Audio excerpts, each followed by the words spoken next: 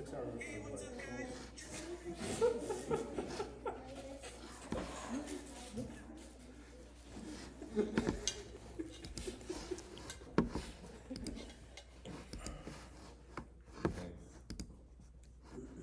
Oh, yeah. Is that how you do it for Marty's class too? Yep, So what's not working then? it's working now. Oh. It's working. Is it working? It's working. Do you want to turn on the live for here? Let's do.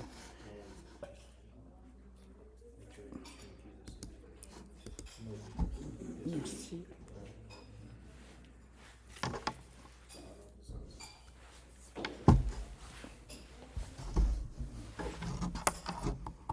Do I walk? Let's see. Yep, it's live now. Testing, testing. 1, 2, 3. Where's your mic? So what's your mic? 这两根如果选一根，你会选哪个？谢谢。 Okay, we're actually 这 live 两 right 根 now. 如果选一根，你会选哪一个？The Osmo and the Insta.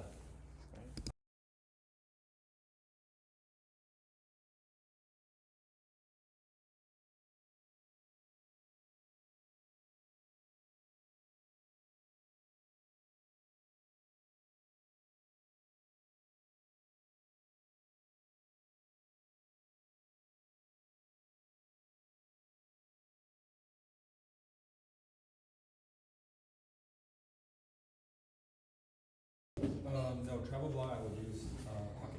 哦，是啊。 Is he on his microphone yet? No. Check, check. 1, 2. No, travel blog I would use pocket. Is he on his microphone yet? No. Oh, what mic is that? Oh, Check, check. 1, 2. that's why using my computer's mic.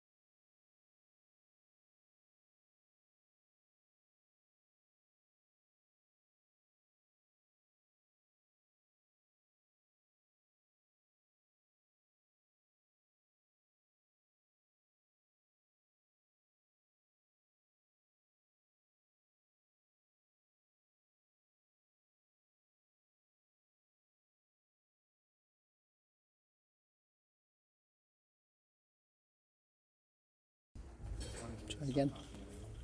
Check, check, check. 1, 2. Check, check. 1, 2, 3. Try again.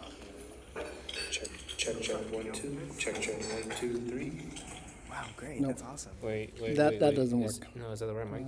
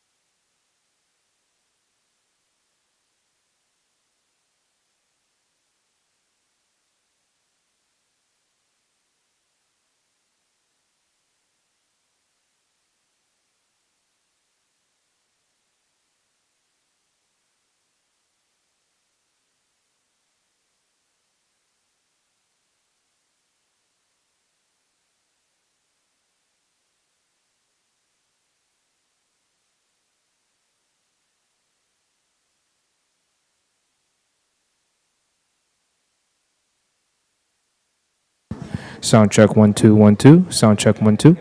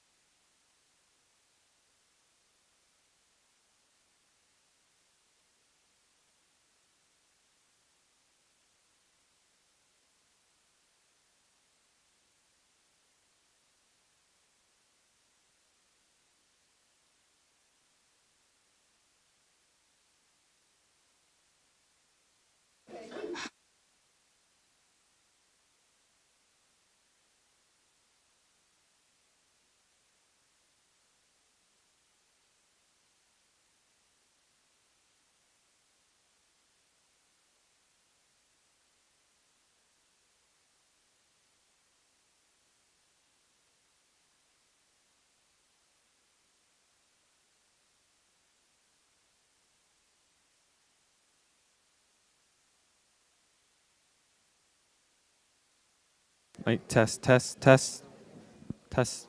Is this loud enough? Can you test the? Can they hear me? Yeah, it's a little quiet. It's a little quiet. Can you tune this up a little? All right. Okay.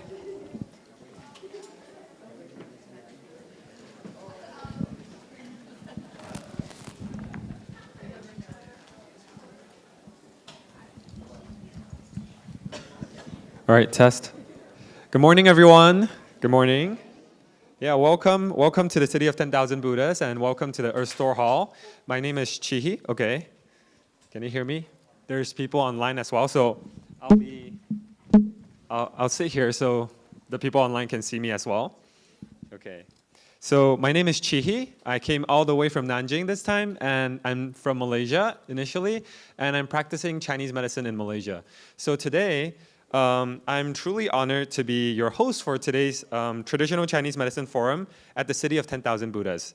So today is a very meaningful event for me personally because I graduated from here as a high schooler, and then I went to study Chinese medicine, and now I'm back here to do this forum with all of you and to bring everybody from different parts of California today to talk about Chinese medicine. All right, so the purpose today is really to come back as a Chinese medicine practitioner and to bring people from Chinese medicine together to talk about the integrative medicine, so how we integrate Chinese medicine in today's medical community and how we can use this to help more people in the medicine field. So what we're doing today is more than just a schedule of talks. we're having some meaningful conversations through a podcast style. And we're here to explore topics related to Chinese medicine, integrative medicine, healing, stress, pain care, and how Chinese medicine can play a role in in people's lives today. So, so before we begin, I just want to announce a few things. The first one is that the whole session will be recorded, and there will be photographs taken. So if you, so this is, yes? Okay, and translation will also be offered. Okay, so if you need Chinese translation, you can raise your hand, and we can have a headset that can have simultaneous translation for you. All right. So today's session will be fully in English. We'll be talking about many different topics, and we have 8 speakers in total. So let me see. All right. So there will be no eating. So no eating in this hall. And make sure you turn off your cell phones or keep them quiet at quiet mode. So if you can do that now, that would be very helpful. And then we will be starting very soon. The lunchtime today will be at 10:30 a.m. So we will be having lunch. We will be going to the dining hall. There will be a dining hall, and people will be leading you there. So that will be at 10:45. All right, so 10:45, and it's a vegetarian meal for everyone. And yeah, so the restroom is on that side, okay? If you need to go to the restroom, it's on that side, on my left. And yeah, so today, before we start, I just want to introduce this place. So is this anybody's first time here? Wow, a lot of people. So where are you guys coming from today? Sacramento. San Francisco. All right, so how did you guys hear about this event today? From me? Really? Okay, I'm very surprised. Okay. So some of you might know me maybe from Instagram, probably. Okay, and we're here today because I just want to tell you guys why we're doing this in the first place, okay? So this place, it's kind of like my second home. I grew up here. I spent 6 years of my life here. As a high schooler from 11 years old to 18. And this place, and today, if you can see, celebrating 50 years of wisdom, this school was founded 50 years ago. And here we have a girls' school, a boys' school, and a university. So the boys' school and girls' school are the secondary school, and there's also primary and kindergarten. Okay, so this is a very unique school because like every single morning, like the first class is meditation. So it teaches you how to stay calm, how to calm your mind, be mindful before you start the whole day with different classes. So I think that's something that's really unique. And that's 6 years of my life here. And after that, I went to study Chinese medicine. And then I came back here just recently. And this was planned starting from October last year all the way to today. And this wouldn't be possible without the help of everybody here, people who are coming from all over the world, and people who are live here, and also all of the speakers. And most importantly, I just want to thank a few people before we start. Jing Yanshi, who brought everybody here. So this whole thing wouldn't have been possible if it wasn't for Jing Yanshi, because he was my Chinese teacher back in high school. And he went all the way to Nanjing, where I was studying. Like, I'm studying in Nanjing right now. He went all the way to Nanjing to visit me and asked if I could host a forum today. And just give him a round of applause, because I think that's it's just really meaningful. And that was October to this, was it November? Yeah, I think November, October. Yes, October last year when we met. So all the way till now, it's April. And every single month we've been planning, we've been calling, and just making sure that we have the different speakers, making sure that we know who they are, what their expertise is, and how we can bring this value to everybody. All right, and Dr. Erlene Chiang, she's the person. So Dr. Erlene Chiang, can you stand up so people can see you? Okay, let's give her a round of applause. So I've been working closely with Dr. Erlene Chiang. We've been meeting here and there, and so really getting all the speakers together, because for me, I'm based in Malaysia and China. I don't know that many practitioners in America, but she's been here this whole time. She's been practicing for how many years? 40 years? 40 years, that's way longer than my whole life. Right? She's been practicing for 40 years, and she knows so many people in this Chinese medicine community, and that's why we're here today. And she invited some of the most renowned Chinese medicine practitioners in California to be here with us. Okay, so to start this session off, I want to invite Jing Yanshi to give the opening speech. Let's give a round of applause. Here. I'd like to ask everyone, please stand. We have a few chantings of Guanyin Bodhisattva. Okay.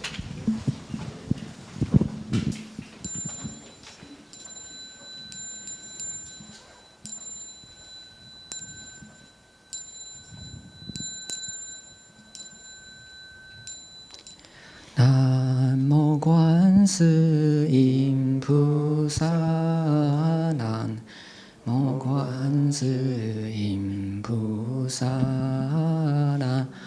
Namo Guan Si Yin Pu Sa Nan. Namo Guan Si Yin Pu Sa Nan. Namo Guan Si Yin Pu Sa Nan. Namo Guan Si Yin Pu Sa Nan. Namo Guan Si Yin Pu Sa Nan. Namo Guan Si Yin Pu Sa. Guan Yin Pu Sa.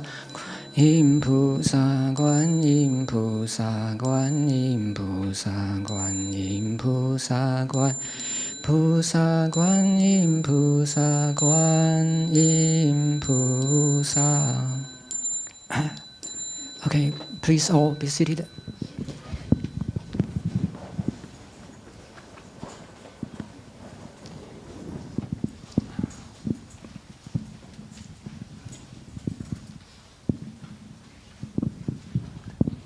Okay. First, we'd like to extend our warm welcome to all guests. Distinguished, have to be formal. Distinguished doctors, all honored guests, and dear friends, we sincerely and warmly welcome your visiting of the City of 10,000 Buddhas and being here with us today for this event. And we are honored by your presence. Thank you for taking your time from your busy lives and join us here. I'd like to start with the history of this place. You may not know, back in the 70s, when we had the first acupuncture clinic, there's no one came, no phone calls ever made. And then Grace Liu Guo-ai had to ask the Venerable Master Hua, is anything wrong with the phone? No one ever come and visit us. So she became skeptical. And then on a certain occasion, the Venerable Master Hua composed the verse for this opening clinic. He said, 万佛成了万人病，百姓来医百病全，三界无安多痛苦，一念不生断往还。You can contemplate the meanings of this verse. It's pretty profound. Okay, simple yet profound. It covers the Lotus Sutra, Vajra Sutra, many Mahayana sutras and doctrines inside. It also put forth our vision for establishing a medical center within the CTTB. It can become an independent institution, can be part of the DRBU, can be coexisting with our developing virtue second instilling goodness elementary school. That's put forth in our vision for the future. So I'd like to say the Chinese here. The City of 10,000 Buddhas heals the illness of 10,000 people this is a literal translation. Many come and many are healed. Literary translation, it means 100 surnames come, 100 surnames family cure. So restlessness and suffering fill the three realms of existence. Then when you are free of all the false thinking without a single thought arising, then you end all the troubles, you end all the rebirths. So this is almost the milestone for the future's medical institutions. And very often the Venerable Master Hua also praise the doctors and nurses. I remember when he was in Banqiao in Taiwan, giving a Kai Shi Dharma talks, he also highly praised the traditional medicine practitioner and other medical people.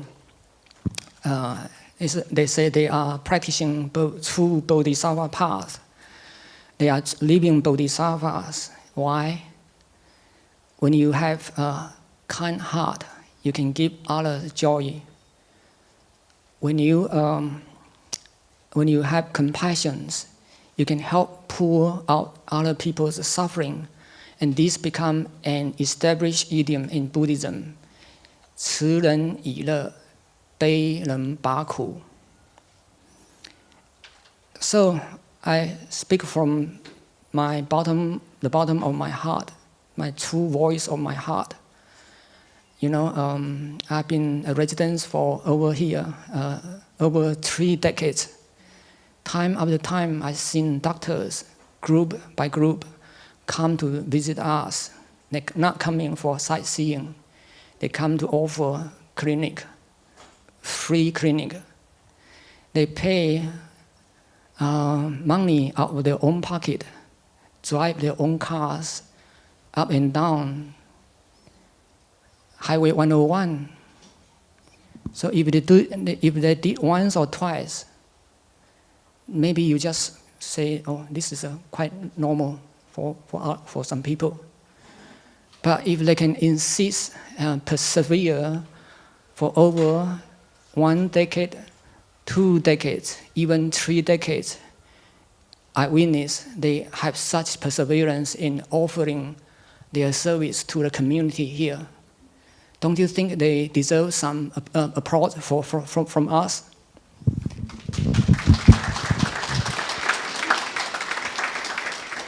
So I'm a beneficiary of this goodwill. I remember in Doug Powell's class, he said something that really impressed me. Say the whole world is held together by the goodwill of some people. I believe this. I believe in these truths. So I have to say, all of you here, including like Leo, who aspire to become a doctor in the future, follow the footsteps of Qi in different steps.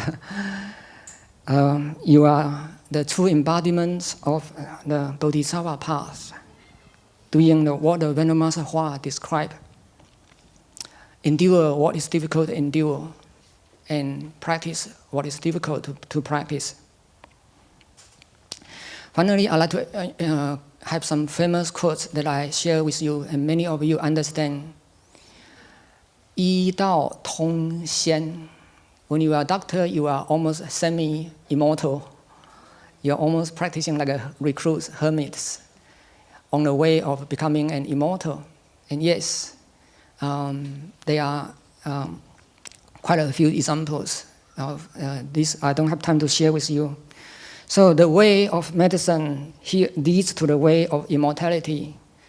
And sometimes another way to render it is the art of healing converge with the path of sages. So that's why this Chinese quote, 是做医生的，小的可以帮人家治病，大的你可以参赞化意，通乎乾坤，通乎圣贤。那个葛洪的抱朴子也说：“古之初一道者，莫不兼修医术。” That's why it's very important to practice and medicine here. And finally, I'd like to say CTTP is a unique sanctuary where the East meets the West. So it's very has a lot of potential in the future. So your presence and your talk today will serve as a bridge to connecting the ancient traditions with the rigor of modern medicine. And thank you for being here with us again. Amitabha. Thank you. Thank you, Jing Yanshi. All right. So moving on, we are starting today very strong with Dr. Alex Feng and Dr. Charlene Osler. Yes, please welcome to the stage with me. Let's give them a round of applause.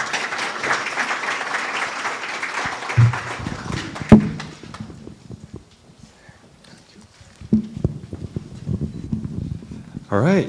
So good morning. Good morning. Good morning. Morning. So thank you. Thank you for giving me the purple one. You know me. You need this? You do. So this is an extra for people online. All right. So for today, I'm discussing with both of them about something very important, which is integrative medicine, because both of them have spent their whole life, right, dedicated to Chinese medicine, dedicated to helping patients with their well-being. And I learned from both of them because I was talking with them yesterday and the day before. So 2 days in a row. Right after I landed in San Francisco, I visited them in, was it Oakland? It was Oakland. Yes, 知道馆 in Oakland. So at his clinic.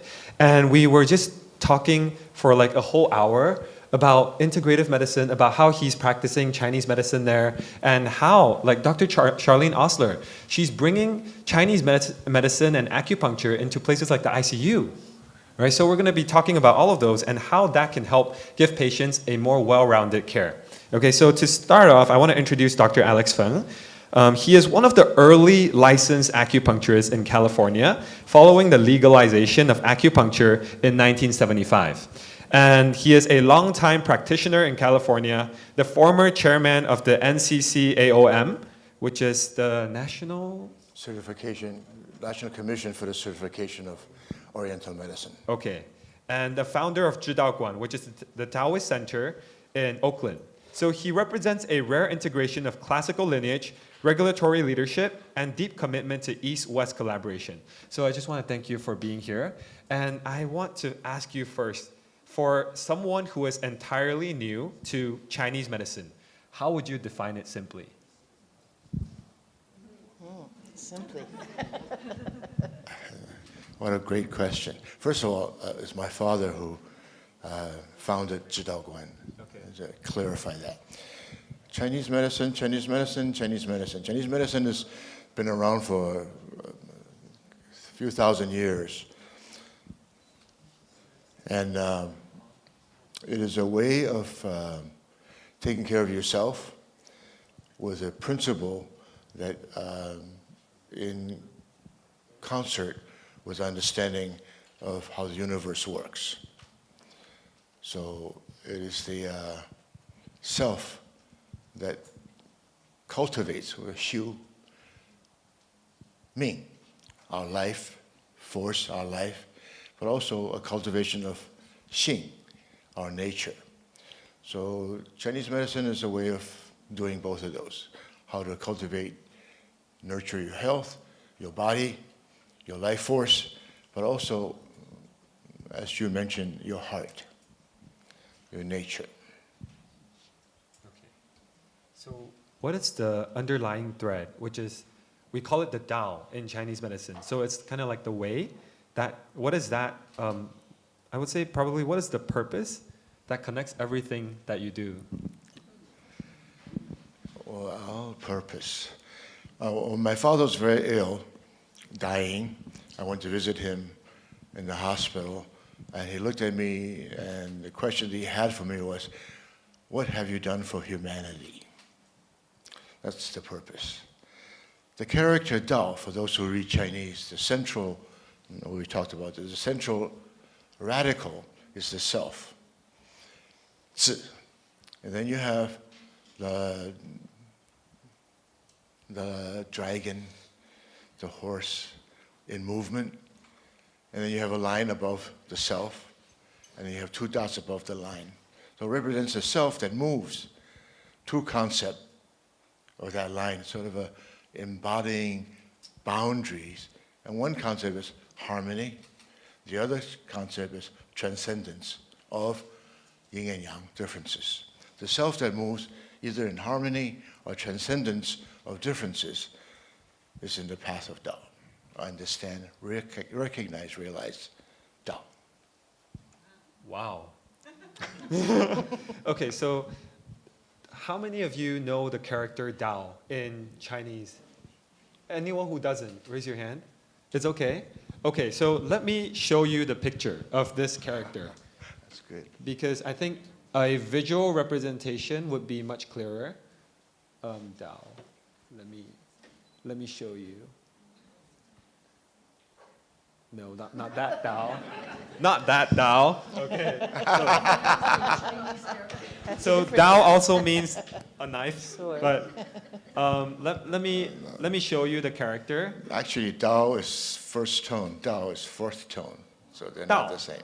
There it is. So this is the character Dao, and basically what Dr. Alex is saying is that the character in the middle is 字, which is the self. So you really want to work on yourself, and at the top there's 2 dots, right? There's 2 dots, and that represents the yin and yang, which is the Differences. dualities of life. So there's always good and bad. There's male and female. There's so many sides. That's what we call duality in this world. Okay, so it's really working on both of those and bringing it to a harmony. And the top, which is the line right under the bottom, right under the 2 dots, that is Harmony or transcendence. Or transcendence, okay. And there's also really about setting boundaries. Good. Yes or no is the answer. Okay, yes and no is the answer.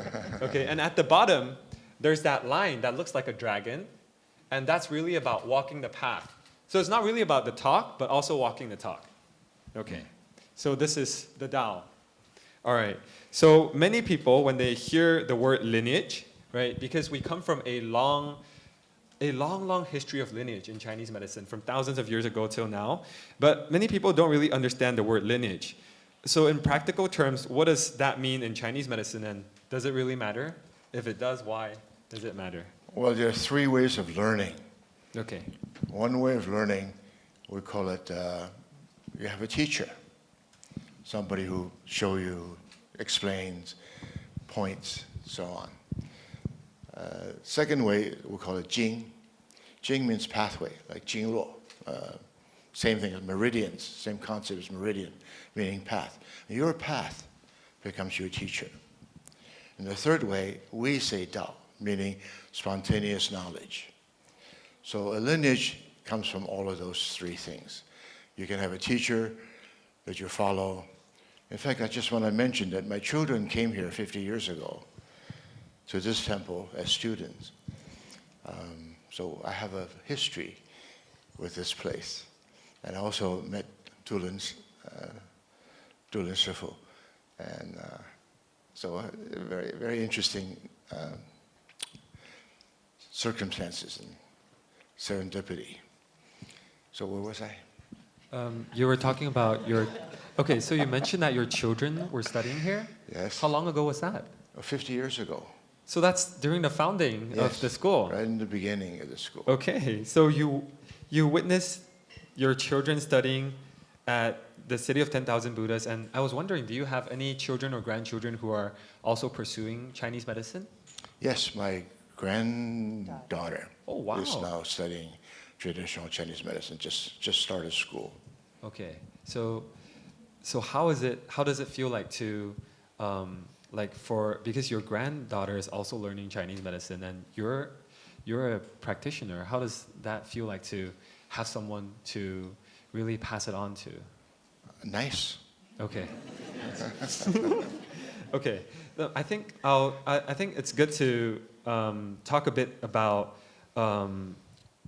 the early days when you started practicing acupuncture, like, did you practice even before it was legal in California? You want him to admit that internationally? No. Okay. So Yes. okay. So the thing is, in California, acupuncture was legalized in the 76 with Governor 1976. Brown. Yeah. So I heard that you were one of the people who were helping with that. Yes. Can you tell me the story about everything that happened? Well, basically, acupuncture, traditional Chinese medicine was illegal during early times.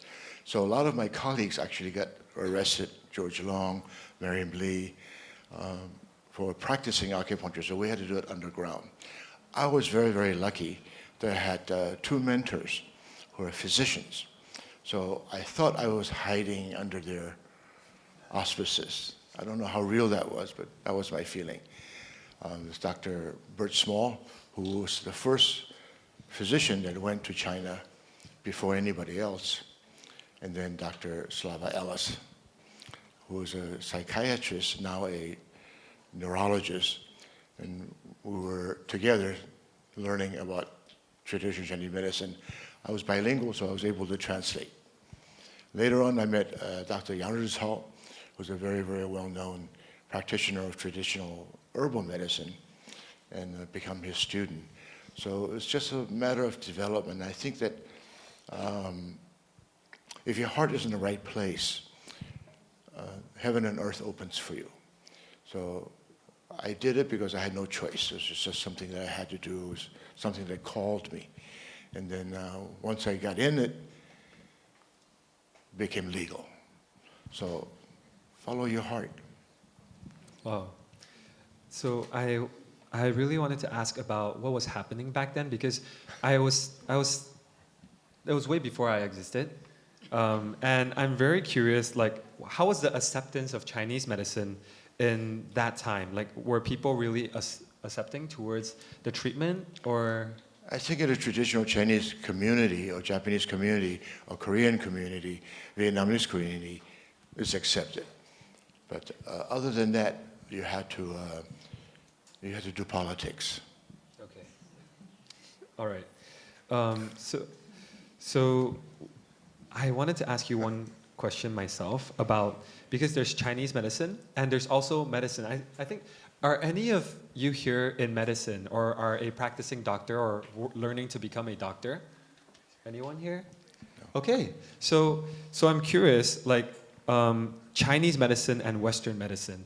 What are your thoughts about the two, and what do you think are the strengths of both of these fields, and how do they work Wonderful together? question. There is no perfect medicine. Each culture all around the world have their own medicine. Europe has their, Africa has their, Latin America has their, China has their, so on and so forth. If there's perfect medicine, there will be no sick people. Therefore, all medicine is good. Chinese medicine is based on years and years and years of observation and experience. Western medicine has to do with a chemical analysis. Both have its strength. So we do integrative medicine to blend the best of the two kinds of perspective and view for people who need help, people who are imbalanced or sick. Okay, so what are the strengths exactly for each one? Are there any like specific examples of like how, like if I'm sick, how do I know if I should visit a Chinese medicine practitioner or go to the ER or find a GP? Yeah, if you need to go to ER, you need to go to ER, you're in trouble. So that's not a question. Yeah. I feel like, you go to ER. But my suggestion, this is just my suggestion, you should have a staff of people working for you. You should have acupuncturists, you should have a chiropractor, you should have masseurs, you should have a Western physician, you should have a psychiatrist, you should have a therapist, you should have a lawyer, you should have a CPA. You should have a staff of people that at your disposal that help you with your life. So it's not about I should choose Western medicine or Chinese medicine. Each has its strength, and it comes from understanding, education. What does Western medicine have to offer? If you need MRI, you need X-ray, You need a scan, get it. If you need somebody who gives you advice about what to eat, how to live your life, what kind of exercise, what kind of herbs, acupuncture, stimulation, then you should go there. My suggestion for you is that you explore and see who you like. The physician that you go to should be somebody you like, that you feel a resonance with, in any form. As I said, you should have a staff of people taking care of you. I see. So you mentioned about finding someone that you like. Yes. So what are the qualities that we want to look for in a practitioner that really helps us decide, like, if this is the practitioner we want to work with? Number one, do they have experience? I believe you should be in the trenches for a while to learn something, anything, music, language, poetry, whatever, plumbing. You should be in your field for a while. So my suggestion is somebody who has 5 to 7 years that's in the field that survived. If you don't survive, it means either you don't understand the structure or you're not taking care of people. And second thing, you need to like the person that you're working with. You need to trust them. You should have a feelings for them. If you don't, then look for somebody else. Okay. Not just a suggestion. All right. Thank you. So I think Dr. Charlene, you've been quiet for a bit. So I want to introduce Dr. Charlene as well because she really works in, she has a background in nursing, public health, and also global leadership in integrative medicine. She's worked with at the intersection of clinical care, education, research, and systems level transformation. So I wanted to ask you about integrative medicine. So when people speak about integrative medicine, what does that really mean? I'll probably have to live to be 110 to fully answer that. But as it's evolving, I think it's really important for all of us to look at this because integrative medicine right now is a big buzzword, at least in the United States. And I sometimes think of it as like the drugstore. They have what we call a loss leader. And so they promote Tylenol for half the price of anybody else, or the newest form of Tylenol, and you can only get it there. And integrative medicine, as a buzzword, has become something like that in our society. What does it mean? I want to appreciate the hard work of Dr. Zhang and Chi-Hee in putting this together, and the Abbott and CTTB for creating, not Abbott, thank you. And what was said is that this is a place where East meets West. I would like you to think about integrative medicine as where they not only meet, but they have a courtship. They get married. They create a family. And then they generate a legacy. And it's a medicine that is different than what we currently see. And there may be some exceptions, but in our world, the way we see integrative medicine is that it is really true integration. It is not what I call parallel play, where you have allopathic or Western medicine and you have everything else. You'll remember when we used to call it alternative or complementary, which tells you right away it's inferior to, it's an add-on, it's a supplement. And what we're trying to promote at the International Center for Integrative Medicine and with our 2-year residency program for TCM practitioners is, I think, at the basis of realizing that dream, and that's educating all the practitioners. If they're Ayurvedic, they're Native American Indian, they're TCM, they're allopathic, they're a chiropractor, they're a social worker, they're a nurse, that these people all work together and learn together, shoulder to shoulder. So in our 2-year residency program, the TCM practitioners, postgraduate, come in, they do grand rounds with the whole team. They're at the bedside doing the assessment and the treatment. They share the same electronic health record, and they plan the care, and they understand enough about the skills of each of the disciplines that they know how to effectively refer and consult. So just a real quick anecdote. We had a physician with stage 4 lung cancer, who, of course, was used to directing all of her care. And she was at the Comprehensive Cancer Center, but dying and terrible quality of life. And she said, this is not how I want to die. And so she was introduced to the Center for Integrative Medicine. She started coming to Dr. Feng's medical Qigong class, and she progressed in the last 6 months of her life from a wheelchair to swimming with dolphins in Hawaii. She was happy. She had a very blessed passage with all of her friends around her. That's my vision. That's our vision, our goal for truly integrative medicine. Wow. Wow, from at her sickbed to dolphins in Hawaii, that's so beautiful.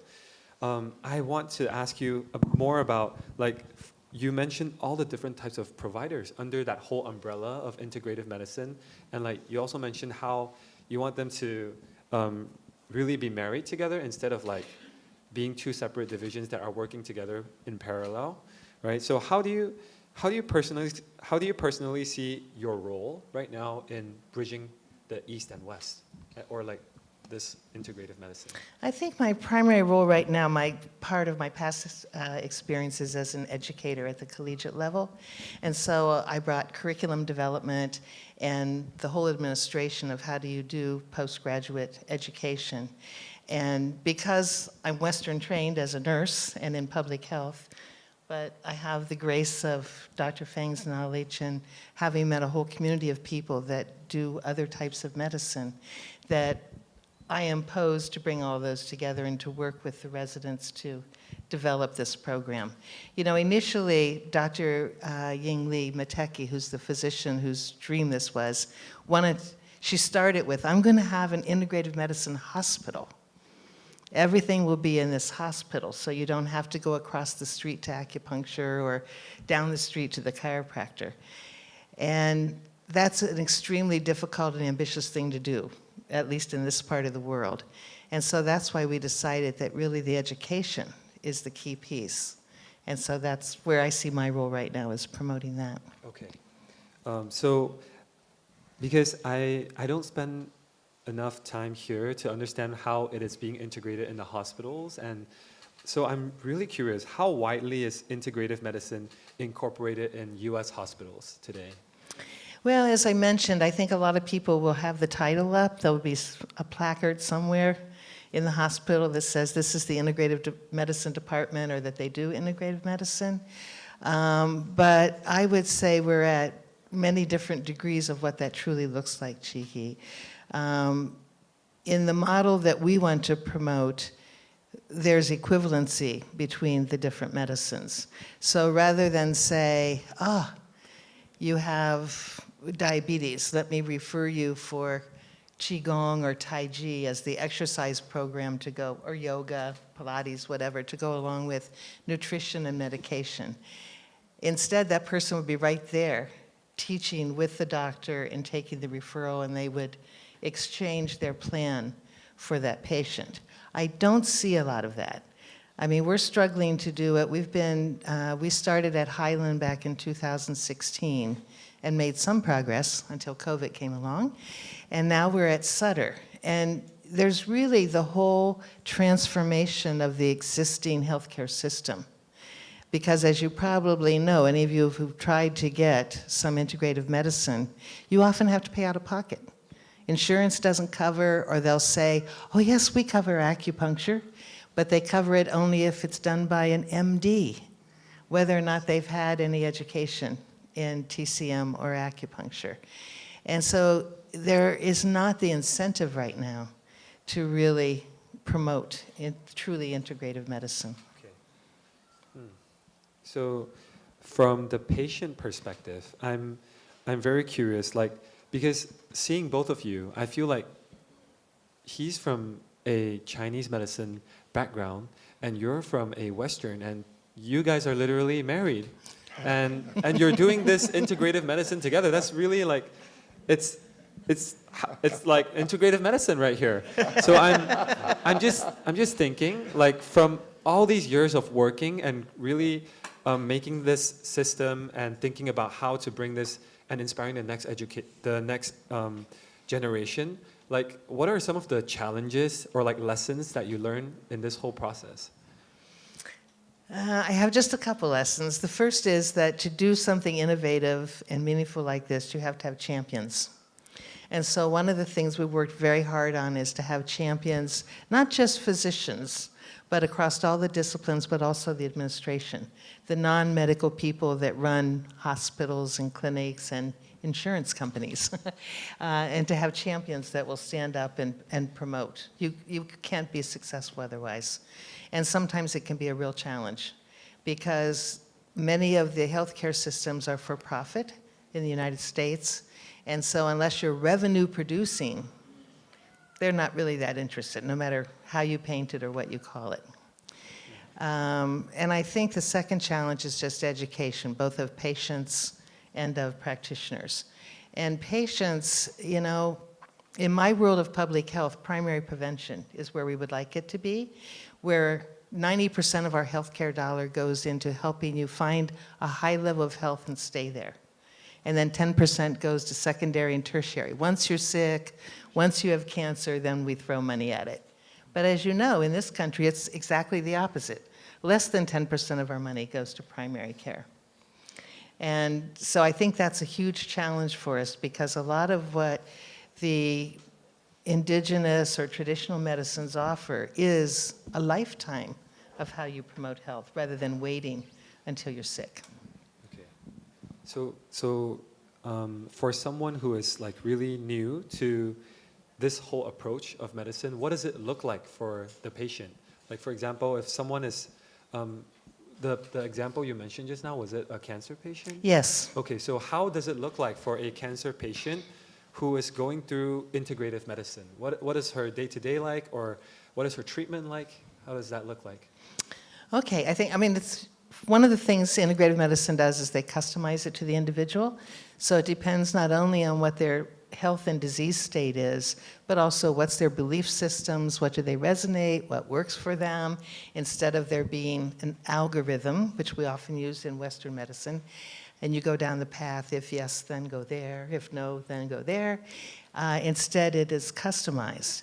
So in the ideal world of fully integrative medicine, and we are able to do some of this with our model right now, they get primary care from an allopathic physician. They get specialized care, if that's oncology or neurology or psychiatry. But then they also get medical Qigong, they get Tai Chi, they get acupuncture, they get Tuina, they get music therapy, they may have aromatic and color therapy. So, you know, there are many different things that we can add on.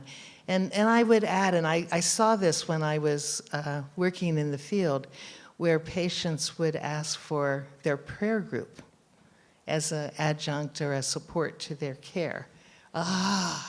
We couldn't do that back then, back in the 70s and the 80s. That was, you know, even though it was free, it was considered to be interference and foreign in the acute care setting.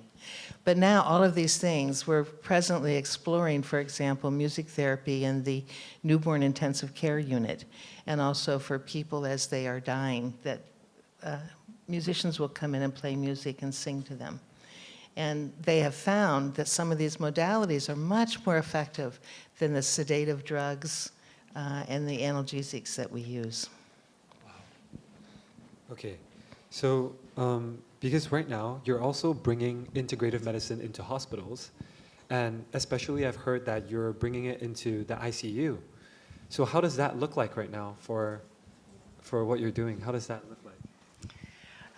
It's slow, but in our current community hospital and the Sutter Bay hospitals, they have been really embracing the concept.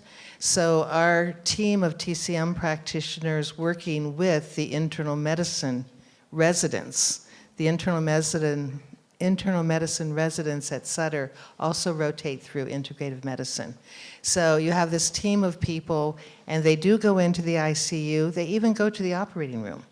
And someone said to me, well, why would you put a TCM practitioner in an operating room? What are they going to do in there? Well, it's an educational thing because they learn, oh, what does it mean when someone removes your gallbladder? And they actually hold the gallbladder and they see what the patient has experienced. But they also teach those Western or allopathic practitioners, here's what TCM could do, pre-surgical, post-op, and do that piece of education as well. So a lot of it right now is both sides educating each other Yes, so that critical. it can be integrated. Okay, I see. So I want to ask on behalf of the patients, how should patients identify a qualified integrative medicine physician?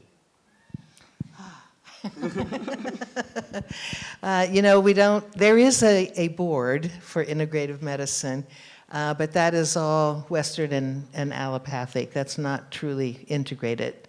And we don't have credentialing like that in the other traditional medicines that it's integrated.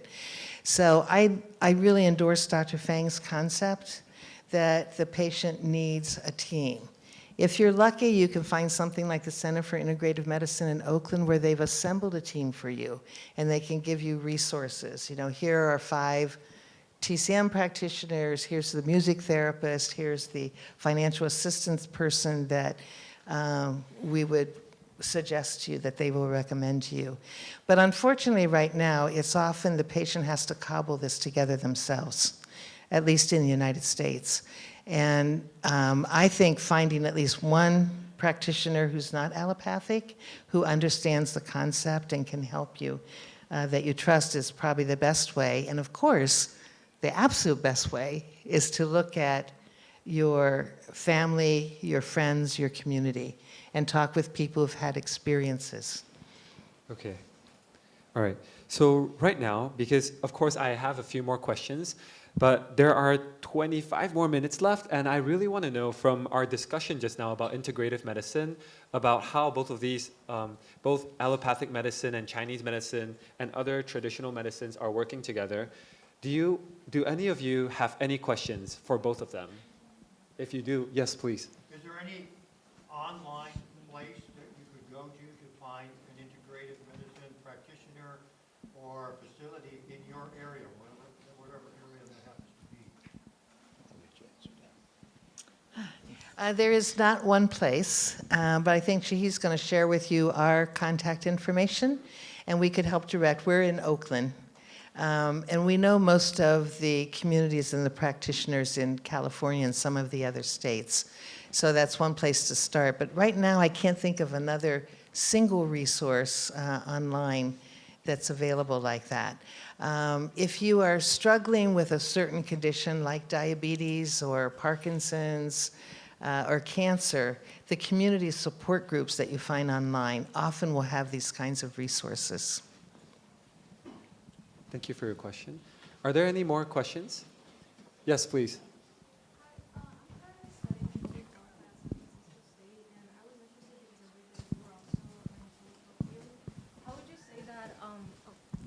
How would you say that studying public health created a foundation for you in traditional Chinese medicine, or did you do it at the same time, or how did that work? Or Great question. I think I just fell in love with you. Yes, thank you. Her question was, how did my education and experience in public health help inform what we're doing and what integrative medicine is all about? When I went to nursing school, I was a bright child, and so all of my teachers said, you must go to medical school.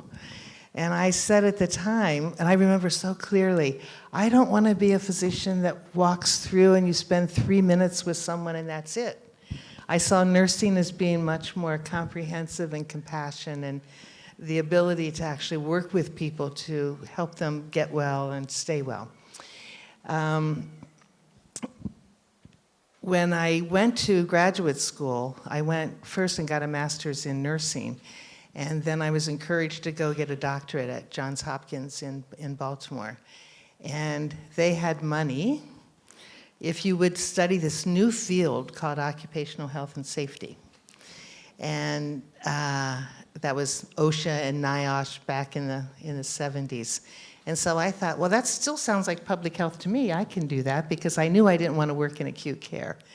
And so that really gave me the foundation of, first of all, occupational health, the health of working people. It is in everyone's interest to keep people healthy, in the employer's interest, in society's interest, and certainly the employees and their families themselves. So there's a big focus on primary prevention and health. Meanwhile, you're in an environment that at that time there were a lot of toxicities and problems that we didn't understand that had impact on health. So I found public health principles and the strategies to be the most effective way to get to my goal, which was not one by one, we're going to make each of you better, but what could we pass at the policy level? What could we do systematically and systemically that would change life for people? I remember one of my favorite teachers in public health, Nancy Milo at University of North Carolina, said, we have to stop this approach where we want people to eat well. And then we put vending machines in the hospitals and in the workplaces and at the bus stop that sells Snickers and potato chips and Coca-Cola. Let's put apples and oranges and fresh nuts in those vending machines. And this was back in the 70s. So for me, that, public health is really the heart of what we're talking about. Thank you. And you can just raise your hand. Oh, hello, so you can see me. We're from Kapolei Humboldt.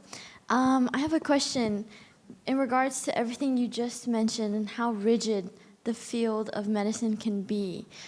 You mentioned trying to integrate TSM practitioners into surgery rooms or that such. That seems really difficult to do, to introduce, but the field of medicine is extremely rigid, at least in California. Well, I'm aware of our institutions.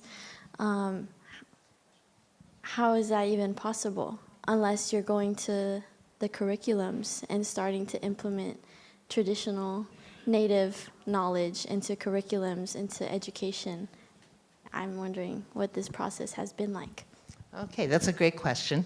And it hasn't been easy, but remember when I talked about finding a champion? And the intersection and relationship of Dr. Feng with Dr. Mateki. Dr. Mateki was trained in China in a combined TCM and Western medicine school. And then she came to California and she repeated all of it. She did another residency in internal medicine at Highland, and then she went to a TCM school in Oakland and repeated all of that. So she is relatively uniquely poised. The Western world listens to her. They find her a little strange. She's out there on the fringe. But she has, for the last 30 years, been devoted to bringing this and cracking those walls. And she's made relationships with administration and with the specialties. So she says, Dr. Raskins, my residents really need to learn what happens in the cardiac cath lab. Can they come and shadow? Can they come and observe? And we put that into the residency. And I know Dr. Chong asked me, 2 years, that seems like a long time. But, these residents go through all the specialties, neurology, oncology, psychiatry, the emergency room, the operating room, the birthing center, the comprehensive cancer center. And there's a lot to learn and also to, again, exchange. So it doesn't happen overnight. This all started back in 2009, and now we're at 2026. But it has also been multi-pronged. At the same time that we started the residency program, Dr. Mateki convinced the Cancer Center to start the medical Qigong class, which is offered weekly for free with support from the hospital. And Dr. Feng teaches online as well as in person. And then those oncologists and other medical specialties see their patients come back to them and they're different. And so you start slowly cracking the wall of, and I'm sure you've all heard these terms, isn't that voodoo medicine? Isn't it all in the patient's mind that it actually works? I don't care if it's in their mind. If it works, it works. Certainly, some of the medical approaches might be in someone's mind, and we don't ask those same questions. So I would say it's those two things: the champion and having the dedication.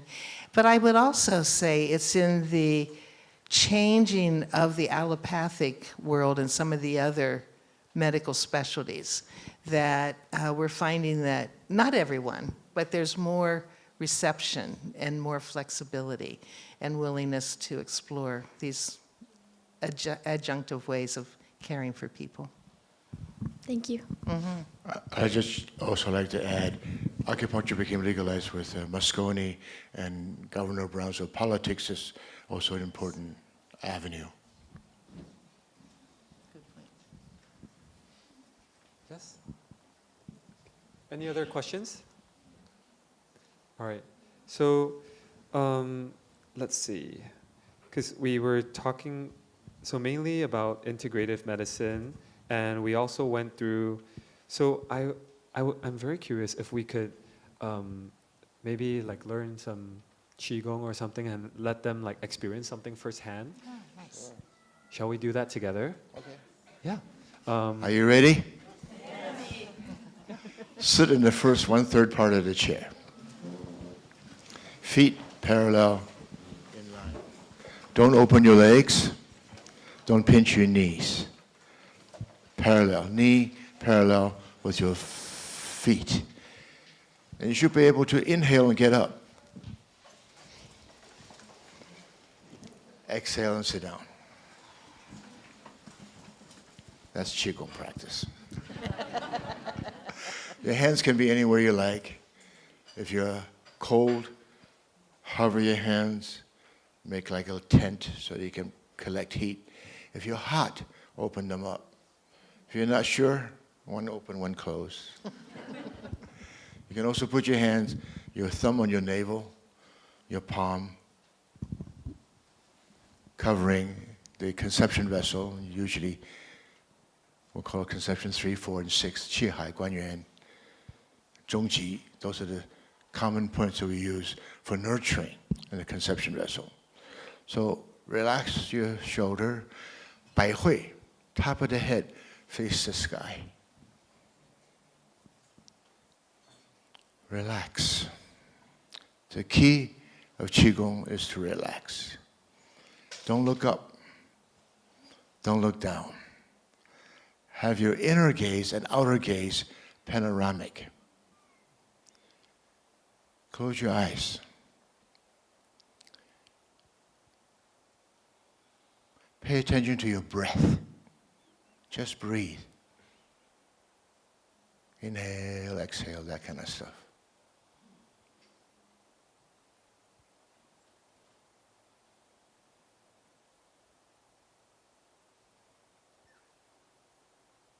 Let your breath go all the way down to your feet.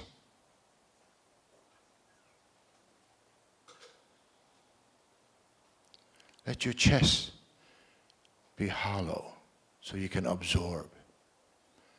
When your chest is hollow, your back is alert.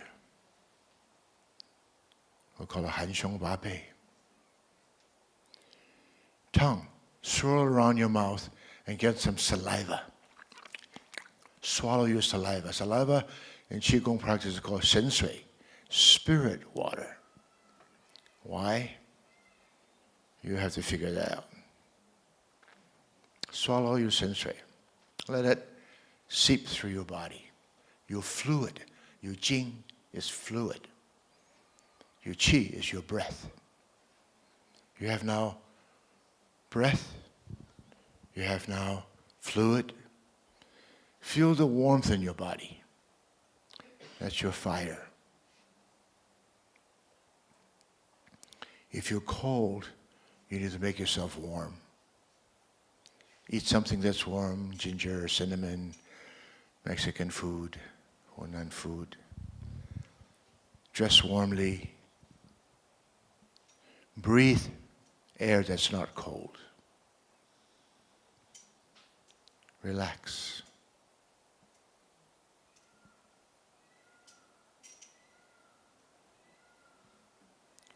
do an inner scan of yourself. Will you have pain anywhere? 痛则不通. If you have pain, something is stuck. 通 when it goes through, 则不痛. No more pain. Spiritually, psychically, emotionally, physically, financially, all aspects. If you're stuck, you'll have discomfort. So feel the flow of yourself.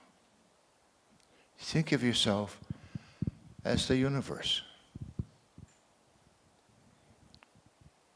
You have light, you have warmth, you have water, you have trees, you have earth, you have metal, you have all kinds of elements within you, like the universe. You are. I am. I am. I am. I am that.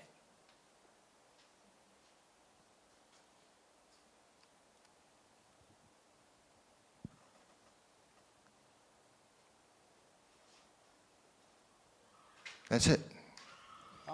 Qigong has Qi has three characters. Number one character is, as you know, vapor and rice, transformation. Number two, air that you breathe. Number three, it's written ancient, Wu, fire. No fire of what? No fire of desire. Part of Qigong practice. There you go. Easy.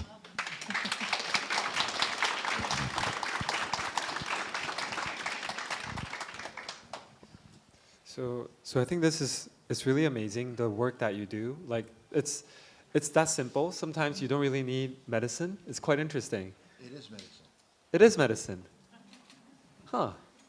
So yeah, so that's something I think that like a lot of people, especially if you've seen any of my videos about Chinese medicine, I talk about acupuncture, I talk about herbs, but there's actually other elements like the patient, like communicating, or like what we were doing, Qigong, right? Really practicing the Qi flow. So I think for some people who are more new to this term called Qi, how do you describe Qi to them? The three ways. Just the three ways? Yeah, one way is about transformation, substantial and insubstantial. Okay. Plants need sunshine, needs air, needs water. Plant can grow because there's other elements that helps it grow. So transformation. The water gets sunshine, becomes vapor, becomes rain, becomes snow. Transformation. Second is just air. We need to breathe. We're a breathing being, so we need air. Third has to do with a spiritual and emotional component of cultivation. You need to cultivate as you do in Buddhism, as you do in many, many, many spirit practice. It's about the cultivation of yourself first. You can cultivate yourself, you can then help others. If you're a mess, you need help. So cultivate yourself, and how do you do that? As a general rule, it's about desires. To watch your desires, to feel kind, feel good, feel love as a foundation. Qi, Gong practice, Qi, that's Qi. And I would add, Chihi, that in the Comprehensive Cancer Center, the oncologists actually give the patient a prescription for medical Qigong. So it's part of their regimen. And patients are quoted as saying, I consider it a key part of my cancer treatment, being able to go and get medical Qigong weekly. So I think one last final question that I have before I think I can open up one more question because there's 5 more minutes left. So many patients seek Chinese medicine for things like sleep, digestion, right? Stress, fatigue, or pain. So what are the first principles when we are approaching these concerns?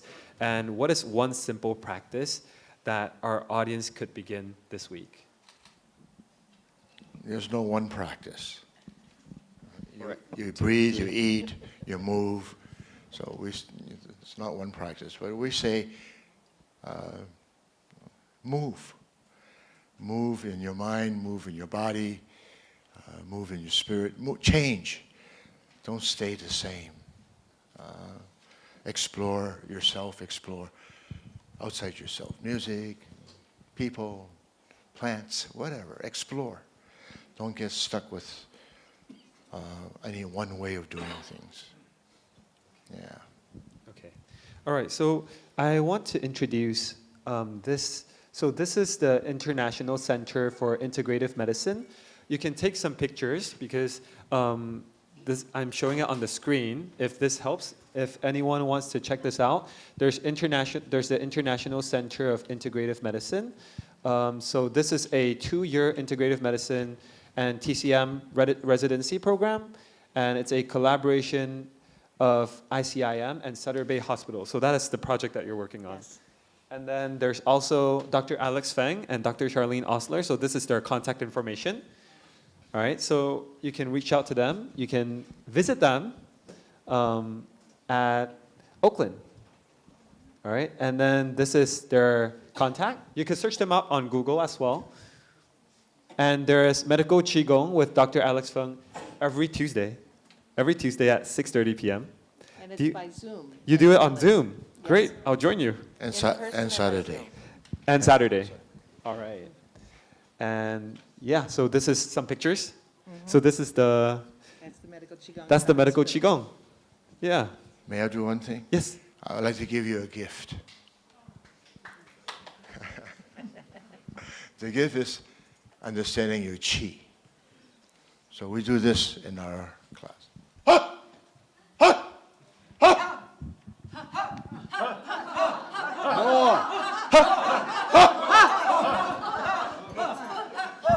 If you go, come from your belly, let it out. Discover your own qi from that. That's my present. Thank you.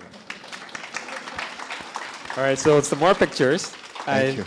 Thank you. Thank you. So there's more pictures of you. This is the faculty of the residency program. Okay. And then. And that's Dr. Yingli Mateki with Dr. Feng, the founders of the residency program. Yeah, I think, those are all the slides. So thank you so much for both of you for coming today. It was really amazing talking to you. And I learned so much from both of you, from today and from our previous conversations. There's so much more to talk to them about, but today, because the focus is on integrative medicine, but feel free to hit them up and chat with them because they're really amazing and wise people. And I'm learning so much from them within just 3 days. So thank you so much for your time. And thank you. Yeah.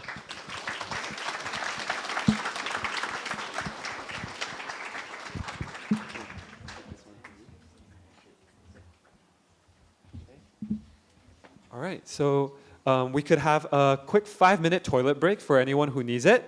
And following up, we have Dr. Victor Cheng.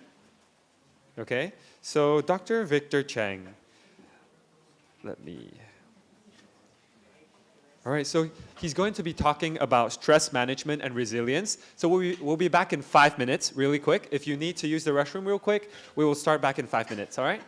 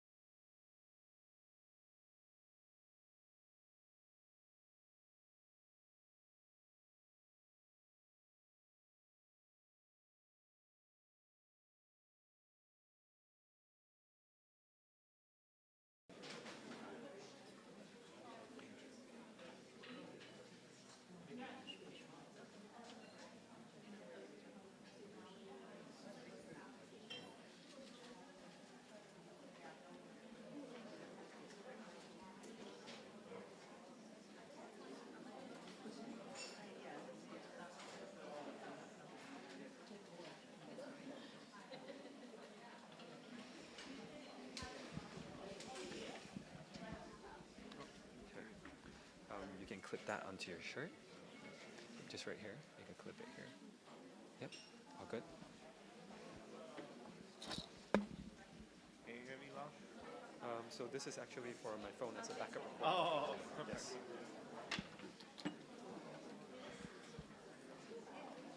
Test, test. So you can turn it on when you need to speak. All right, we are starting in 1 minute. Hello, hello.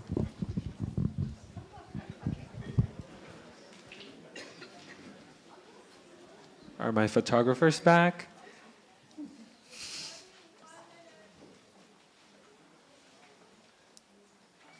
All right.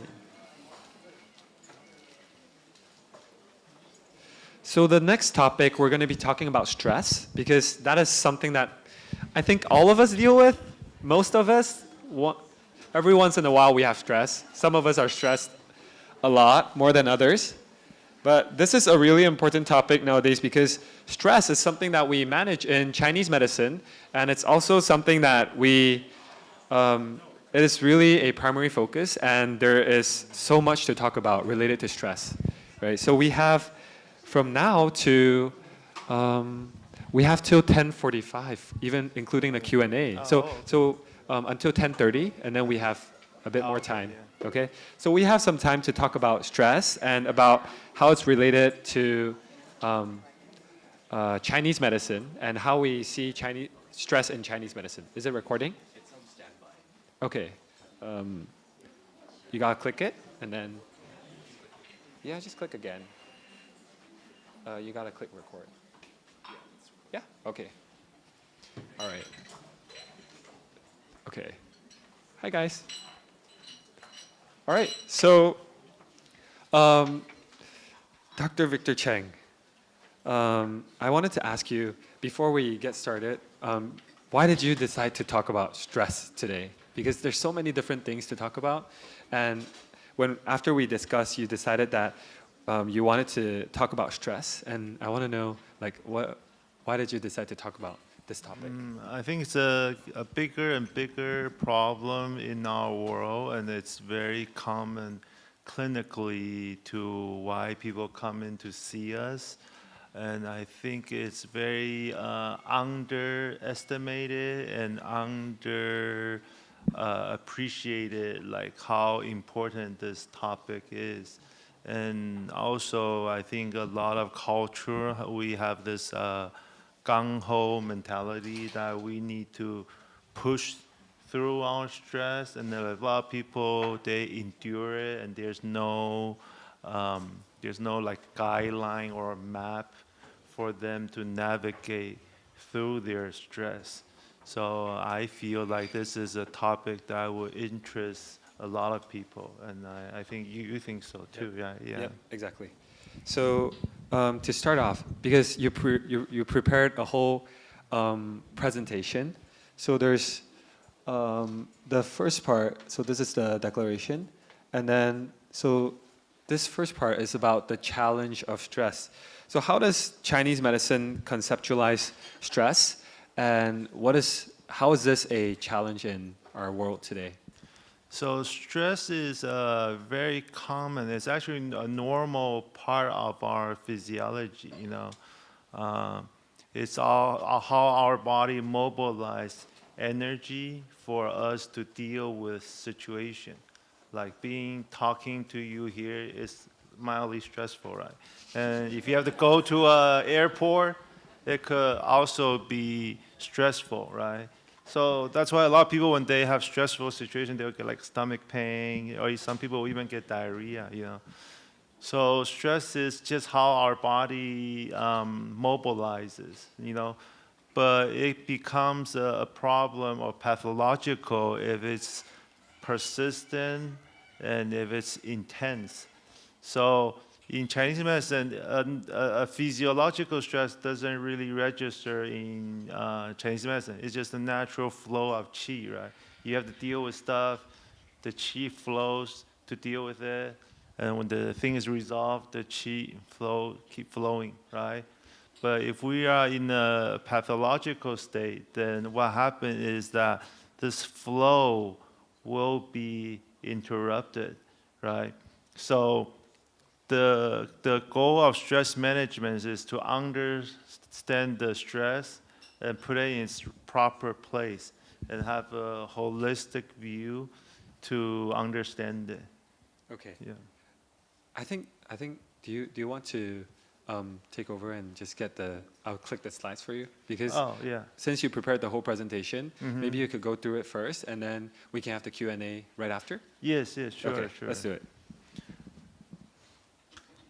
So stress is becoming a bigger and bigger and more common issue today because of several things, right? So if we come from a modern medicine perspective, right, your nervous system is always checking your environment, right? And when you notice something, you have to deal with it. You have to mobilize energy to deal with the stress. And now we're in a somewhat problematic environment because most people have white-collar jobs. So they have to be mobilized for their nervous system all the time because they're being paid to use their nervous system, right? And also we are now having the tools that our nervous system is always active, right? Like Steve Jobs says, like computer is like the bicycle for your brain. Do you know what I'm saying? In the old days, you can maybe walk 5 miles, 10 miles a day, but with a bicycle, you can travel like 100 miles a day, right? So without computer, you pick up book, read a few pages, you put it down, you go somewhere, do something, like, or maybe you turn on the radio. That's like the most information you interact with. But now in a digital age with a phone, we're like exposed to massive amount of information, sounds, sight, ideas. Right? People have the YouTube on all the time, you know, like a lot of older people, including my mom, they have their iPad with them everywhere they do, you know, they take it to the kitchen, they cook, they put it in the table, they eat. When they're sleeping, they're on their bed, scrolling the iPad. You know, like I'm guilty sometimes of doing that. You know, everybody know how that feels. And then as you scroll, it gets more and more stressful, right? Everybody have that experience. So Chinese medicine is not something it is very abstract, it's very transcendental, but it's also everybody can relate to, right? When you talk to a patient and then you explain the concept, everybody's always nodding their head because it's just almost like a common sense. So we are in an environment where stress is a big part of our life, and we are seeing more and more health issues derive from stress. You know, when I was younger and I heard about people overwork and drop dead, I said, oh, that's not possible. That never happens. But now I'm actually practicing medicine. I've worked in Silicon Valley, you know. It's like the stress capital of America. And you're seeing people like patients who come to see you over 10 years, and you start seeing, oh, wow, they're really stressed, and they start developing all the stuff that you know in theory, but you didn't really believe it, right? So if you have long-term stress, well, I'll start with the modern medicine because that's what people are more used to. So if you are under constant stress, right, that is going to affect your metabolic health, right? Because your body's always mobilizing energy, so you keep having consistent high blood sugar, and that's going to trigger like hormonal issue. It's going to have cardiovascular issue. So you can see in your clinical practice, if you practice long enough, if people come to see you long enough, you see they start developing these kind of health issues. But we're here to talk about traditional Chinese medicine. So we're going to use traditional Chinese medicine's framework to understand it. Okay, let's do the next slide. Okay, so the benefit of traditional Chinese medicine is that we see things holistically. So that way we can map everything out to make sure we cover from every angle. So that's how I will approach it today, right? So everybody knows 5 elements of traditional Chinese medicine. So who doesn't know? If you don't know, I will go a little bit deeper. Okay, I'll go a little bit beginning. Okay, so the traditional Chinese medicine, we divide things up into, we call 5 elements, not correctly named, but we'll go with it. Okay, so if you go yin yang is a binary system, right? So 2 times 2, you get 4, right? And then you add a 1 in the middle, then you got 5. So it's just a way of categorizing things, okay? You just put things into 5 categories, and this is a universal category. It's like a wheel of life, right? You're born, you grow, you age, and then you die, right? This is like the universal category. It's happened in micro level too. Every day is a little cycle, right? So this is just a way we can put things into categories and understand them. And then we assign elements so people understand what it means, right? So like wood would be the rising part, right? See, all the plants goes up, right? And then if you give it enough energy, it burns, right? It's like the sun. It's hot. It's warm. Everything hot goes up. That's the top. And when they cool down, they come down. They get more harder and harder, and they get more and more concentrated. It comes down, right? And they condense in the end. It becomes like water, okay? But then it's also, the end is also the beginning. So this is the wheel. And then all of them is contained on earth. So the earth is kind of the carrier, the sustainer of everything.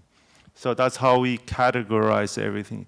And then we assign them to 5 organs, right? This is where people get really confused because like the Chinese will say the liver is on the left, lung is on the right, right? And people say, no, the liver is on the right, not on the left.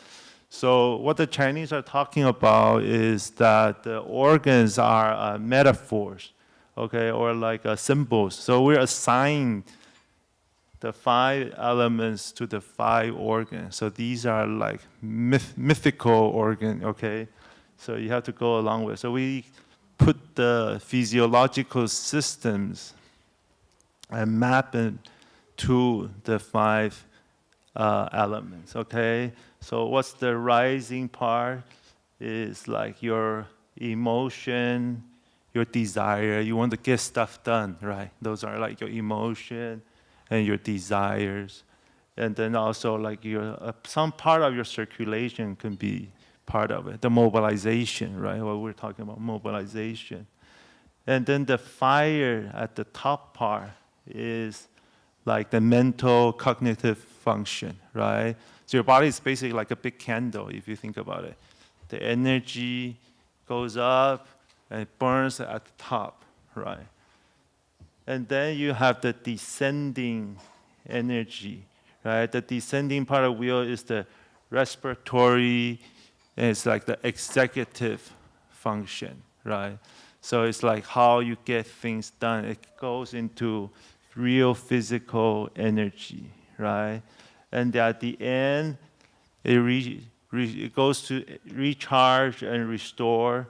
That's the kidney, that's the water. So it's the end, but also the beginning. So that's like the reproductive energy. It's like your core energy, right? And then you can see in the middle, what's keeping everything together is the earth in the middle, and that is metabolism, digestion, right? That holds everything together. So we map 5 very abstract ideas, and we each layer we map it down to real human physiology. Okay, so next slide. So what is stress in traditional Chinese medicine, right? I mean pathological stress, right? We already said that physiological stress don't matter. That's just normal part of the wheel spinning, right? So the stress is if you have to keep dealing with environment where you have to mobilize energy, eventually you will kind of get stuck because either the liver is pushing energy to the fire, meaning that you want to do stuff, right? Or the mind, like your boss throw you like a project that you have to finish.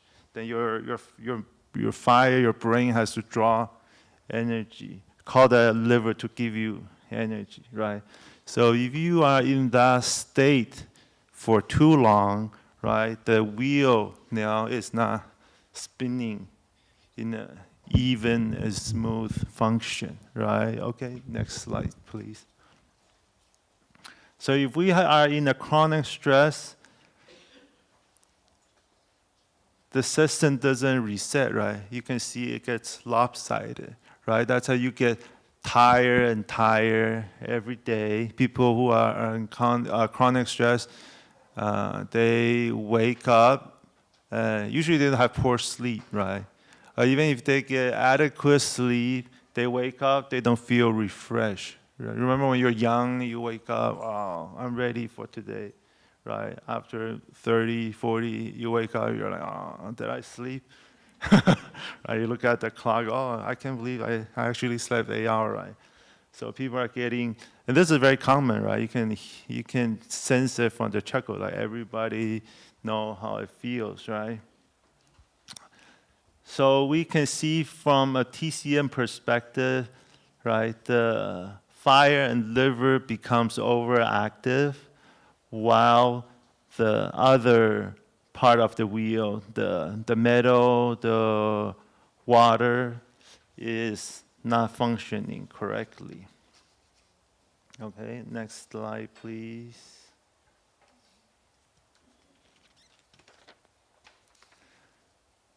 So yeah, this is very common today. I already talked about this. It's like the sensory overstimulation, white-collar job, sedentary lifestyle, and also like there's an epidemic of loneliness. You know, like we're slowly losing our social skill. People are doing everything online, and we're not having the human touch with our family and friends. And those are actually very important stress reliever, like human interaction. So we're also missing that more and more.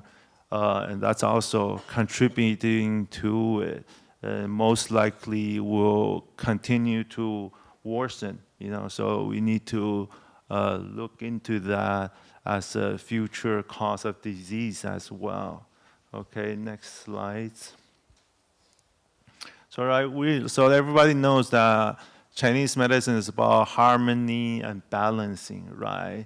So Chinese medicine is not very difficult once you understand the idea, right? It's very common sense. So what we need to do is that we need to reduce the overpowering part, and we need to support or strengthen the part that's weak, right? So yeah, it's hard for people to believe you go 6 years just to learn this, but this is the concept, everybody can understand it, right? So let's go next slide. Okay, so what is overactive? Now we already talked about it. That's fire and wood, right? So what we need to do for stress management from a holistic perspective is to reduce sensory overload, okay? And that is very important especially before the bedtime, because we talk about yin and yang, right? So obviously, like morning, daytime is a yang time, right? And evening would be a yin time, right? So you need to build your yin during the yin time and build your yang during the yang time, right? That's why like people, you go to China, you see old people out there in the morning in the park exercising, right? They're building their yang in the yang time, like they're hugging a tree, right? They get that yang energy rising early in the morning. But the reverse of that is that you want to build the yin, you want to get that yin building during the yin time, right? That's why we do the meditation retreat. If you're Buddhist, you know when do we do the meditation retreat? The winter Zen, right? In the winter time, we do the long meditation retreat because winter is the yin time, right? What's the yin time of the day is at night when you're going to sleep. So that's most important time to reduce your media exposure, actually. But a lot of people have their phone or their iPad by their bed, so that is a very bad idea, okay? And also you can train your mind with meditation. You don't want your mind to be like a wildfire, right? You don't want to be like in California, we all know how dangerous that is, right? We want our fire to be focused, concentrated, and useful. We want to be like the gas stove at home. You can turn on, turn off whenever you want to. So practicing meditation, right? Also, like in Chinese culture, it's you want to meditate on somewhere lower in your body, right? Dantian, or on the bottom of your feet. So you try to focus the mental energy lower. You don't want to keep the qi to keep flowing, or even gentle walking. So when we do meditation, we also have walking meditation, right? People tell you to feel your feet walking, right? So you're trying to replace the sensory overload over here by sensory in your feet. Or like a lot of people know, foot massage is very big and popular in Chinese medicine too. It's the same idea. You want to replace the sensory overload up here, ground them down lower, draw them down lower in your body.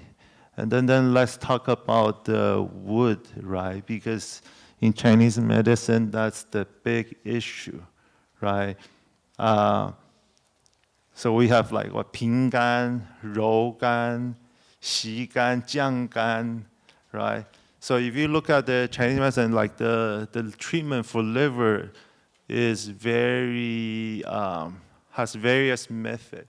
It's because that the liver qi is very important to the overall flow of energy, right? So we need to make sure we take enough breaks, because if you're too wired, then the qi will get stagnant.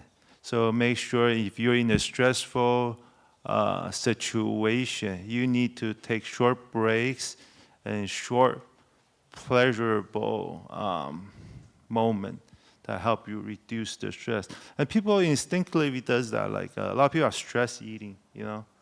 That's actually kind of a self-medicating, as funny as it is. It's like animal instinct. You know, you have dog, they will like go to the grass. If you're not giving them like a healthy diet, the dog will go out and chew on grass. And everybody's seen that. It's their way instinctively of self-medicating. So same thing, stress eating can be a form of self-medicating, but most people do it kind of wrong, you know. So instead of getting better, they get worse, okay? And then you have to take a regular break. You have to do pleasure things. So basically, you have to give short pleasure to your system so that you get a temporary relief, so the stress doesn't build up. But you can overdo it too. So I will talk about how that can also be a problem. Because self-medication that can always be dangerous, right? As a health professional, you know, like when the patient research on internet, sometimes you like get a little bit nervous because you know they're going to do something wrong. But if you tell them not to do it, then they get offended, you know. So it's also very tricky. Okay, let's go to the next slide, right? And then we know, right, we talk about the flow of qi, right? If the flow of qi is stuck, what get affected the most? Like if the wheel is stuck, where is the most problem generated, right? It's in the hub, right? So the liver problem usually first manifest as a spleen problem, right? And then it's already in Chinese medicine, we all know the word 知肝, 见肝之病, 知肝传脾, 当先食脾. So it says that if you see a liver issue, you know it's going to go to the spleen, right? So you need to preventatively treat the spleen. So that's a very famous Chinese medicine quote. So we can deduce from the logic that spleen is the key to manage stress and prevent stress, right? And then we talk about how stress eating is very common. Who has stress eat? Yeah, so common. People, I bet it's more. So people are just ashamed to acknowledge it, right? It's almost instinctive, right? So it is a form to medicate. So stress usually manifests first as stress eating, right? I'm gonna stress. And eventually the stressing doesn't work. And then the digestive issue kind of overcome and become a problem of its own. Do you know what I mean? Because when you stress eat, you're trying to give yourself a little pleasure that will kind of, it's like, oh, it's too much, give me a break. You take a little stress eating. So like I see a lot of my patients, and then you're treating them, and they found like they have like a pocket of candies in their pocket, right? And they're trying to self-medicate, but they don't know. You're like, and they end up getting worse because like that's the worst thing you can do. You go to like, and then the companies are trying to medicate you too. You go to like car dealership, you go to bank, you wait in a long line, you see a little tray of candy, right? They're trying to medicate you, right? So you're like stressed. Oh, why is the line so long? You go take a piece of candy. You're like, oh, right? You take the edges off. So we need to do it in the right way, right? So why is stress eating bad? Why is like eating candy for stress eating bad? Because it's considered bad food, right? You can see what to avoid. 肝肥厚腻. What's the first one? So 肝 means sweet. 肥 means fatty, oily food. 厚 means like heavy food, like a big piece of meat, right? And ni is like, what did I translate? Overfilling food? I don't know what I translated. 肝肥厚腻. So why are these bad is that they jam up your system. So they will give you a temporary relief, right? Like, what are the comfort food, right? If you think about comfort food, it's not like salad, right? Nobody eats salad for comfort food, right? It's like a pie or a pizza, right? So why are they comfort food? Or ice cream, right? A lot of people like ice cream because they give you the biggest punch, right? They give you the biggest relief in the short term. But in the longer term, it's the worst because it jammed up your system, right? You want to eat light and fluffy food, right? You don't want to eat sticky, heavy food. And everybody already know that's bad, right?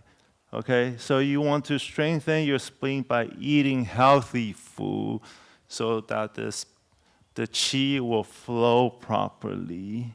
And that maintains your good metabolic health. It gives you good insulin sensitivity, right? So that way you get that's a long-term stress management strategy, right? Maybe you can tactically, in the short term, eat some bad food. I'm not against that. You know, like if you have to take a final exam, yeah, you don't want to eat too healthy. You don't worry about the health for that night, right? You can reward yourself with some spicy food, oily food, you know.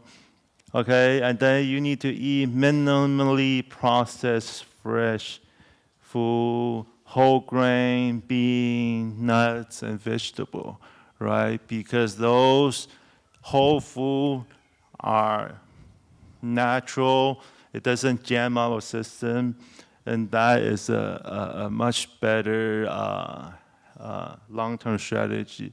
And I really want to emphasize breakfast, okay? A lot of people, after a long time of stress, the digestive system become kind of a little bit damaged because of the stress eating, and then they don't wake up hungry. Like, this is very common. So how many people don't wake up hungry and they don't want to eat breakfast? Yeah, so that's like a very early sign that your digestive system is already hurt. And then people just say, oh, I don't want to eat breakfast. It's also kind of self-medicating too, because you're trying not to pile on the problem in a sense, but then you don't really fix it, because if you don't eat breakfast, that means you're not preloading the nutrients you need, okay? And that makes you more likely to have stress eat later. So if you skip breakfast, you will notice you will end up eating something big later. So then you will get stuck in a pattern that's very unfavorable. So I really emphasize that you preemptively eat a healthy, big breakfast, so all the nutrients, all the energies are there already, and it's released slowly into your system. So that prevents that you get even more stress when you need the energy and you don't have it. And then you get up eating more stress eating and choose a worse food later in the day, okay? Yeah, oh, okay, yeah, the next slide. Okay, now then we go to the middle, right?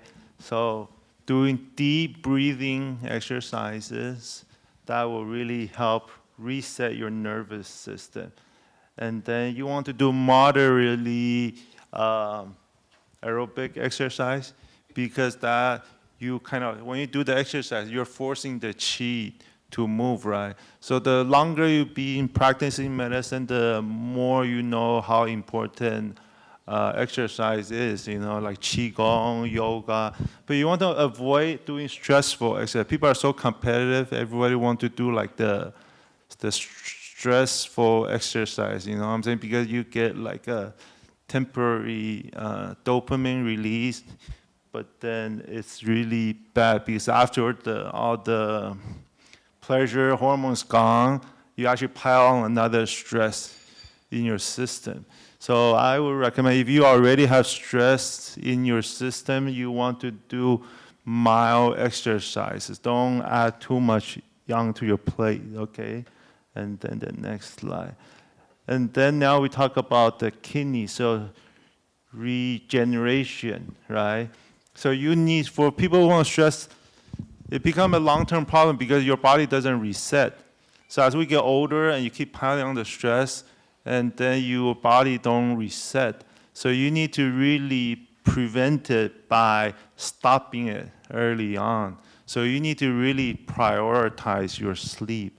So when you notice you're having sleep issues, you need to work on it early on.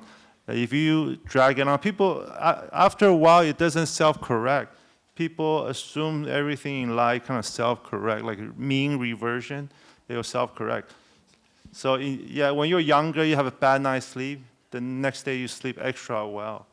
But after a while, things don't self-correct, you will actually sleep worse and worse. So you want to get to it as quickly as possible. And also, you need to develop spirituality, because if you try to manage it with too much pleasure, you also mess up with your pleasure sensing.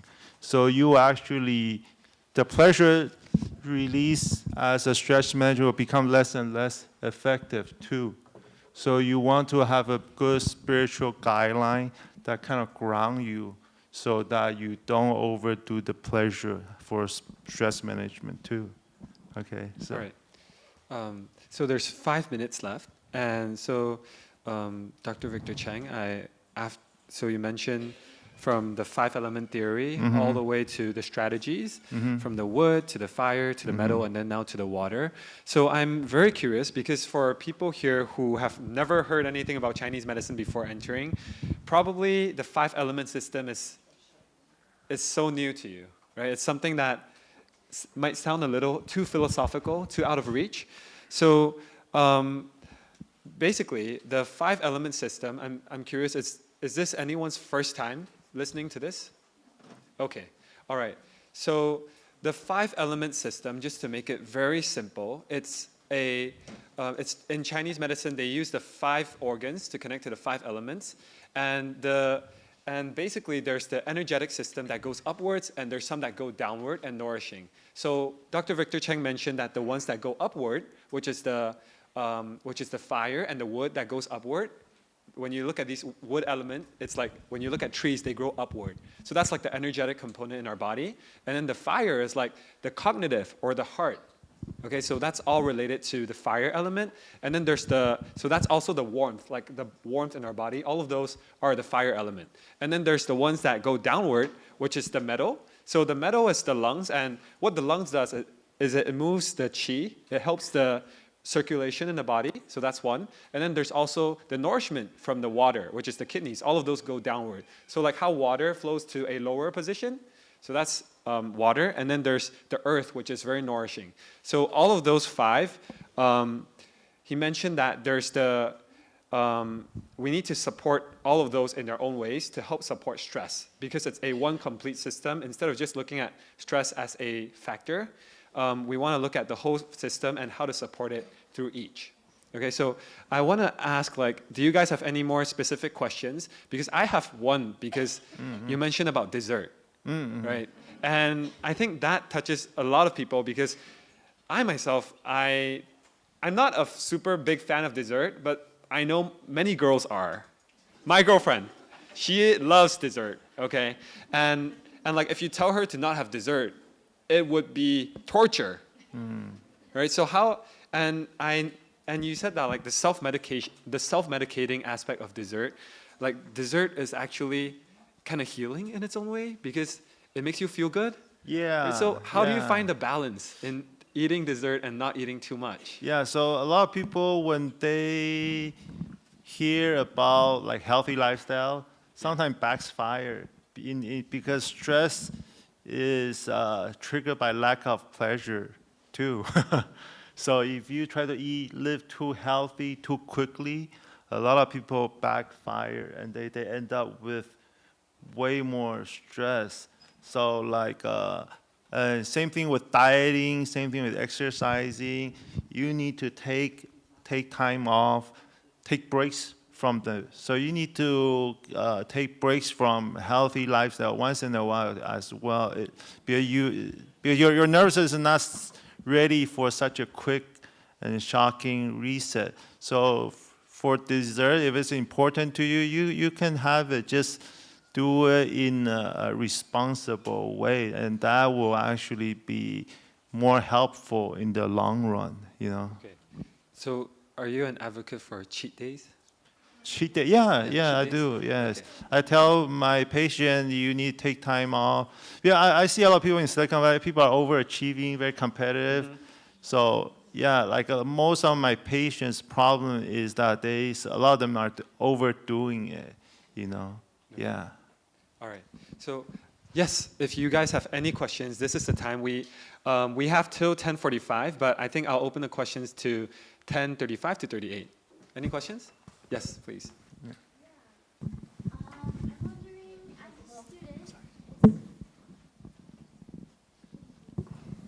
as a student, I'm in my 3rd year at Cal Poly Humboldt. This is my partner. As students, managing our stress can be very difficult, extremely difficult. And I'm wondering if you have any advice with such a demanding practice, education. Unfortunately, it has to be very stressful because it's we're under a lot of pressure to graduate in time or whatnot, to pass an exam. I'm wondering if there's any advice in that. Oh, yeah. I would say you need to, right, we're talking about liver, and liver is emotion, right? So you need to contain your liver with metal. Basically, you need to have certain restraints. Sometimes you want to overdo stuff. You want to like pull all-nighter to study, you know. So you don't want to trade short-term benefit with long-term loss. Do you know what I'm saying? So you want to avoid those situations as much as possible, and then you want to dedicate a segment of time in your day that you reinvest into your health. So it's best in the morning before everything happens, so that you focus, go do the exercise you need. Because if it drags on, you get too stressful, because you're gonna overstress all of a sudden, and you're gonna put that aside. Do you know what I'm saying? So you have to budget your time for, so you have to contain your desire to do all this stuff, right? So like the metal, you have to restrain your desire to do everything, be perfect in everything, and you have to budget. That's why we have budget, right? Because every proposal offers some value, right? But then every organization eventually have to budget. You have to cut things. So, okay, I can only allow 5% into this project. I can only allow 10%. So you need to have a budget in your health and prioritize it. And the best time is to do it every day in the morning. Yeah. Thank you. Okay. Any other questions? Okay.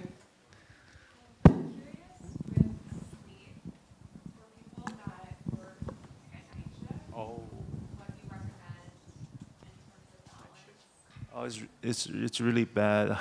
So this is for people who work night shifts. I get this question a lot too. Yeah, Like, it's really bad because the circadian rhythm, it's controlled by the environment, and a lot of your hormones are produced according to the natural hour, not by your hour. Like I think 60% of growth hormone are produced in 11 p.m. to midnight. So it's like 子时. It's like in Chinese medicine we call it like the hour of the rat, where everything resets. So if you do night shifts, then it's very difficult.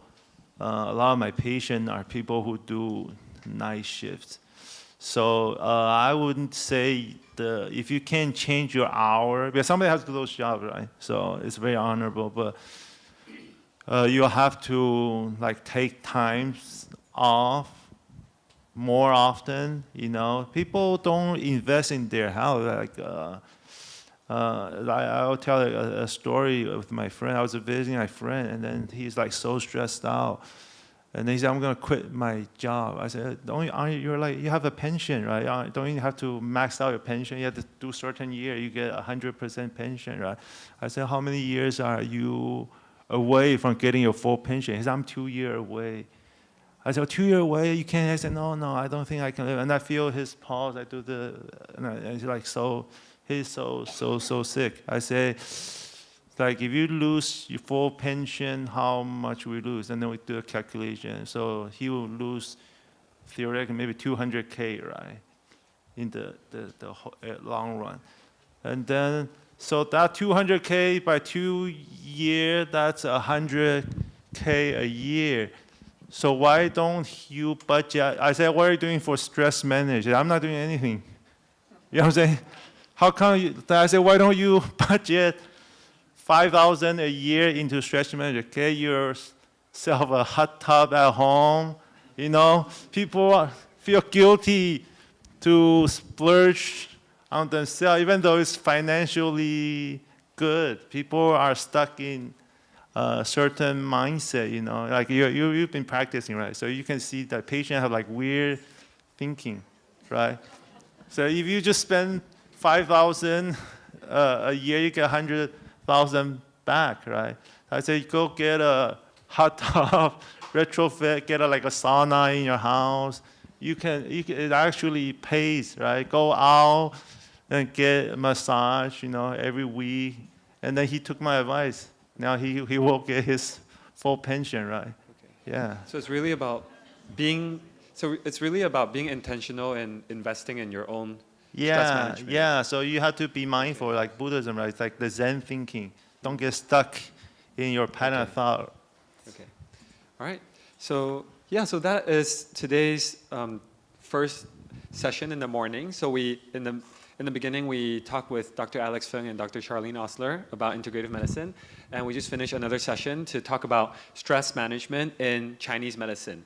So if you guys have any questions, feel free to reach out to any of us. You can mix around and talk to each other, and yeah, talk to each other later after this session. We're gonna have lunch very soon, and then we're gonna be coming back here at, so we're gonna have a tour of the whole city. So we're gonna have a tour at 11:45, and lunch is at 11. And because this is a Buddhist temple, so they have a policy where you try not to waste food. So if you can't eat that much, take a little at first, and then if you like the food, you can take more. If you can't finish, then don't take too much. So that's basically the policy here. We don't want to waste food. And yeah, that's the morning session. Is there anything else? All good? Okay. One more slide. Okay. There's one more slide. The slides are available to download if you want to download Okay, them. so you can take a screenshot, and then you can access the slides at the link as well. Yeah, so that is the morning session. We'll be back here at, okay, yeah, so 12:30? 12:30. All right, 12:30, we'll be meeting back here for the afternoon session. Okay, thank you.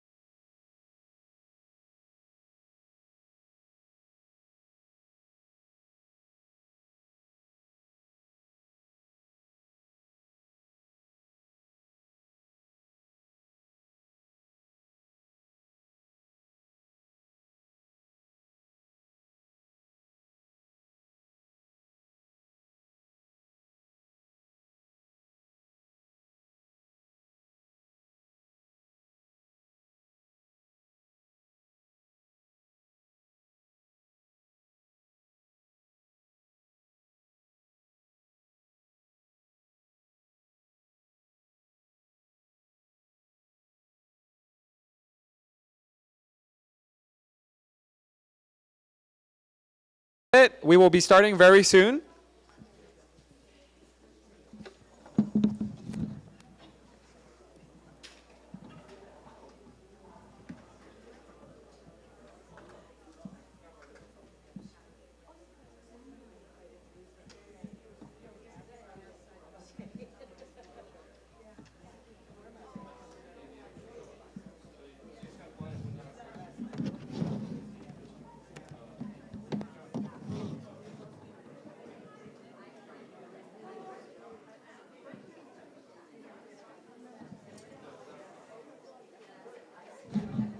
Frank, can you help me with this? It's not turning on. This is not turning on.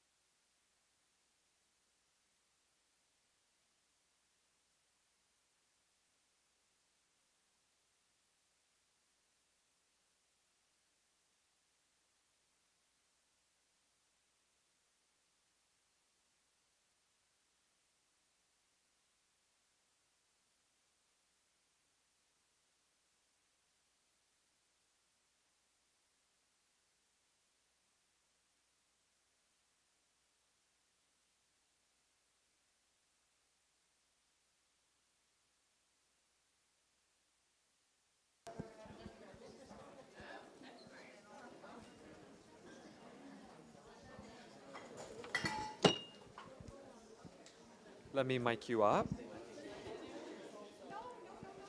Okay. This is good.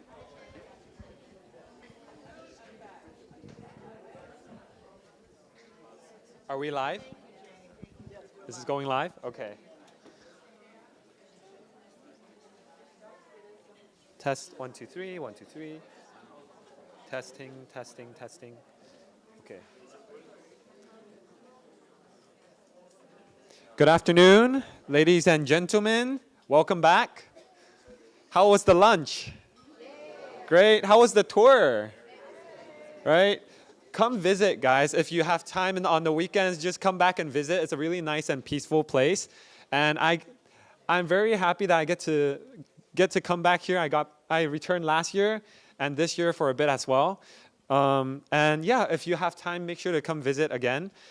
So right now, we are entering the afternoon session. Our first guest of today, this afternoon, is Dr. Michael McCulloch. And I first met Dr. Michael on Zoom. And recently, I think, was it 2 days ago when I visited? Okay. So 2 days ago, I was at Pine Street to visit his clinic. And it was such a beautiful place, I didn't want to leave. I have some pictures. I think I'll show them to you guys later. But the whole clinic is so beautiful. There's birds, there's tea, there's medicine, and it's so many traditional elements. You could stay there for a whole day. There's books, there's so many things, right? And I think as I was talking to him, I spent like pretty much the whole afternoon with him. And we were just talking about so many different things from Chinese medicine, from his journey in learning Chinese medicine to really practicing and combining research with Chinese medicine. And he's been doing so many amazing projects that I think that's what we're gonna be talking about today. So I'll do a simple introduction. Dr. Michael McCulloch is a Chinese medicine physician and a researcher who has worked extensively on cancer research and the integrative medicine of integration of Chinese medicine. He has published over 30 papers, so you can search him up online with his papers. And some examples include the Pine Street Foundation's TCM research, Some notable work includes visualizing pulse diagnosis with dance training and modern computers. And the second one is detecting cancer with trained household dogs. Okay? And the third one, Chinese herbs increasing longevity in patients with lung and colon cancer. And finally, there's genomic mutations, so related to genetics, as a foundation for TCM diagnostics and herbal therapy. So there's a lot to talk about today. Okay, so the first one, which is, I think this was the one that went viral before the internet. Okay, it was like using dogs to detect cancer. So back in, was this in the 70s? The project started in 2003. So our project, to basically, to back up for a second, kind of set the stage, and the theme of the conference being, you know, TCM, the past, present, and the future, and how does one connect those? And the way that the method that we use is called project-based learning. And in project-based learning, you're focusing on a problem that then teacher and student get together to work on. And as Alex was saying earlier this morning, one of the ways to find the path is to let your experience be the guide. So in problem-based learning, the project then becomes the teacher, and everyone's learning something from it. So in that spirit, we at Pine Street, what we're trying to do is to basically to solve problems, to identify what are the needs, and then to come up with projects that are interesting, that are useful, that we find interesting, and that's where the dogs came in. This was one of our projects that, as you said, went viral. The journal that published that paper, it was their most highly read article over the whole history. Wow. So you use dogs to detect cancer. And this was done in the 2003? That's when we started, yes. Okay. And how long was the whole project? The project lasted about 6 years altogether, and started with a project focusing on breast cancer and lung cancer. And back to problem-based learning, the problem that we were working on was, how does one detect the disease early? Or another way to put it is, early detection is very poor, particularly in lung cancer. And so we wanted to basically pay homage to the traditional method in TCM of using the clinician using their sense of smell as a diagnostic indicator, which trained clinicians now who have a lot of clinical experience will tell you that when a person is very ill, you can detect that through smell at a later stage. Since the dog's sense of smell is on roughly 100,000 times more accurate than that of humans, or more sensitive, the ability to identify particular odors, then we thought, in addition to just wanting to have dogs with us at work, which we have for years now, and it's really brought a lot to the clinic, we wanted to find out, could dogs working with a good trainer, be taught to how to diagnose cancer early, to address this problem of poor early diagnosis. And the project was inspired by a very moving news article about a woman in England who, at the age of 17, developed a melanoma on her calf. Now, 17 is super early by 3-4 decades in terms of the average time at which it occurs. And so to have an incident case at the age of 17, which was made possible by her dog starting to bark at her ankle. And dogs, they will often bark when it's mealtime, bark if someone strange comes into the room, but to have your dog, your own friendly dog, bark at your own leg, that was noteworthy. She took note of it. She went to her doctor. He took note of it. They sent her to their dermatologist, and turns out it was an actually biopsy-confirmed melanoma. So we realized then that if a dog can offer that behavior, we can then train it how to replicate that. Wow. And I wanted to ask you, why cancer? Well, because the cancer is one of the problems that we at the clinic have been recognizing as coming up more and more often. Many of us, not many in this room, there's a lot of younger people here, but there are many aging baby boomers. And with the baby boomers being the largest population group, that means then cancers are on the rise. So it was a need, a problem in need of a solution. Okay, so you talked about using dogs to detect cancer. So how do they detect the cancer exactly? The method is very straightforward. And as you know, dogs love to eat. And you use a reward-based training to guide a dog through the steps of what the behavior is that you want them to do. In this case, was finding something. So whether you're finding guns, whether you're finding food at the customs as you come into the airport, the method is the same. You're first showing the dog what you wanted to find, then you are asking the dog, okay, now you do it on your own. And the trainer just stands in the corner of the room and waits while the dog does the job. The dog, at the end of that, sniffing all the samples in a nice little tray on the floor. If the dog realizes that if it finds the sample, he gets the treat. So the motivation, the buy-in is very high. Okay. So what are the samples exactly that are being used? There are samples of exhaled breath. Okay. All right. So it's the exhale breath of the cancer patients. Correct. And also patients without cancer. Just Correct. to have a Yeah, those are the controls. I see. And you teach the dog to sniff each one, but ignore the controls. Okay. Yeah. All right. So is this work of the dog, so this whole outcome, is it currently being used in the States right now? Well, one unique thing about dogs detecting cancer that we discovered really early on was that people either like the idea or they don't like it, but they'll never forget it. And so what we wanted to do, our goal was not to go from acupuncturists to being engineers. What we wanted to do was to try to inspire some interest in the concept of the validity of exhale breath as a diagnostic source, as a source of valuable diagnostic information. And for example, the electronic nose.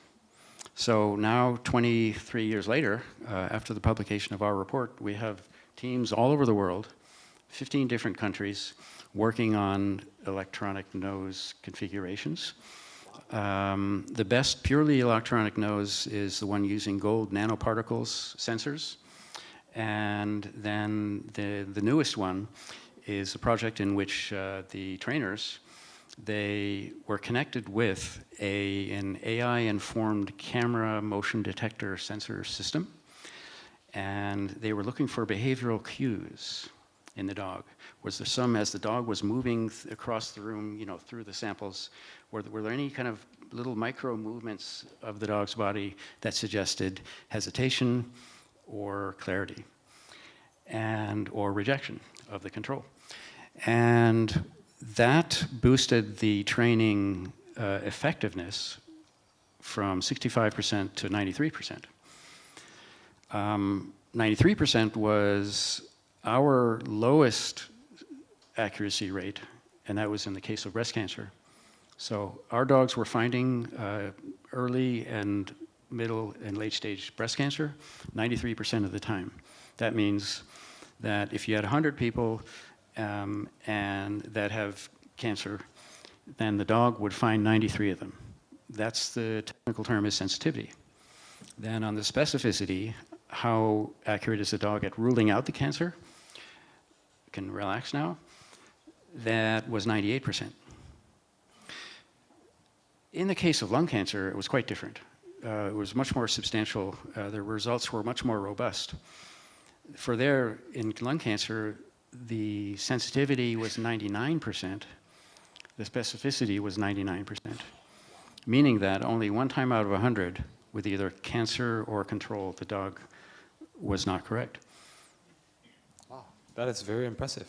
So I think this is something that is really inspiring because for us, usually as Chinese medicine practitioners, the way we diagnose illness is the four methods, right? We have inspection, we have palpation, or like taking the pulse. We have the 望闻问切, so like asking questions, and then also through the sense of smell and hearing, right? So, and this is just something totally new, like using dogs to detect something, and I think it's really helpful, and like in developing the electronic nose. That's something that's really new to me. All right, so the second work that I want to ask you about is you were talking about teaching pulse diagnosis. Now, how many of you have had your pulse taken? Quite a lot. Well, I'm surprised. That's a lot. Okay. Yes.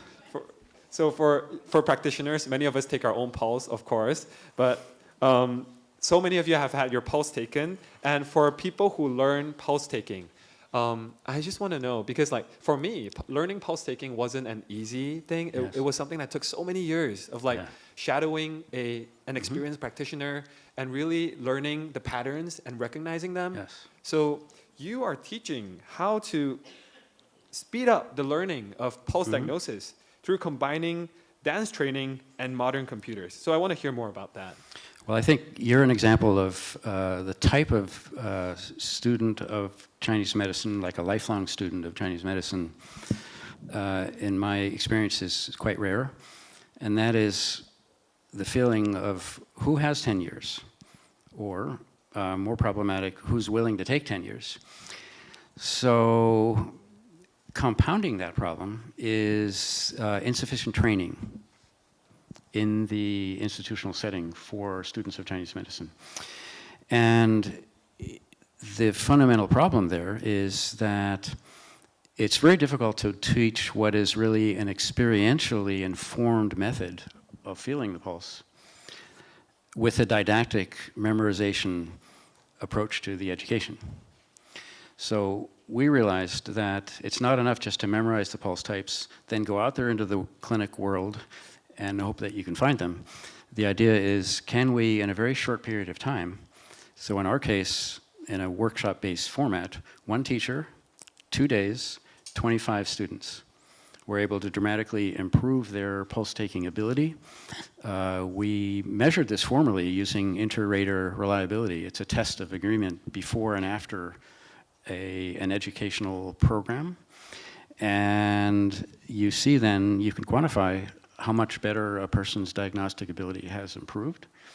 And the other part of the use of dance training is that you have to, because one of the problems being memorization as a poor route to get to experientially understanding what is really a movement process inside the body.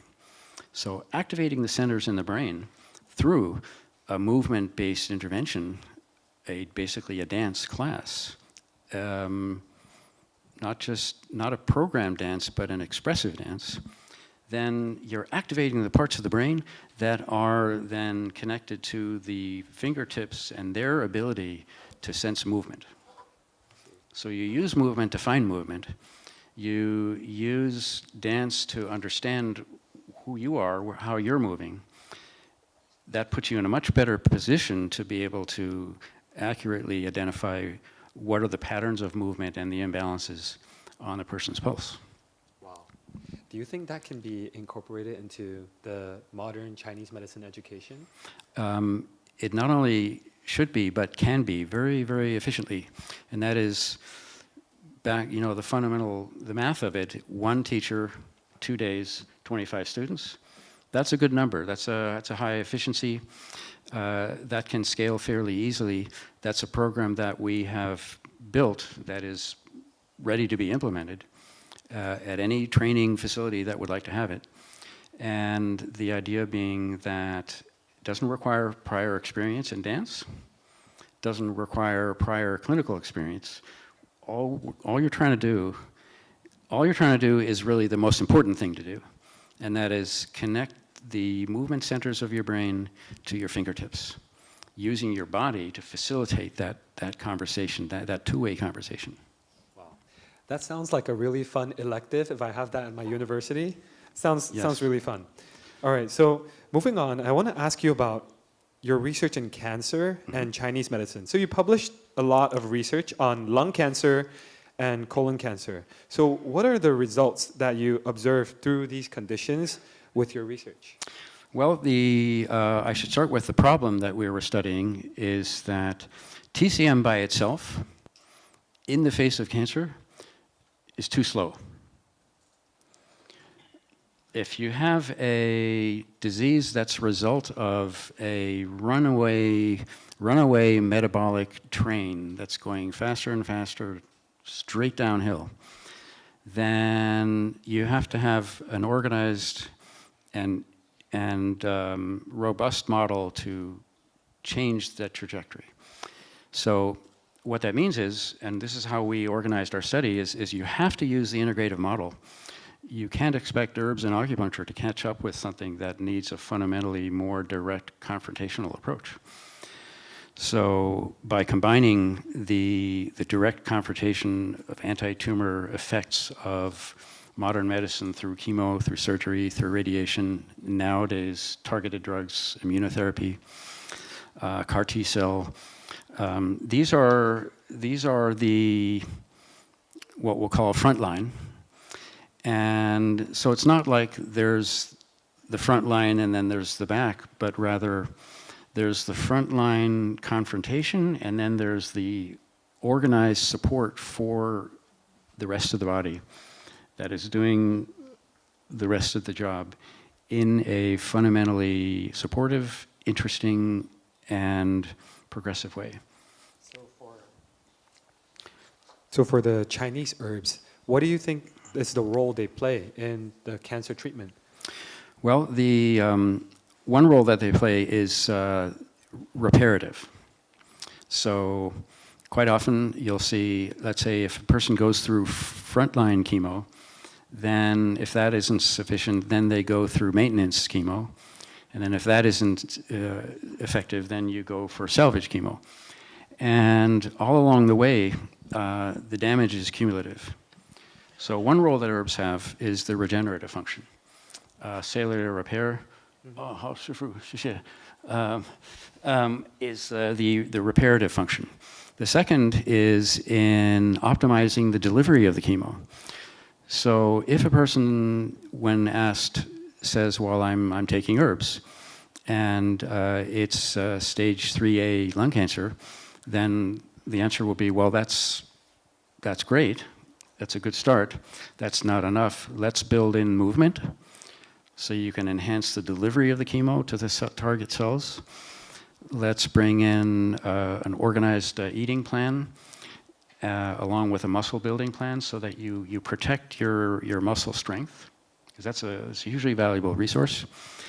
And then the herbs have to be delivered in a very high dose so that it is meeting the dose needs of the body, and that is in the, let's say if chemo is given on a 3-week cycle, then you start with, well, what are the herbs that are going to help that chemo be better delivered and even help the chemo be more effective? That research exists. Second week of the phase of that 3-week cycle is let's now work on supporting the ability of the bone marrow to build new blood cells. Low blood count is often how people have to drop out of chemo. Then the third phase, in that third week, 7 to 10 days, then you're working on an immune regenerative function. And that's the design of the survival study. And then now, I'll get this kind of a long-winded answer to your first question, which was, well, how well did it work? And that was the one fundamental pattern was, regardless of whether a person had chemo, surgery, or radiation, in all cases, across the board, the average longevity was increased.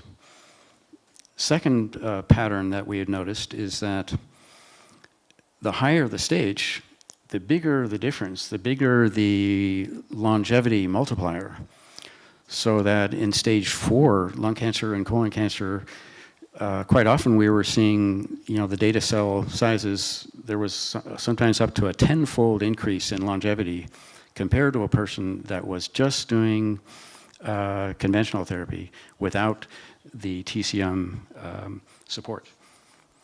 And that means then that you're working step by step in a comprehensive way to build a person's mobility, functionality, strength, resilience, problem solving. It takes a fair amount of engagement, as Charlene was describing earlier this morning, as to engaging the patient really fully in the process on as many levels as they're willing to and able to commit to.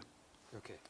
So after cancer, I think I also want to ask about another thing that you're doing, which is using genomics. So I think a few days ago we were talking about how you were using genetic testing, a type of genetic testing, to see how the genes are changing or shifting in the patient, and how you're using herbs to support the genetics, right? And that's really, I think that gives us insight on how you can treat something at really the root of the problem, at the expression level of the genes. So I want to hear more about, here it says, you have built a large digital library of Chinese medicine literature, specifically in genomics, right? So tell me everything about this. Well, where that started was we looked at, after we published the survival study, and in that survival study there were 428 people, lung cancer or colon cancer, stage 1, 2, 3, and 4. And we saw that the survival benefit was across the board, but a stronger benefit the higher the stage. So that really got our attention relative to, let's look back again at the design now that genomic information was available, which it wasn't when we were originally doing the study. And we found that the majority of all the herbs that we were using had a direct ability to regulate a lot of the cancer driver genes, the mutations in those genes.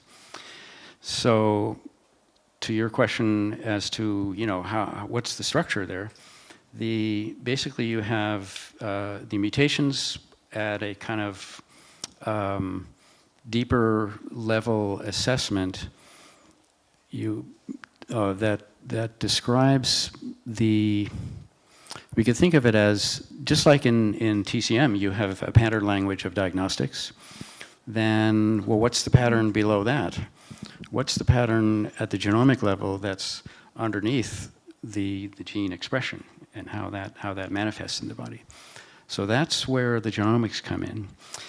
And as I was saying, we noticed that the majority of the herbs we were using in the study had a type, of multifunctional gene mutation regulation and gene repair function.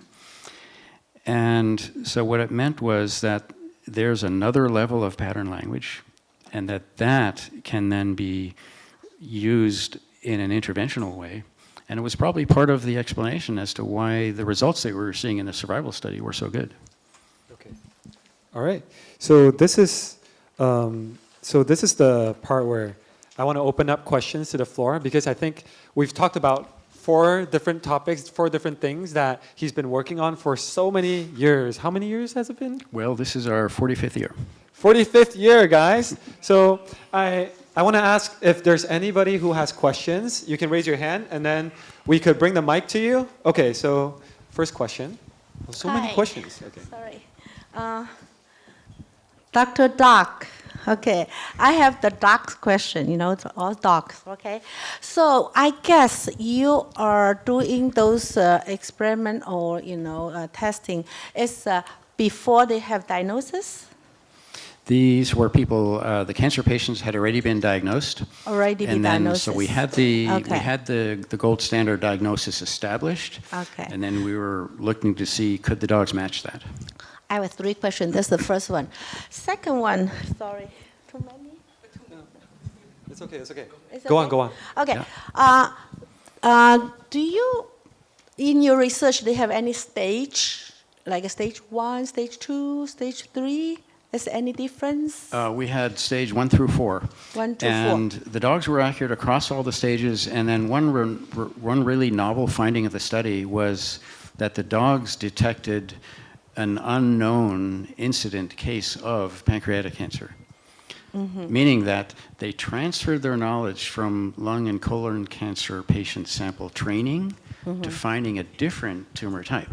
So you will find like a stage 3, 4 are more positive than the stage 1 and 2? Yeah, the results were a little better in stage 3 and 4 Okay. because, as you can imagine, there's a higher tumor burden. Therefore, the compounds that are the result of tumor cell death and the release of those compounds into the bloodstream, which then comes out through the lungs, would be there in higher concentration. Okay. The last question, the site. You use the method is the breath, right? Yes. Yes. So it's very sensitive to the lung cancer, right? I have another thought, like a melanoma. Do you use like smell the skin, or the bladder or kidney cancer and smell the urine, or the colon cancer smell the stool? Yes. No, I agree. The vehicle of what it is you're using to train the dogs ideally would be as close as possible to that body structure. We found that in our study, the breast cancer results were nearly as good as the lung cancer, but it wasn't that the dog was sniffing the person's body. Yeah. It was that they were sniffing the breath. So in that sense, the breath was a kind of super level indicator. Yeah, like a liver, pancreas. Yes. Pancreas. Yes. It's hard to detect because it's more deeper. Yes and no. In the pancreas, for example, the pancreatic duct coming up just underneath the stomach, you are going to be able to detect it in belching, and so there's a lot of evidence for that. Some teams in Japan have done some of that work too. Yes. Thank you. Thank you. Here. Has anybody done research on cats? The mic? The mic? Has anybody done research on cats and relationship with disease? Because I noticed in my practice years ago, yes. somebody's, the cat would sometimes come and rest on the patient, client, Yes. patients, Yes. or be near them in some way. And I'm wondering if that started to be done. Well, in my personal experience, the dogs are willing to be trained to do a task that I would like it to do. The cats will get around to it when they feel like it. So. You had a question? Thank you. Could you pass the mic to her while we have one question over here? Yes, go ahead. Yes, earlier when you stated that TCM was too slow for the cancer, is that at all stages, or is there a stage where the TCM works without the chemo? Right. Yeah. This is a very good question and a very practical one, and one that's often seen in clinic. And it also relates very directly to our genomic approach. And so the first part there is that in earlier stages, you often have more time. And there are some cases, like prostate cancer, for example, where the doctor is willing to enroll a patient in a watchful waiting program. But our approach with that is, let's do active waiting. Let's be watchful and very active.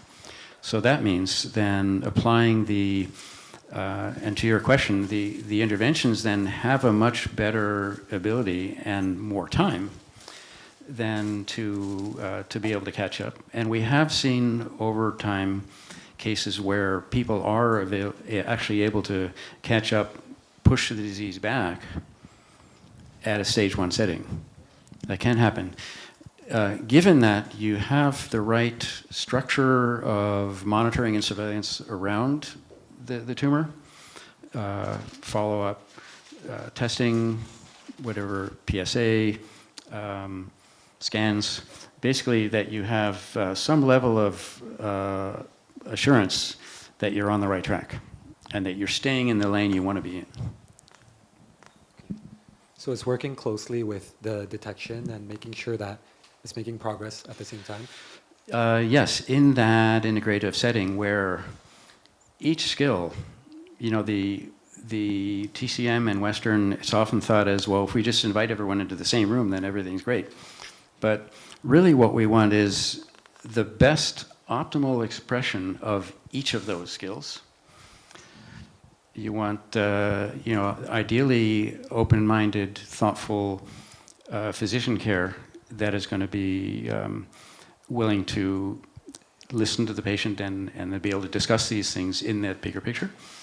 And then a really sufficiently dosed, persistent enough, and kind of organized enough so that you're covering all the bases of the physiology, circulation, strength, appetite, protecting the body weight, stress reduction, as we heard earlier this morning from Victor Chung. All of those methods play a role, and ideally then you'd want them all really robustly represented to be thorough. Does that answer your question? Okay. Okay. All right. Yeah, So, hi. I have two questions. I'll go to this question first, and then I'll go to you. Thank you. All right. Hi.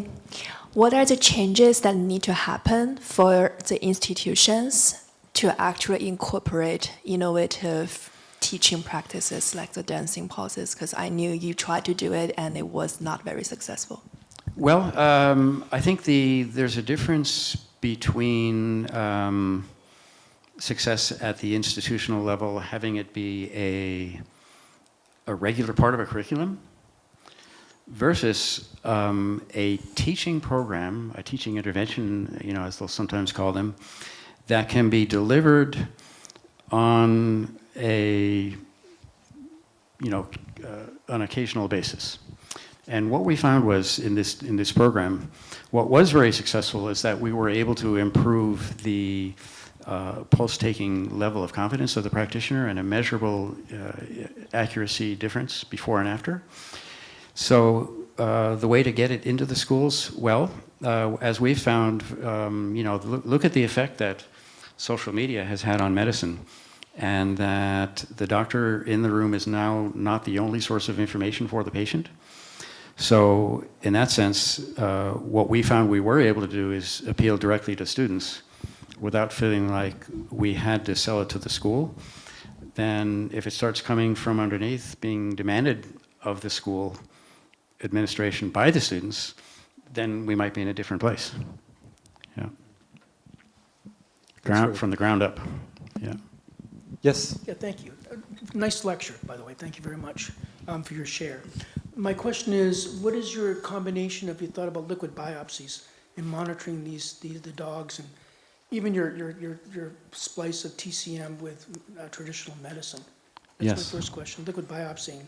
Secondly is, what's the following for like women with breast cancer, tamoxifen, for certain genome types to keep them suppressed? Because we know breast cancer is a very hidden, progressive. Yeah, so in that sense, there is evidence now so let's use the liquid biopsy term to then bring those two questions into the same discussion. And what liquid biopsy means is, the genetics and the tumor mutations were first studied by looking at solid tissue biopsy. They analyzed the cells. Then later they started to see, well, there are signatures that are released by the normal biology of the tumor cell into the bloodstream, and what they call cell-free DNA, or circulating tumor DNA. And they found that there was very good agreement between solid tissue biopsy and the liquid biopsy. But then it went a little bit beyond that to, well, in the case of one company, Tempus Labs, TEMPUS, so they have their own data finding that roughly 10% of the time, the liquid biopsy will contain additional potentially actionable mutational signatures that weren't present on the solid tissue biopsy. And I think that the way that can happen is that you have, just like cities have different neighborhoods, and they're not all the same. And tumors have different regions, subregions within the tumor architecture that aren't all the same. The technical term is intratumoral heterogeneity. And so if the needle goes into one part of the tumor, and then right adjacent to that, just across the street in that other neighborhood, there are these other evolving clonal cells that are starting to behave differently than the original, then you're going to miss that. One has the potential for missing it with the needle biopsy.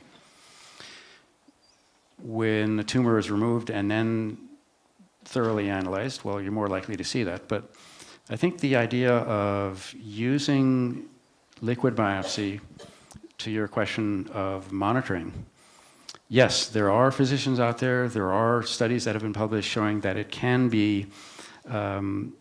can presage a scan-proven recurrence or progression of disease. And that's why some oncologists now, it's not required, but some oncologists are actually then using that technique to follow and to be ahead of the game relative to monitoring over time and being alert to progression when it happens. And so what we're doing with our genomic testing startup is we're matching people based on their biopsy results that they send us, the mutational results. We're matching them with what are those herbs, natural compounds, vitamins, and foods that are known to then be active against those mutations. Does that help? All right. Oh, gosh, no, that would be really something. Yeah, so the question was, have we followed up on the dog's results by confirming that with liquid biopsy? I would have really liked to have all those techniques be in the same room at the same time. When we were actively doing the dogs, it was before the advent of liquid biopsy, and that's a study waiting to be done. Yeah. It's a really good one. Thank you. So many questions. Okay, Dr. Erlene. Dr. Alex Feng has a question as well, but you can go ahead. Thank you, Dr. My colleague. That was very interesting.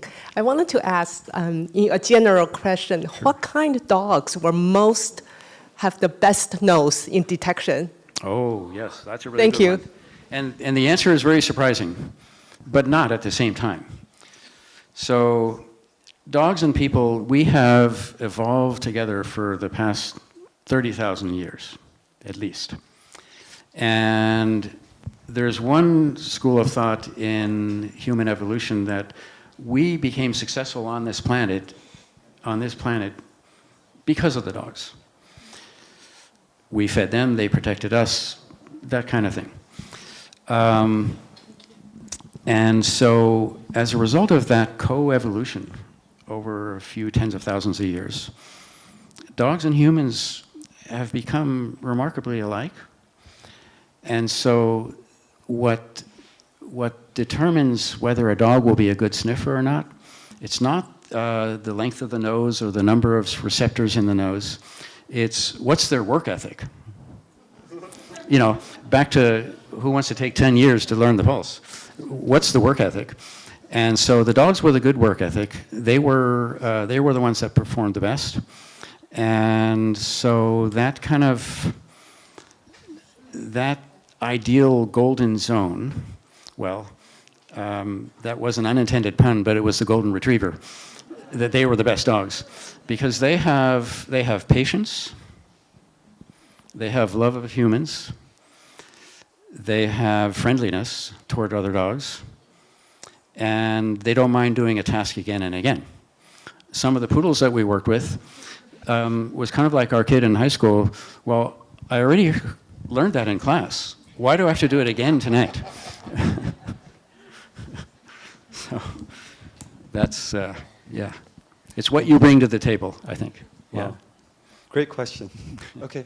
I heard you say that you can use dance movement to stimulate the brain, which then encourage the sensitivity of the fingers for pulse diagnosis. Could you give us an example of your dance? An example of the dance. Well, Your you dance. have, if you think about the, what's the pattern language of the body underlying how the pulse is then useful as a diagnostic tool. So in the, so I'll demonstrate something very subtly. You have, the blood is moving through the body, picking up signals. The organs are behaving certain ways that's affecting the blood flow. And then those ripple effects are then palpable on the pulse. So in order to kind of light up the person's awareness and ability to actually then detect those patterns of movement or imbalance in the movement, where is it halting, where is it irregular, where is it constricted, then there's a lot of meridians involved too. So you have, you know, the Chung Mai coming up the leg, you have the Ren Mai coming up the center of the body. So, you know, you have all these opening movements in Qigong. Then you have the reaching movements. You have the different animal patterns of movements. You have the belt channel, you know, the turning effect.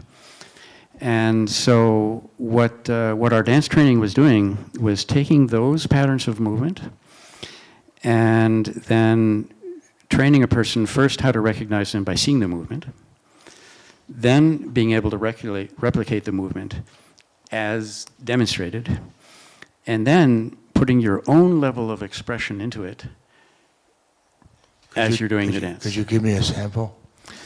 One sample would be. Could you give me a sample? Yeah, exactly. So if you're trying to, I'll stand up. So if you're looking at the concepts of deficiency, so deficiency would start with a slight postural rounding. Then you get weakness in the legs and the hip flexors, so there's unstable movement. Then you get loss of muscle mass, so then there's further decline. Then eventually you get collapse, so then the person's lying flat. And that's kind of an unintended counterpart to, you know, what's called lying flat now in China as a political protest. But that's a kind of surrender too. So when the body surrenders into that eventual movement of, you know, we're all going to end up laying down. Well, what are the patterns of, what are the small steps that help contribute to that? Like, can you notice it at this stage? Can you turn it around at this stage? And then the training is, like you were demonstrating, you know, you keep an area warm or you want to dissipate some heat. Then basically you use movement to not just try to reverse the trend, but inspire it. Yeah. Thank you. Okay. Okay, so there's a question here. Are there any questions on the other side as well? Looks okay, like we so need there's a one microphone question over here. Yeah. Could you pass the mic to her? Thank you. It's you. Okay. Thank you. My question is, going forward, it seems like it has been not super easy of a path trying to do all of this research, and it's amazing that it has taken place and how far you've gotten, because this is incredible. This is like revolutionary in the Department of Cancer. But my question is, going forward, what more research do you want to do, and how are you managing the public's, you know, the public's opinion, and like, how are you going to integrate this in education at some point? Yes. No, that is, I think you're right, because that kind of gets back to the, you know, from the ground up way of kind of the public demanding something be available. And from the beginning, we realized that we wanted to use education, we wanted to use research as a tool for education. so when the dog paper was published, then that paper ended up being the most requested, paper ever that journal had published. People were writing in saying, I read the brief summary, the abstract. I want the whole story now. So that's called then requesting the full copy of the paper. And what we saw was, what the journal reported to us was, we're still their highest requested paper ever. So that's one way of getting the word out and getting it kind of at ground level, in the population. The media exposure to that study was really intense, and it just escalated. And it went all the way up to the level of CNN International Live. And what I found there is, in CNN International Live, they can't edit out what you say. So we kind of had the platform. And so that's kind of that one project was so far our most successful at kind of getting the word out that in terms of promoting change, everyone breathes until a certain point, and while you're breathing, that breath, that exhale breath, is a source of really valuable diagnostic information. And so the effect that we wanted to have was, can we inspire bright minds out there to do something that we realized we couldn't do, which is, well, how about, let's go to engineering school. But we didn't have time for that. So there we really didn't have time, 10 years. So the dogs told the story for us, and then the dogs did the advocacy for us. Yeah. Yes. Oh, that's very beautiful. So I think this really serves as a platform for inspiration, because there are people watching online, there's people here, there's medical students, there's engineers, there's different people in this room. And I think this is like a starting point. Like, he's discovered something new. Like, even the electronic nose, that's something that came after, right? That's something that came after, inspired by the research before that. So I think the meaningful thing behind what you're doing all this time, it would inspire the future generations to create more meaningful work. So I think, any more questions before we proceed to the final questions that I have? Oh, there's still more over here. Let's get the mic to them. Hi, I'm just curious. You mentioned how golden retrievers were better at doing all the, like, they would repeat the tasks and they were okay with that. But did you ever have any trouble, like something that continuously kept coming up that would confuse the dogs, or maybe a specific breed that just didn't like doing it, or if they knew that they would get the reward, did they just start doing it on purpose to get the reward? Well, I think the math is kind of like getting into college. And that is, when we were doing the recruitment for our studies, we were interviewing a lot of dogs. And it was roughly 30 dogs to get one good sniffer. Oh, wow. Yeah. So nothing personal. Mhm. It's just that, well, actually there's a good story there, which is that, we didn't use professional dogs. We used ordinary household dogs, the warm and fuzzies.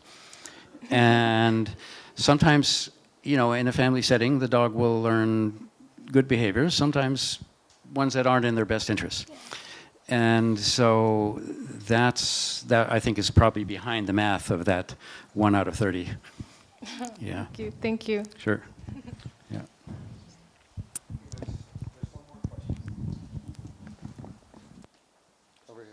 In front. Are any of these dogs still around? Are they testing people, or are they actually using this anywhere? They're our dogs, since the project began in 2003. The dogs that were in our study have since passed on. But the method is still there. And the AI motion detector and enhanced project that I mentioned, that's a project called Spot It Early. And they are active. Yes, so that's like a dog-computer hybrid. Nothing harmful done to the dog.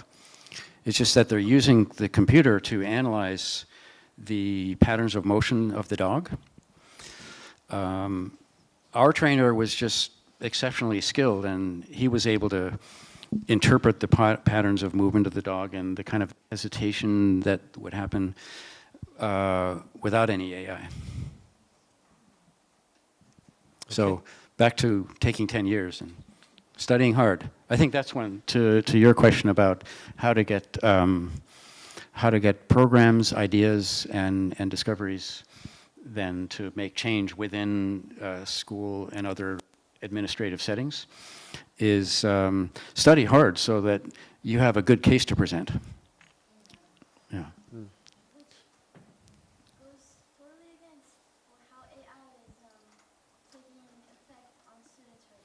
Yeah, I think what I would like to see there relative to AI is that it enhances our ability to analyze things and to test ideas, but not a replacement for creativity.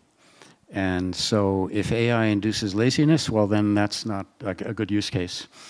But where AI can help you in, move through repeated development cycles in a project, like for our genomic service called Alelium, we have found that the ability to screen data points can be made much more efficient.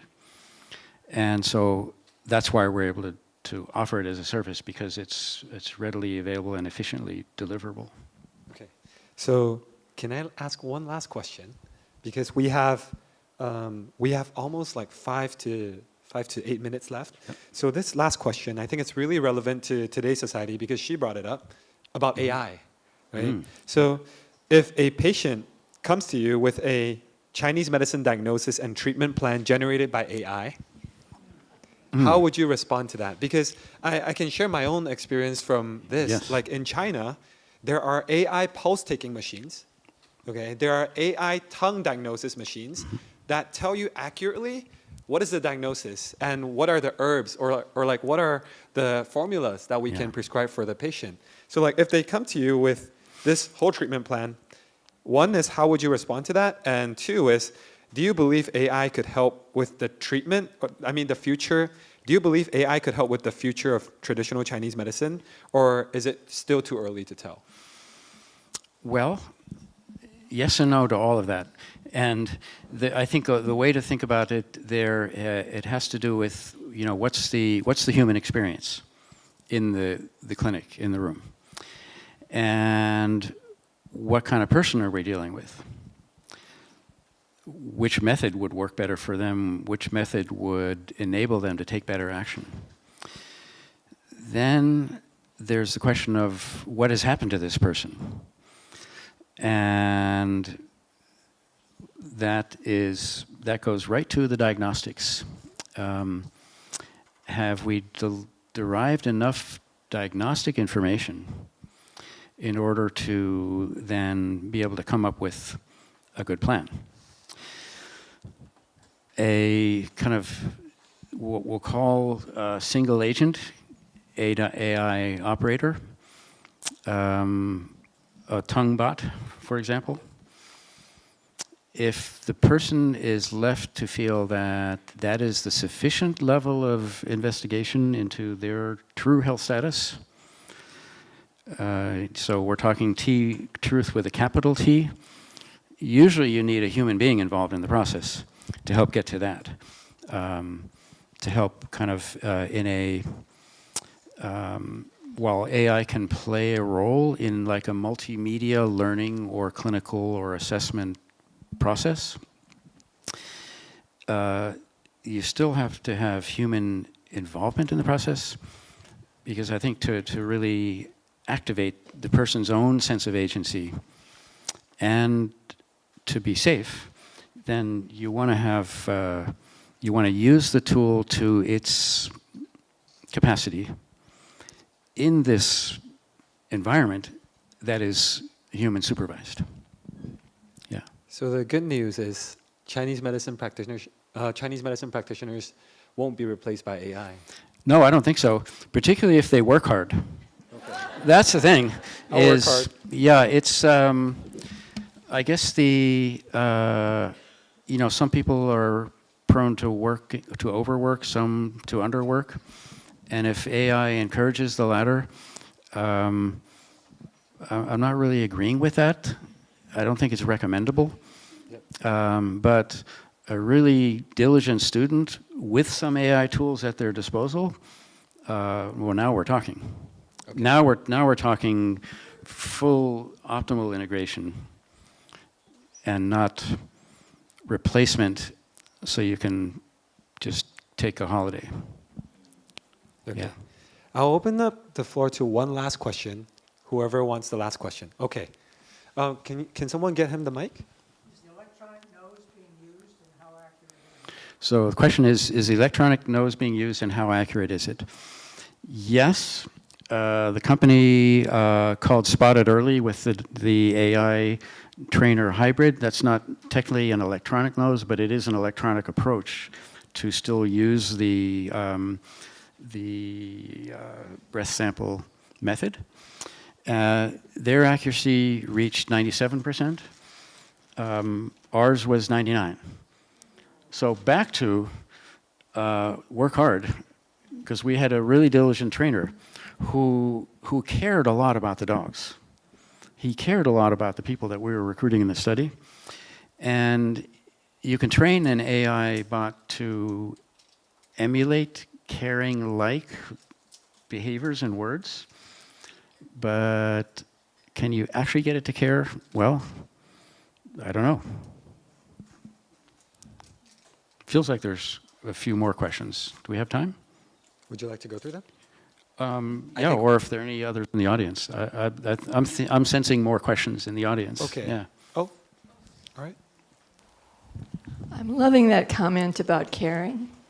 And that's something that AI doesn't really do, even though it might sound like it could.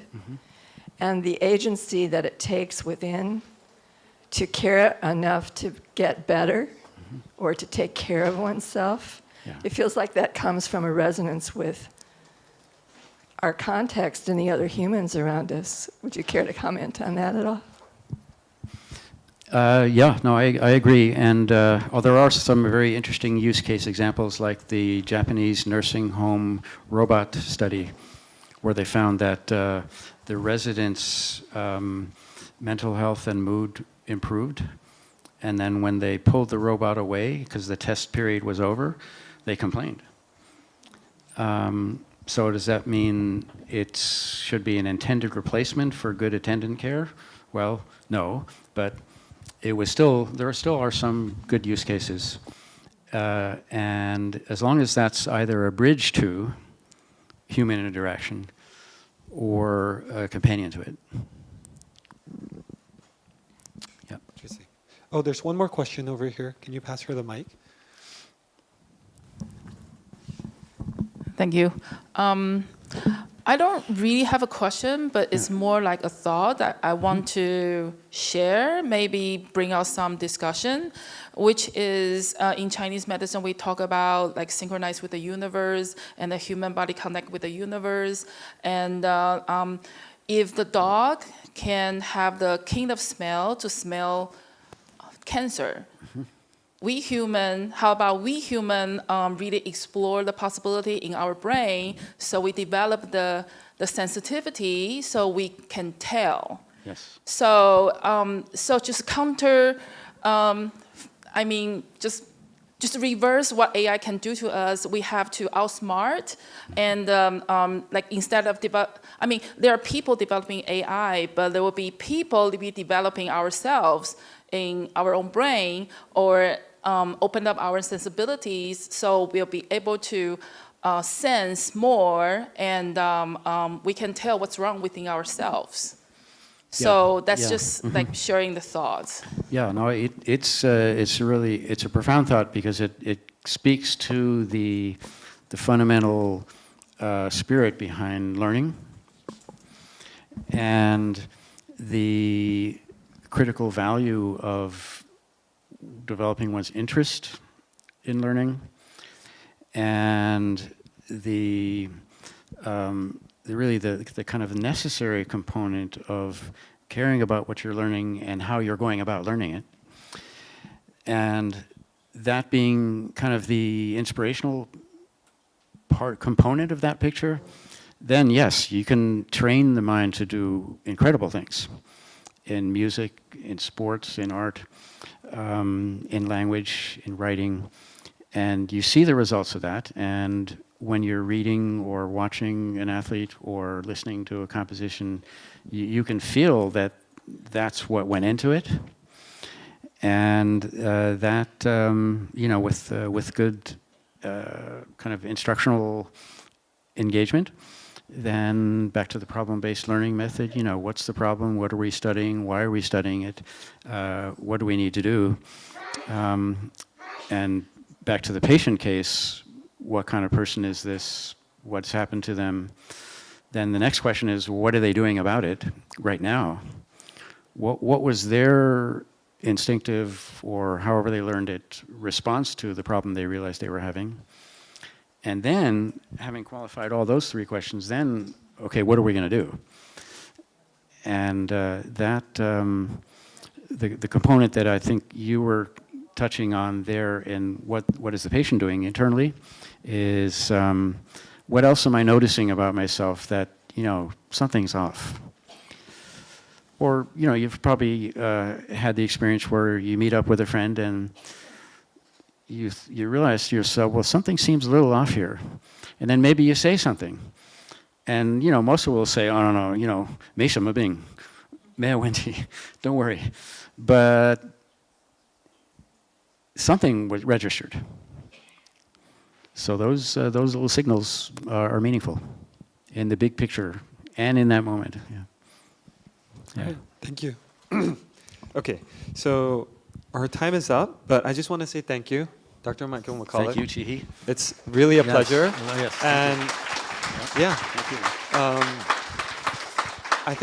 I think this whole thing is really inspiring for future generations. Like, this gives me so many ideas about the future of Chinese medicine, the future of where we're headed, how we can connect what we have in the past, all the database, all the things we've been doing, and the possibilities, the endless possibilities. So thank you so much for your time today. Yep. And so right now we're going to be taking a short 5-minute break before coming back. If you need to use the restroom real quick, go ahead, and then we'll be back here for the next one. Yeah, let's work on helping create that future. Yeah.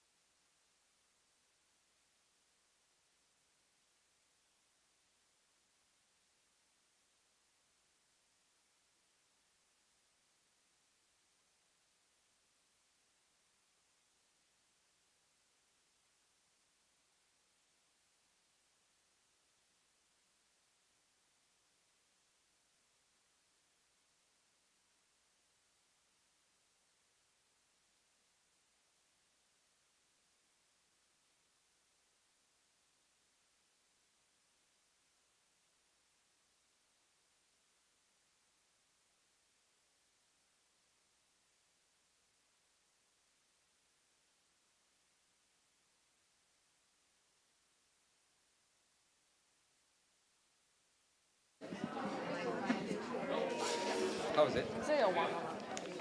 这个电话没有。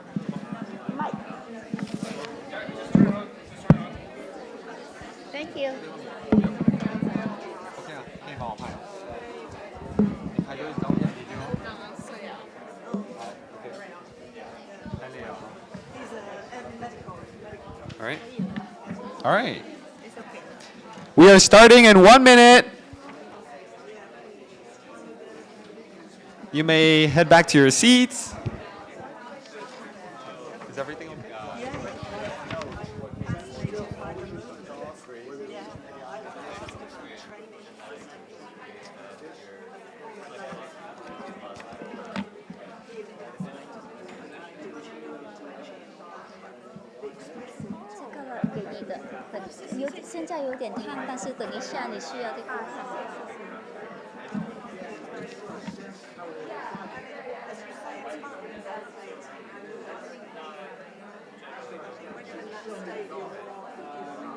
More than you think. Yeah, like if you had the average 1 or 2. 好。你就需要看就看。You can look at this if it makes you feel comfortable. 但是最重要 just relax and just talk to me. Yeah, just talk to me. Just relax and talk to me. Yeah. I know you don't need it. This is just to ground you. It's to ground you. 对 Yes. And if I see you flip, I will click. I will make sure to stay on your page with you.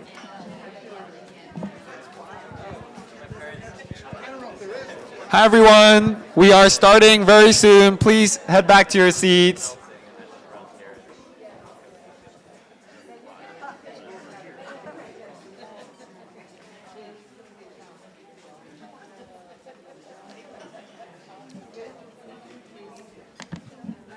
Oh, testing 1, 2, 3, 1, 2, 3. Okay.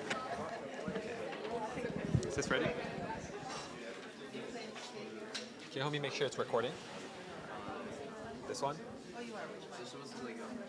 Yeah. All right, so I'll begin. You guys can head back to your seats when you feel like it. Okay? So right now we're talking about we're talking. Let me get this together. All right, so we're talking with Dr. Diane Lee. So I had a conversation with her before I came here on Zoom, and so she helps a lot of patients with neurological issues. So right now we're diving into something slightly different from the previous topics, and we're going to be talking about neurology. We're going to be talking about different.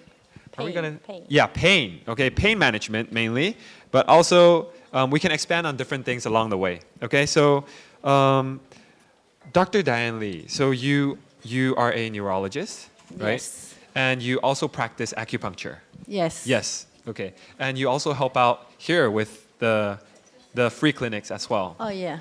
Okay, so I wanted to ask you the first question. Could you explain what neurology is and when a patient should seek care from a neurologist? Okay. Neurology is the branch of the medicine and usually deal with the diagnosis and treatment of the neurological disease. As we all know, neurology, has a deal with the nerve system. The nervous systems, they have divided by two. One is called central nervous system, including the brain and the spine. And second is the peripheral neuropathy. There's a large amount, like a nerve network. They're coming out from the spinal cord and then to all over the body. And the second question, right? You said, when the patient see a neurologist, okay. Usually the patient see a neurologist, three situations. The symptoms sudden onset is very critical, or the symptoms are progressive, worse, so they have to see the neurologist. Second, usually the primary doctor asks the neurologist to do the consultation and to help, to see the patient to deal with the disease. Usually the neurological very common symptom would be headache or migraine, pain, numbness, tingling, off balance, tremor, memory loss, and also the cognitive impairment. Sometimes like a muscle weakness is the most common. Okay. So are we going to talk about acupuncture now? Oh, yeah, okay. Just making sure. I don't want to skip anything good because I won't she skip prepared- acupuncture. Yeah, so this is when patients should seek care from a neurologist. And then now the third one is you started incorporating acupuncture into your practice while being a neurologist. So this is, I would say acupuncture here is not just something from a Chinese medicine, right? Here it's also, it's being used in different settings as well, not just by a Chinese medicine practitioner. Yes. So I wanted to ask you, as a neurologist, what inspired you to start incorporating acupuncture into your practice? Okay. In my practice, I see a lot of patients taking a lot of medications. I'm talking about the Western medication. When they came to me, like more than 10, some 20, different kinds of medications. And then all the medication has their own side effect. Also, they have an interaction. So also a pain patient, they have the, narcotic medication. That's why, I use, acupuncture. They can decrease the narcotic medication use, and also they can decrease the side effect, the first one. Second one, like as a neurologist, I deal with a lot of stroke patients. So after stroke, speech, weakness, a lot of things, off balance, a lot of things that I would use the acupuncture to help the restore the function. Interestingly, I like to do those because it's a brain. So I use the scalp acupuncture directly to the like a motor center. There's a picture. Can we get this one? Yep, I see it. It's right there. Okay. You can see this scalp acupuncture, and they have the motor center. This motor center control the movement, and also in front is a sensory center. They control the feeling part, and also they have in the middle. There's the language center. Yep. So you see, some patients have the stroke. They will have after stroke they will have speech problem, right? Yep. And also you can see the posterior, that's called occipital area, and they control the balance. So the other thing is also the language center and hearing center. We can directly, you see those needles directly to those motor strip and sensory strip and balance, directly treat the patient. I think it's more effective, the peripheral, because this is to the brain. So. Wow. So this in Chinese, I think it's called topichen, right? It is the scalp acupuncture? Yeah. Okay, so this uses the different neurological regions of the brain? Yeah, they can use after stroke, some Parkinson's disease, or seizure patients, or even tremors, Some patients use called traumatic, post-traumatic, brain injury. They are more effective. Okay, so I want to ask you next about the diagnostic philosophy. So you use diagnosis in Western medicine diagnosis and Chinese medicine diagnosis as well, because you also learn some Chinese medicine. Okay, so how do you think they differ in their approach in diagnosis? It's there's a different system. So there's a different. In Western medicine, usually we're looking for the special disease. What's the name of the disease, right? And specific. And also we use labs like a blood test, urine test, and also we will use imaging studies like MRI, CT, X-ray, PET scan. And like in my field, I use the EMG, EEG, means like a EKG, everybody knows, put it in the heart, the EKG. We put in the head, it's called EEG. And also, you test the nerve and the muscle, it's called EMG. So that's what usually we use. And some biopsy. And we usually name the disease. We can measure the, the abnormalities. Like everybody knows the blood test, 10.1, right? Very, standardized. They have a standardized test. Usually it's objective. That's the number. That's abnormal. That's normal, like this. They usually looking for the pathology, structural lesion, biochemical or genetic, changes. The purpose for that is to just get rid of the disease, cure them. And the Chinese medicine is different. They're looking for the whole body, Usually we know that observation and tongue diagnosis, pulse diagnosis, diagnosis too is different. And also we're looking for, usually they treat the pattern of the balance, just the balance, looking for rebalance. And usually Chinese medicine very personalized. Different body, different reaction. And also they are dynamic. They're not just fixed, because at different time, maybe it's the body, the diagnosis will be different. They value the very subtle, subjective changes.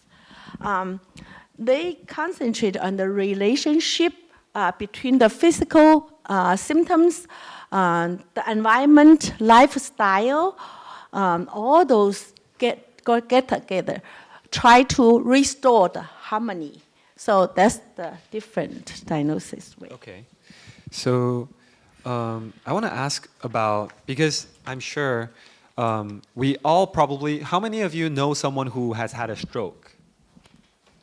Many of us, right? I know a few people in my life who has had a stroke. And in China, acupuncture is very commonly used for stroke conditions. But I also want to ask, what are the conditions that benefit most? Like what neurological conditions benefit most from an integrative approach, especially with acupuncture? You talking about specific or for your, in general? For your expertise in neurology. As I told you, pain is the most effective. Like headaches, migraine headache, tension headache, neck pain, back pain, some fibromyalgia, all those pain, usually more effective. So the second is the rehabilitation, like the patient after stroke, after brain injury, they have those. We try to improve their function. We use that. Okay. So. I saw you also prepared some comparison between Oh. the terms. Would you like to talk about that? I just gave you guys an example, Okay. like a stroke. Okay. And then, go back. Go back. Back. This one? Yeah. You see the Western medicine, it is the different ideology. How they approach is different. Like in the Eastern medicine, they have like a stroke. They have two kinds of stroke. One is called ischemic stroke. One is called hemorrhagic stroke. It means bleeding. Ischemic stroke because, the blood clot inside the vessel. So that's why, the blood flow cannot go through. That's why it's called stroke. The other one is the bleeding because the wall of the vessel is weak, just rupture, it's called bleeding. In in TCM, the Chinese medicine, is different. They think about, liver, kidney, under condition. Also, they thinking about the nutrition-wise, and also emotion, aging, weakness caused the problem. And then their symptom, stroke, not like a heart attack. Heart attack is chest pain, right? Just one symptom like that. But stroke, because the distribution in different part of the brain, because different part of the brain control different function.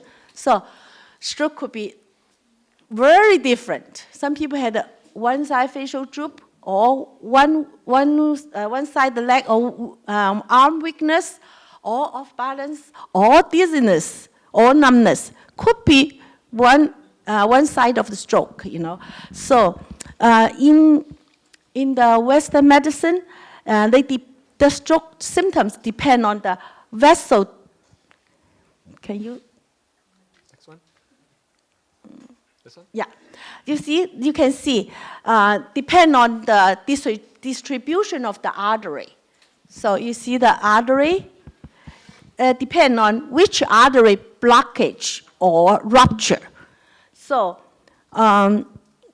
if there's anterior, you can find the leg weakness. If you find in the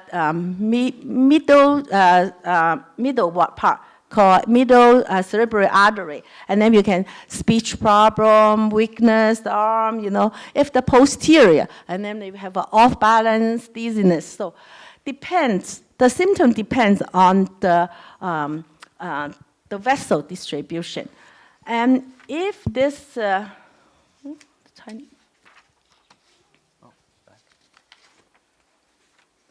yeah, if the TCM, I know you're all my teachers here.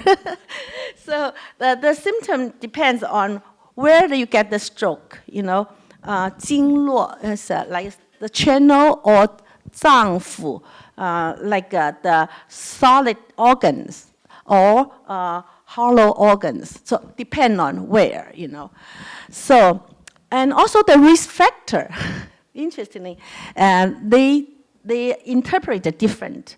Like in Western medicine, and we all know hypertension, diabetes, also heart disease, smoking, or obesity, some even hypercholesterol. But in TCM, it's different. You see, those we talk about, insufficiency of the liver or kidney, or the inappropriate diet, or emotional, or aging, they cause this what they call phlegm evil, or wind evil, fire evil, and also they have a qi stagnation or blood stasis, which cause strokes. So this is different. So diagnosis-wise, I think we just mentioned, it's like a blood test, echocardiogram, CT, MRI, all those. In TCM medication is 望闻问切，你们都比我懂。Observation, inquiring, and hearing and smell, and also palpitation. So the diagnosis, the tools is different. The treatment is very interesting. You know why? Because we all know this different, but the treatment we can combine it. So of course the Western medicine will be used blood thinner. Even we have a TPA injected within 3 hours. And also we have a rehab, physical therapy, occupational therapy, or surgery, But in TCM, you can see this herbs, acupuncture, cupping, massage, all they can help, after stroke. So that's why I feel acupuncture, Eastern medicine, very helpful, especially rehabilitation,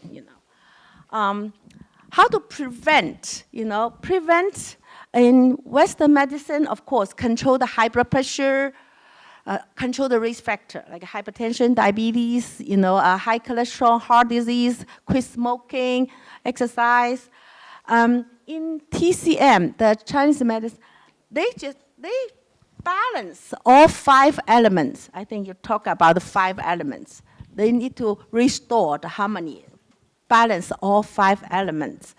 So I just gave you an example, what's the difference between the Western and the Eastern, and then they can combine, during the treatment. Okay. So moving on, I think we're going to talk about the decision making for patients. So this one is, if a patient comes to you and asks you, like, what guidance do you offer patients when they ask you about acupuncture? Yes, okay. That's the question. So usually the patient come to me, of course, I would suggest them, if it's critical or emergency, please go to the Western medicine. Go to the ER to treat it. If after the stroke or chronic situation, we do the rehabilitation. Usually the life quality, restore the function. I would suggest TCM, the acupuncture. Maybe they can see the result. Of course, as we know, we all combine both. It's better than either one. Okay. So I think this, we're talking about the Is that everything? Yeah, I think so. Great. So I think today I also, basically today we covered, because on her background, for Dr. Diane Lee, she's a neurologist, but she incorporates using acupuncture in her treatment to help her patients. So that's something that's really showing how someone is using integrative medicine. How do you integrate acupuncture into a clinical setting to help with neurological conditions? And I think that's one of the ways she's using it. And right now, I just want to open to the floor for a few questions, because we're running a bit late on time. So if you guys have any questions, okay, there's one question there. I'll take this question and one more question, and then we'll move on to the next one. Okay. Sorry, I have my mouth full of peanuts, which is a fungus to me, but I'm eating them. One question about hydrocephalus. Have you treated patients with hydrocephalus? Yes. And what is your, what do you treat them with? Okay. Hydrocephalus have a different reason. Sometimes tumor, right? Sometimes it's called normal pressure hydrocephalus. Yeah, there's 4 different types of hydrocephalus. For me, with my situation, non-communicating hydrocephalus. Okay. Usually we treat them with, diagnosis first, you will do the CT, MRI, and see the hydrocephalus, right? And the other day treatment will be used, we will use the, Diagnostic, the medication, water pill, get rid of, hydrocephalus is the water too much in the brain. So that's one question too is, if it's blocked, and it's not able to drain correctly. Yeah, and then we use VP shunt, the ventricle. I know all about shunts, yeah. Yeah, the shunt. Just let the water, drain the water to the abdominal. Either abdominal, there's several different ways they can drain. That's a VP shunt, yes. My question is, the mic? I'll speak louder. My question is, over your years of doing this, what has been the reimbursement rates for insurance companies for acupuncture? I found that ever since the narcotic epidemic we've had in America, they're more susceptible now, or more lenient to go to alternative treatment plans. Acupuncture, physical therapy, meditation is a form for pain management. So my question to you is, do you see a progression of the relaxing of TCM type of treatments, or your neurological conditions, getting reimbursed? Okay.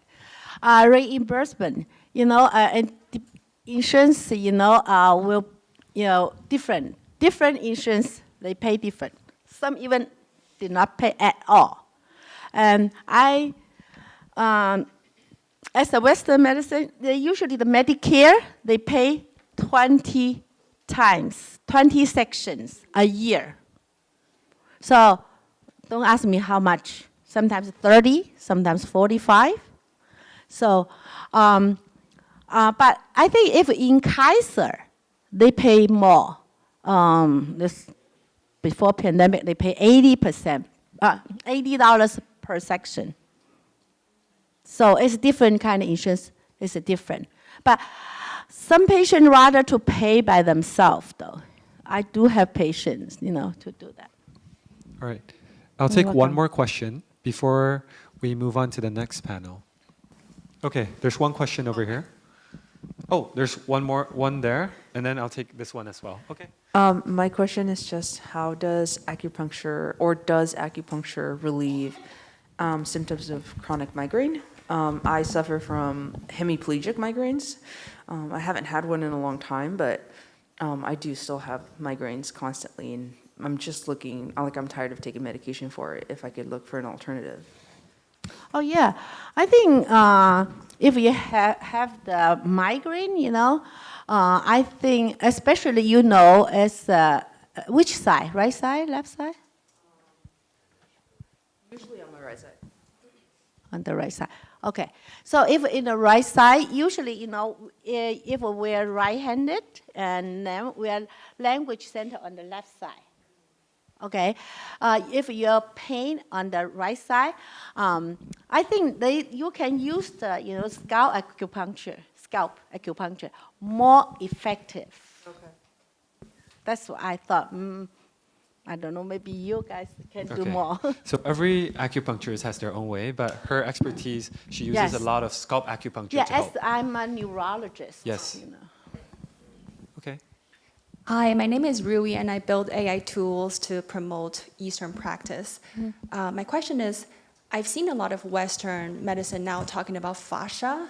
Is that the same thing as the pressure points that acupuncture would operate on? Fascia. I think fascia in Chinese is 筋膜. Oh, okay. The fascia. I know what do you mean. Yeah. I think that also fibromyalgia, they also have muscle and also the fascia, the fascial pain. So myofascial, called myofascial neurology, we have that. So also use acupuncture. It's more, especially you have a point, trigger point. Those points can guide your needle. That's really happy. Okay. Yes, Dr. Alex Feng. What do you think of coming up the dry needle tape? Oh, that's not my dry needle. Would you like to talk about that? You talk. Oh, me? Yeah. Dry needle. You put me on the spot there. This is acupuncture. So there's definitely a talk about dry needling and acupuncture and the difference between them and how they're being used. And of course, I'm not in any position to talk about that right now, but are you? Would you like to talk about it? I have no idea. I don't know. Maybe Arlene. So the practice that you do is not dry needling, right? No. It's acupuncture. Okay, so I think, do that. Yeah, I think this is not an appropriate question for either of us because we don't have the answers. So I think we wouldn't speak on this topic. But yeah, so thank you for the question though. I'm sure there's audience who's also curious about this. And maybe for the maybe a future session, we could invite someone to talk about this as well. Yeah, okay. Arlene. Yes. So for the next session, before we go to the next session, I just want to say thank you, Dr. Diane Lee. Thank you for your time. Yes. And yeah, so as a neurologist, she practices the acupuncture in her practice and in China, right? If you go to China, Malaysia, many Asian countries, neurologists and acupuncturists really work together to help stroke patients, right? So that's something that is doable. And if you're in neurology and if you have different practices of medicine, you could also think about like how can you incorporate more acupuncture or other things, other practices into your own practice to help. Okay, so next up, I would like to invite my very special guest of the day. Okay, and this is the last panel. Okay, this is the final one. We have Dr. Michael Stacy and Dr. Erlene Chiang. Let's give them a round of applause. Could you guys help me move this? Do you want to move that one up? Yes. Okay. Yes, I'll switch it up for you. Help me move this table out and then move that chair out. Yes. Can we start with a short meditation so everybody quiet down a little bit? Oh yeah. Is that okay? All right. Okay. Thank you. Thank you, Chi. Great job.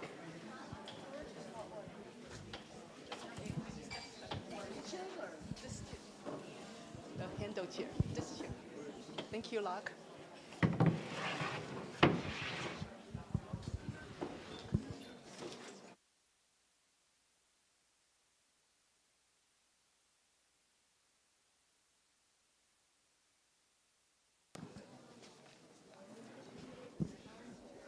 Where is Dr. Diane Lee? Is she in the back? Dr. Diane Lee? Okay, I found you. I still have my mic on you. The mic. The mic.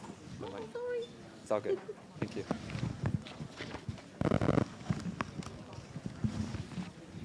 Could you mic this on your shirt? I'll give one to you as well.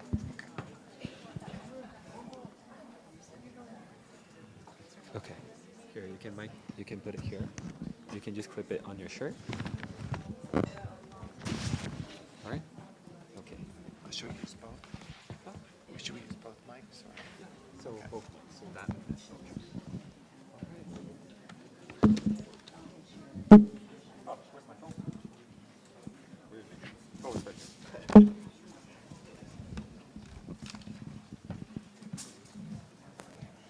Okay, we have 2:10 to 3:10, so we have 1 hour.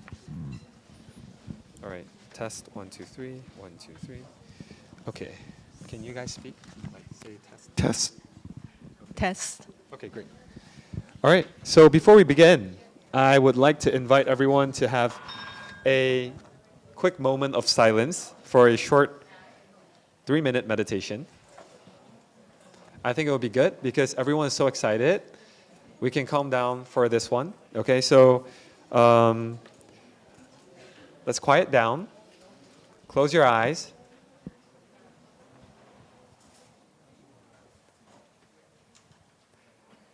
And just focus on your breathing. Breathe in, breathe out. Just really slow and deep breathing.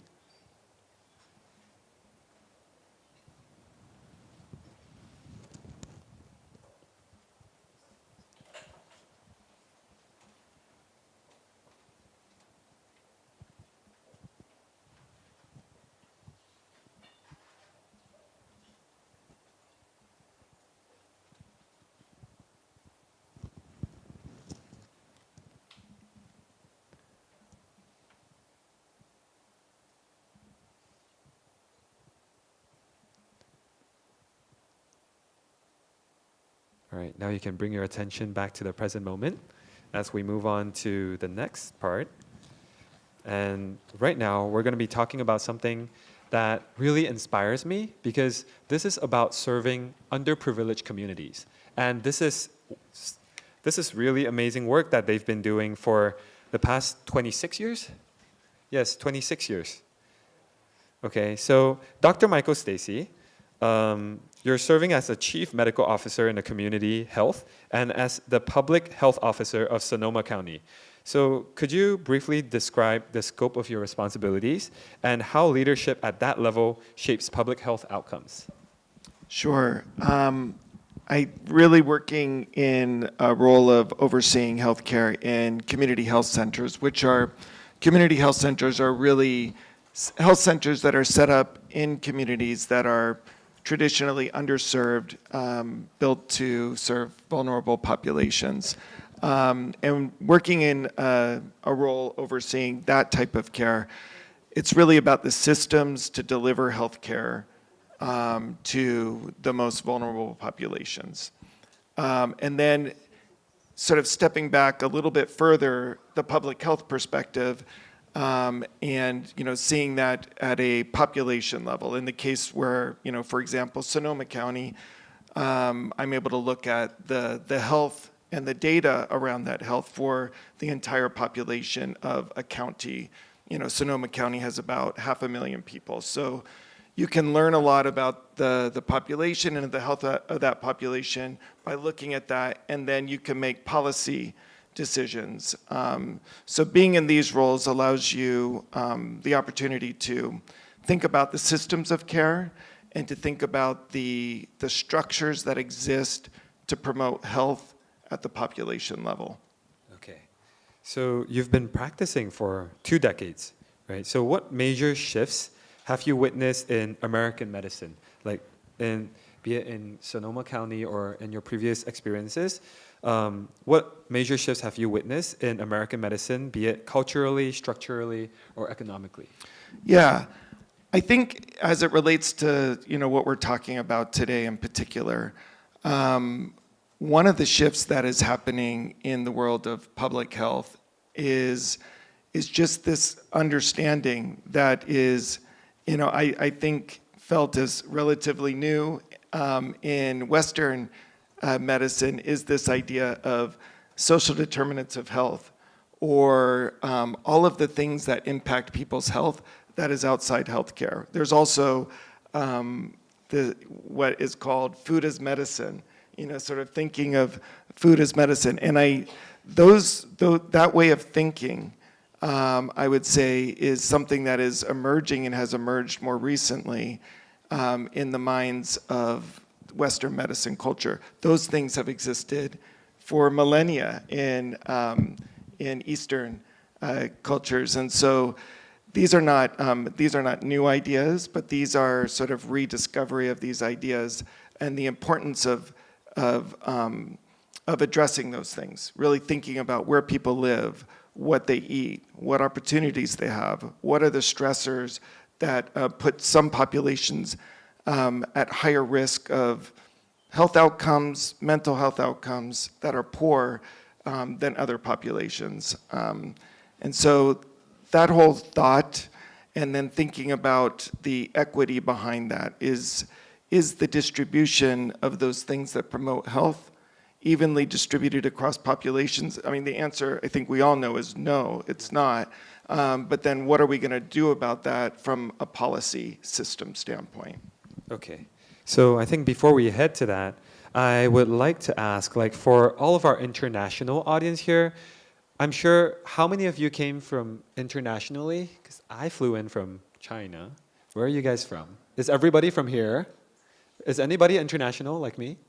Okay, there's one back there. All right, and there's a lot more online, okay? So I think the question I want to ask is, what does it often feel like to be a patient in U.S. primary care, particularly if one is uninsured, so without insurance, or underserved?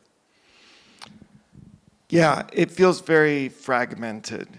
If you'll have your primary care provider, maybe a doctor, nurse practitioner, physician assistant.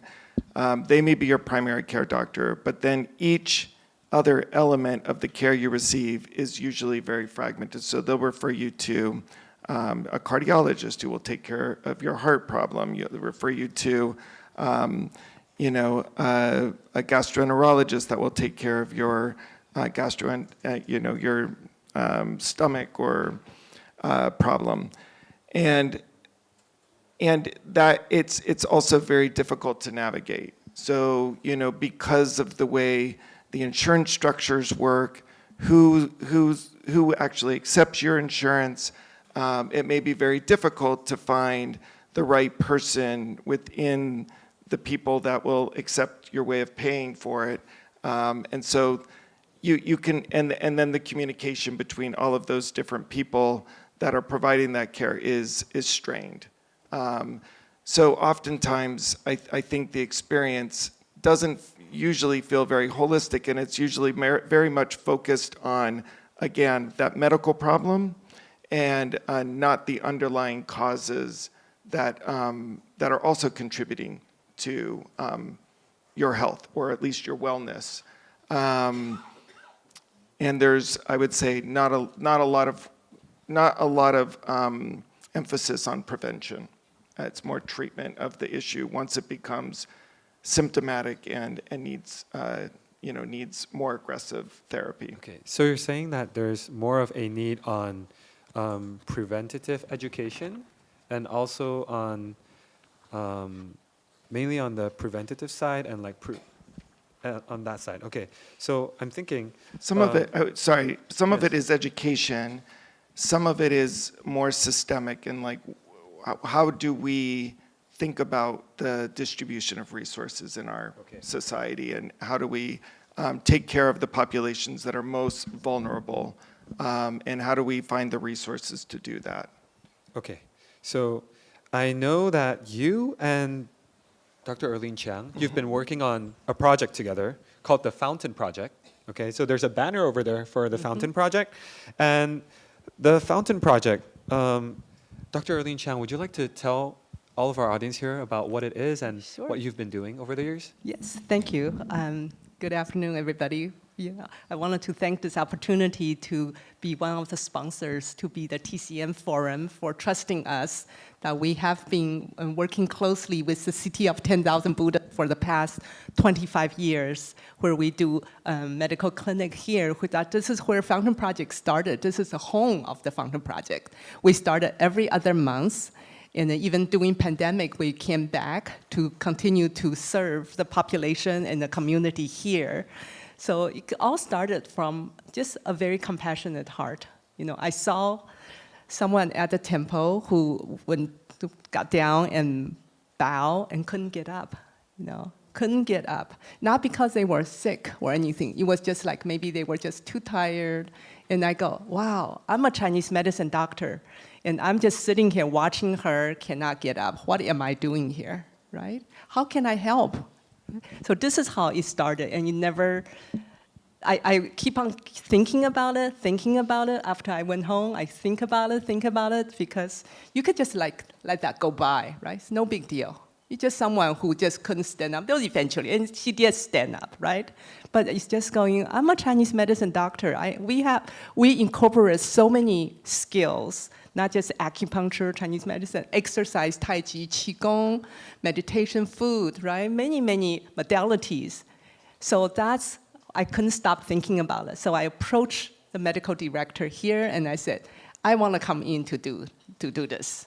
And as you heard from Jin Yanshi this morning, he said, if you've done it for decades, for 2 decades, for 3 decades, then you are real. And this is how it all started, from a heart that wanted to do more for the community. Yeah. And right now, you're not just alone. You're not doing this alone. You organize a whole team of people to provide a free clinic for the community here, right? Is that's that correct? right. Okay. Dr. Michael Stacy is one of our board members, and many of our board members are here, and our sponsors, our donors are here, and many audience are here supporting us just by listening to our talk. It's very meaningful, very supportive to us. So not until 3 years ago, our dream came true, where we actually have a physical clinic here in Richmond, California. So if you see there's a little green business card that's passing around, there's a QR code.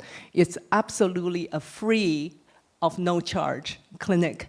And thanks to all the board members who supported this idea, because it's not just a one-person thing. You know, if you want to do something well, you need a whole team, also a dream, a vision. And that started 26 years ago, when I go, that person cannot get up. What am I doing? Why don't I go down, get my hands in, and start doing something? And then in 2023, right, Michael? That's when we started the clinic called the Fountain Project Health and Wellness Center. And that's where I met Dr. Michael Stacy. You wanted to share how we met? Sure. I mean, Erlene's been doing this for 26 years. I'm on my journey, and I'm more recent on the journey here, and I've jumped on Erlene's train that she's been sort of conducting for, many years. And being able to provide a space in which the patients that we were serving, vulnerable patients in Richmond, California, and being able to provide that space to be able to provide other modalities of treatment, acupuncture, massage therapy, chiropractor, and then Qigong, occupational therapy, all of these services to the patients that were receiving, Western medicine. They had primary care doctors, we have urgent care, dental services in that building, but this was on top of that. And with, as earlier mentioned, no barriers to receiving that treatment. So anybody from the community, some of them were patients already at our clinic, others were people that walked into the building from outside that were not patients in the clinic before. I think, are having this new experience of learning about the benefits of traditional Chinese medicine and the other modalities that are, contributing and adding to the care that they receive at the clinic. Right. So, Chi-Hee, if I may ask, I wanted to ask audience a question. Yeah, go ahead. Okay. So I wanted to ask, do you know of anyone that's underprivileged or underserved? Can you raise your hands? Do you know of anyone? Oh, everybody. Everybody, right? Yeah, and some of you are nodding very heavily, right? And this is, what is underprivileged, underserved? To me, it's could be just a word, but deeply, the person felt they were being discriminated or segregated because of their financial or physical or social status, So at the Fountain Project, it's a free clinic where we welcome everybody to come, despite who you are, how much money you have. To us, that doesn't matter. To us, what matters is, can we serve you? Can we bring this care to you where you feel elevated, where you do feel better? That's our slogan, just feel better. And we work closely with 3 homeless shelters in Richmond. One of the homeless shelters is the 2nd largest homeless shelter here in Richmond, in whole California. They have 330 beds. It took us 14 years to get in the homeless shelter. And now 1/4 of our patient clienteles are from that homeless shelter. And we do also have 2 clinics in 2 other small shelters on Thursdays and Fridays. Now, I felt that was a way to directly serving them to the shelter people. But it took a lot of work, a lot of support, and a lot of trust. Why should they trust you to put needles in them, right? I mean, who are you to deliver that? But it all started from 26 years ago to now. You never diminish the will. That is very impressive. I think that deserves a round of applause. Thank you, Michael. Thank you, Michael.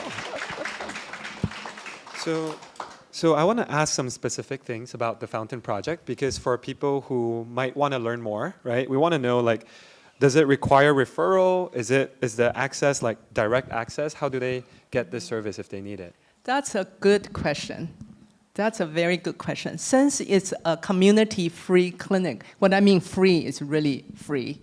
We don't ask your insurance. We just need your name and a phone number.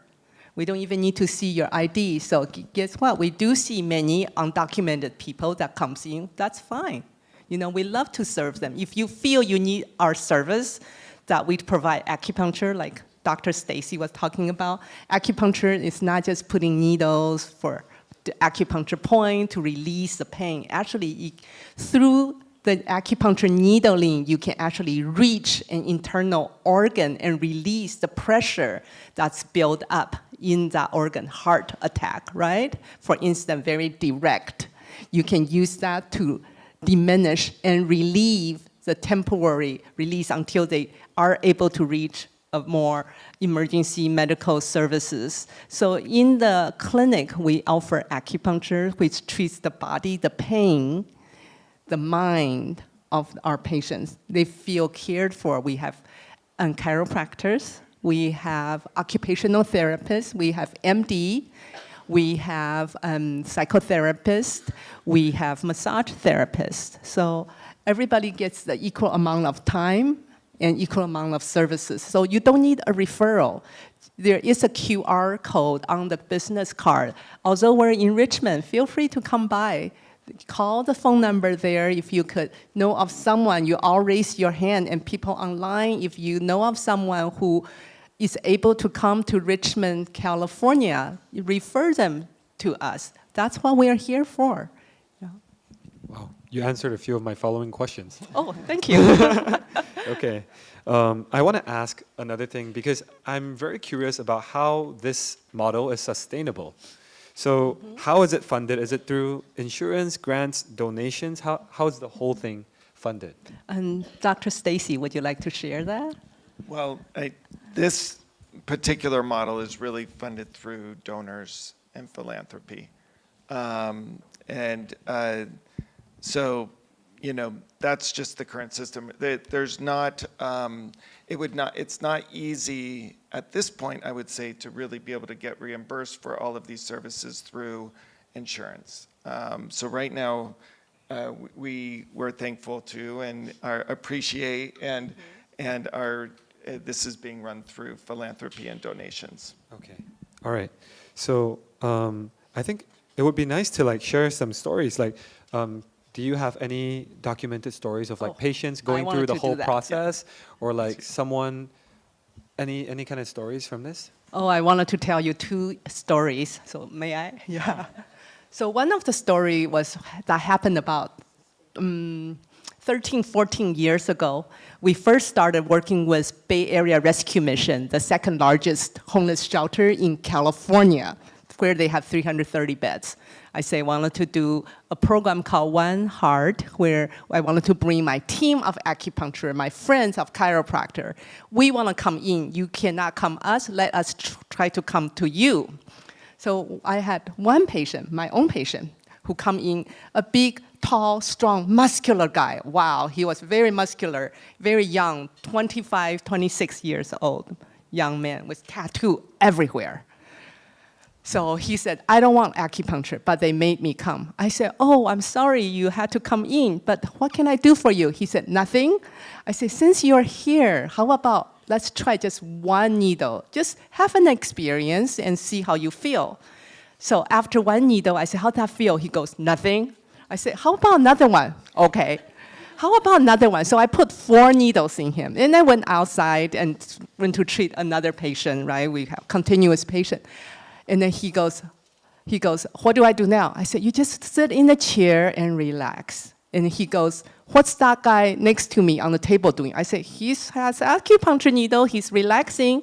He fell asleep. He goes, okay, I'll just sit here. He said, how long? I said, 10 minutes, okay? I come back maybe 15 minutes.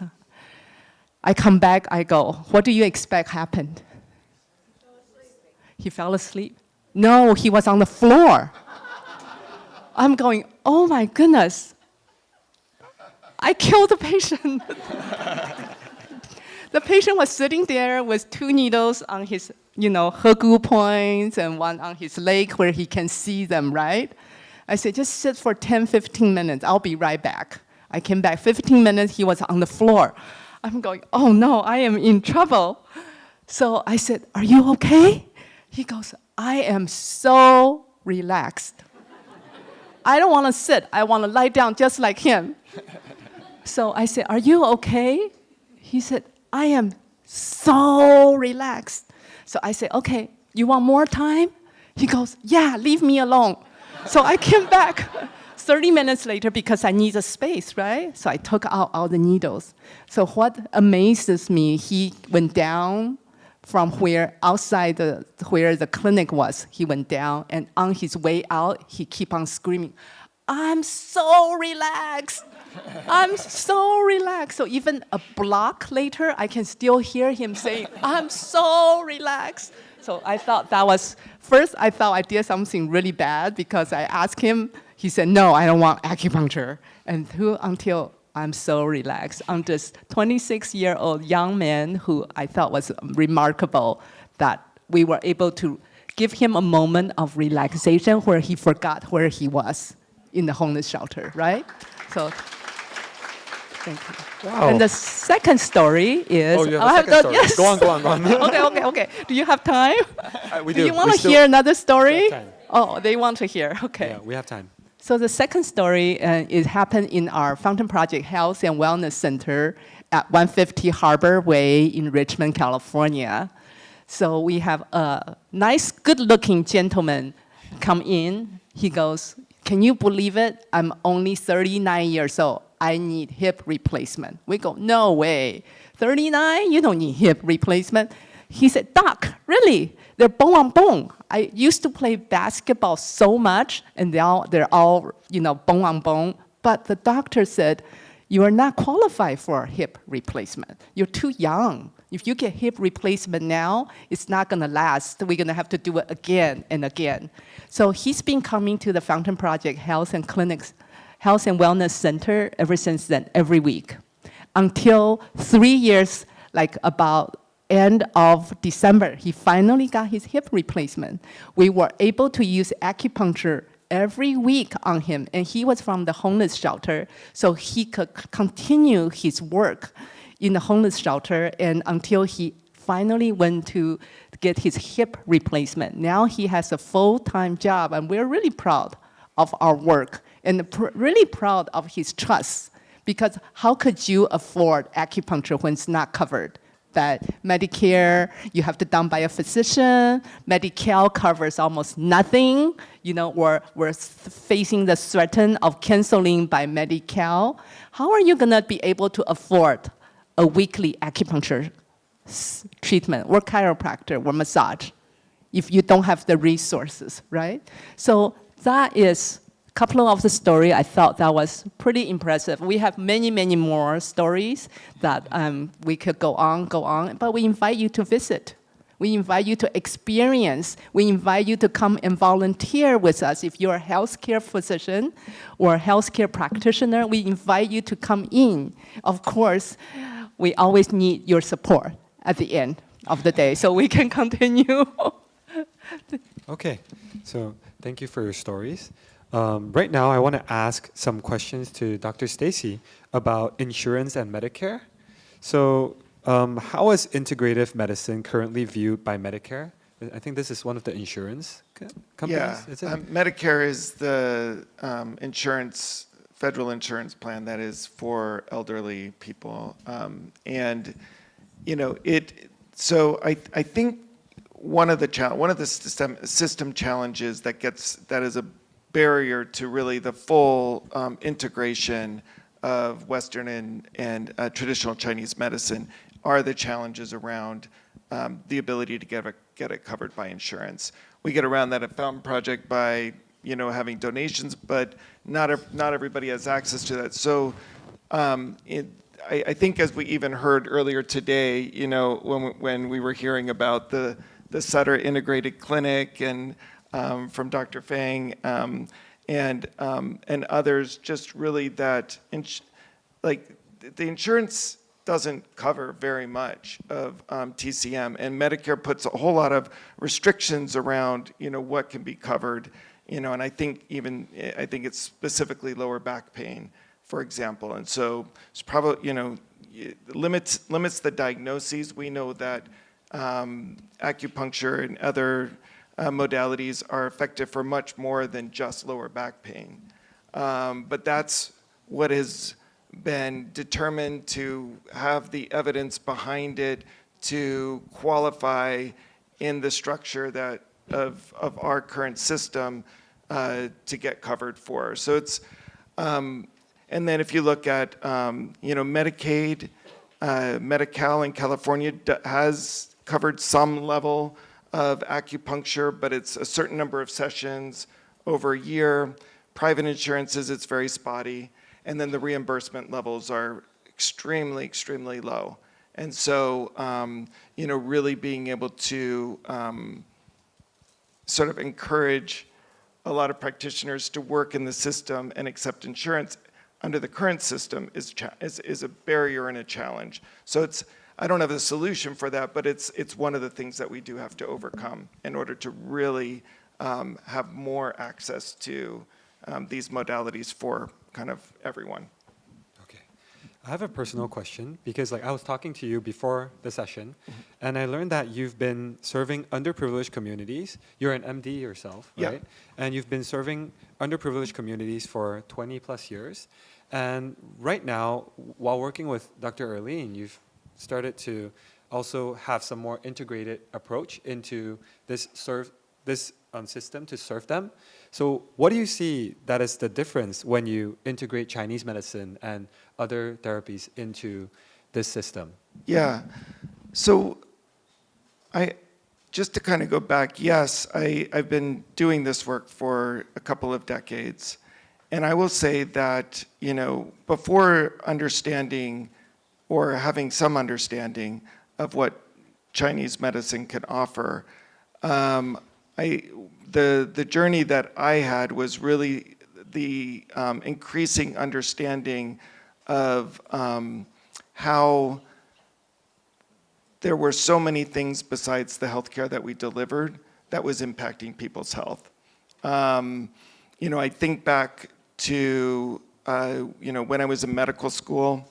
I spent some time in Nicaragua, and while we were there, I was there, working in some clinics delivering, medications to people we brought medications down there, and we were treating people's high blood pressure and other stuff. But one of the days we were there, we went to this remote village in the jungle and to repair a drinking well.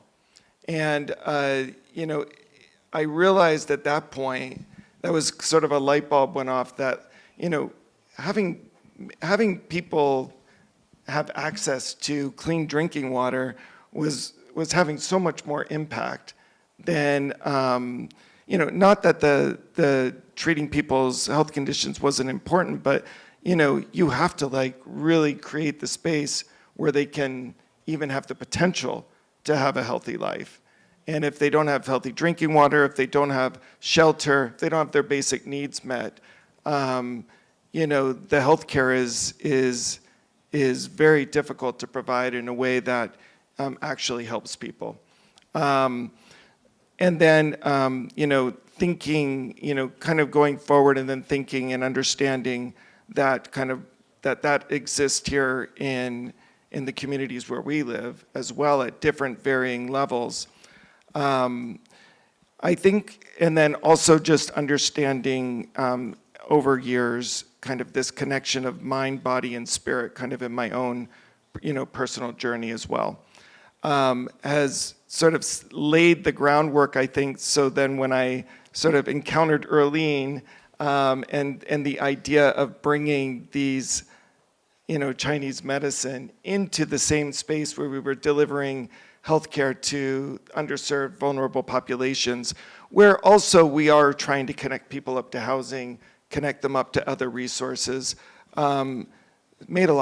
just made so much sense, because it's a way of really treating the whole person, not just their physical conditions, but really connecting their mind, their body, and then even the spirit. And the spiritual element to health and well-being. Okay. So I want to talk about the future of integrative medicine, because we've been talking about integrative medicine the whole day. And looking into the future, probably 10 years, 5 years, 10 years, 20 years, it's not widely available yet, but do you anticipate a broader acceptance of acupuncture and integrative therapies in primary care?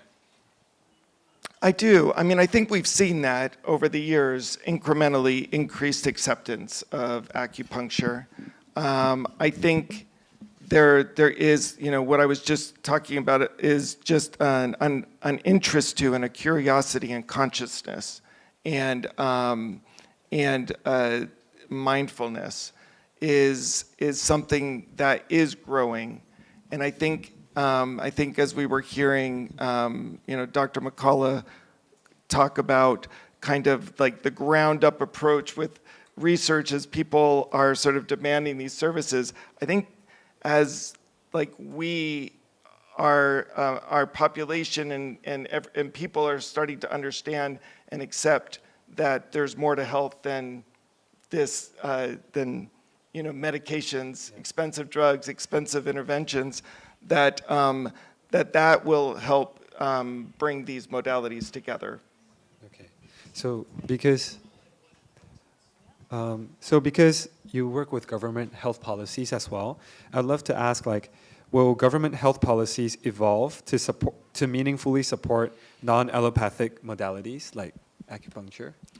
I hope so. I mean, I think what I see is we've made progress, but I see that we also kind of go back and forth. And we, for example, currently with all of the changes that are currently happening with Medicaid in this country at the present time, and and particularly in California, acupuncture was covered, is covered under Medi-Cal, which is the California brand of Medicaid, for a certain number of sessions. But because Medicaid dollars are being cut at the federal level because of our, with the current administration, the first thing that people think about cutting back on are acupuncture, and these other services that are being provided. So I would say we've made strides ahead to get these services included, but like at the moment I feel like we're potentially slipping back. But there is a demand for these services, and I think because people have had experience with them, my hope is that we're going to continue to, even if we're going to go back a little bit with that overall, in the long term, we're going to keep moving forward. Okay, so right now, I would like to ask everybody here if you have any questions related to integrative medicine, about public health, how this is all working together. Any questions for the both of them, or for the free clinic as well? You could raise your hand and we can have a Q&A session. Okay, there's a question there. Could you pass the mic to? Okay. Yeah. So this is a question about insurance. How do we bring insurance companies in on the conversation?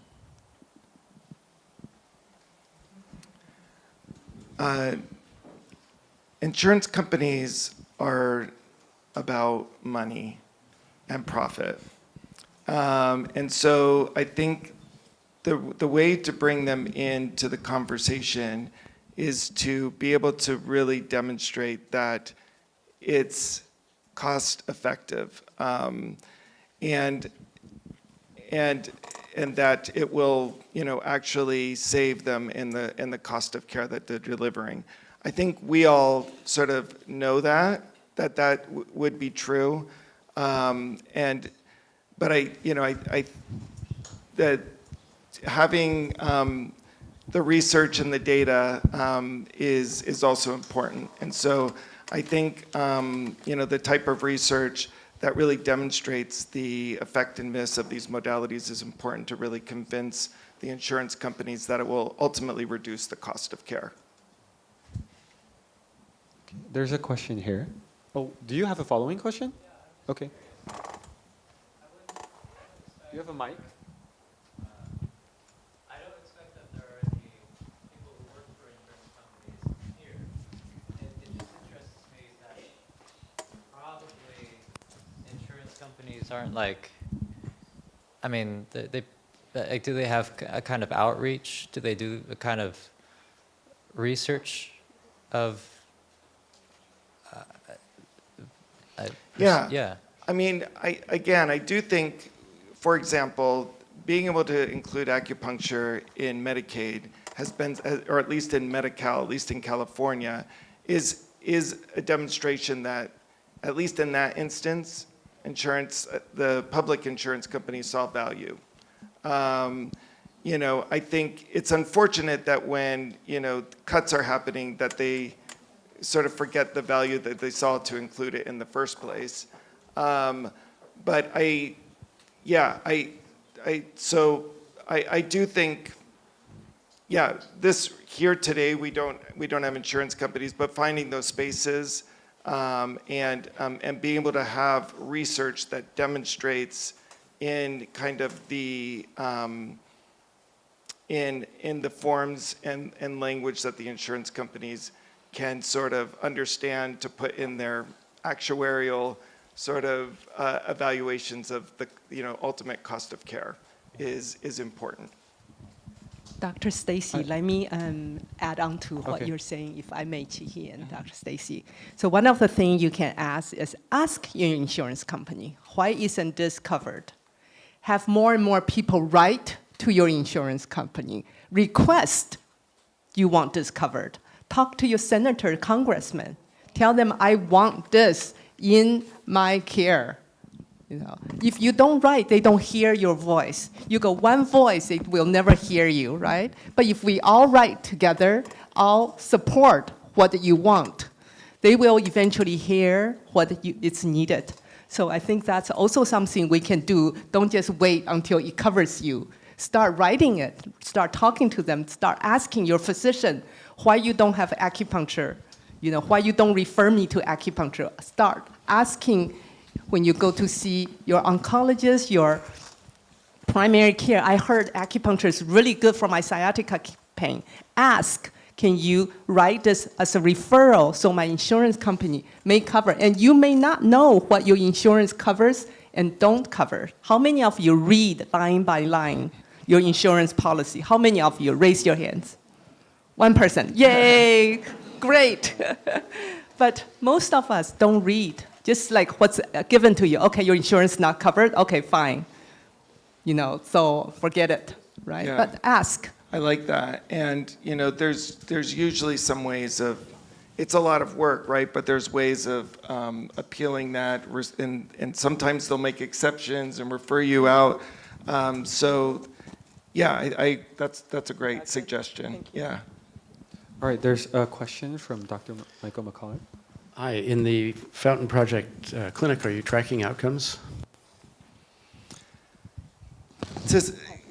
Yes, to some degree. I mean, the numbers are fairly low, but and I would say the outcomes are a little bit more subjective in terms of the patient experience. But we would love to be able to do more as it relates to, if we were able to track, blood pressures and things like that, and really demonstrate change in blood pressures. We haven't done that yet. It seems at this like point. the 3 years maintaining the failing hip until he qualified was an effective cost-effectiveness use case. Yeah, no, absolutely. The other thing that we are doing with the Fountain Project too is we also have a residency program, family medicine residency program, that is housed in the same building as where the Fountain Project is doing their clinics. And so it's also been an opportunity to bring family medicine residents into the Fountain Project clinics. And I will say that it's great exposure from an educational standpoint for family medicine residents to get this exposure, and I would say they're also very hungry for it. My experience is that young doctors going through training right now are really open to the concepts of mind-body connection and other modalities of care beyond allopathic medicine.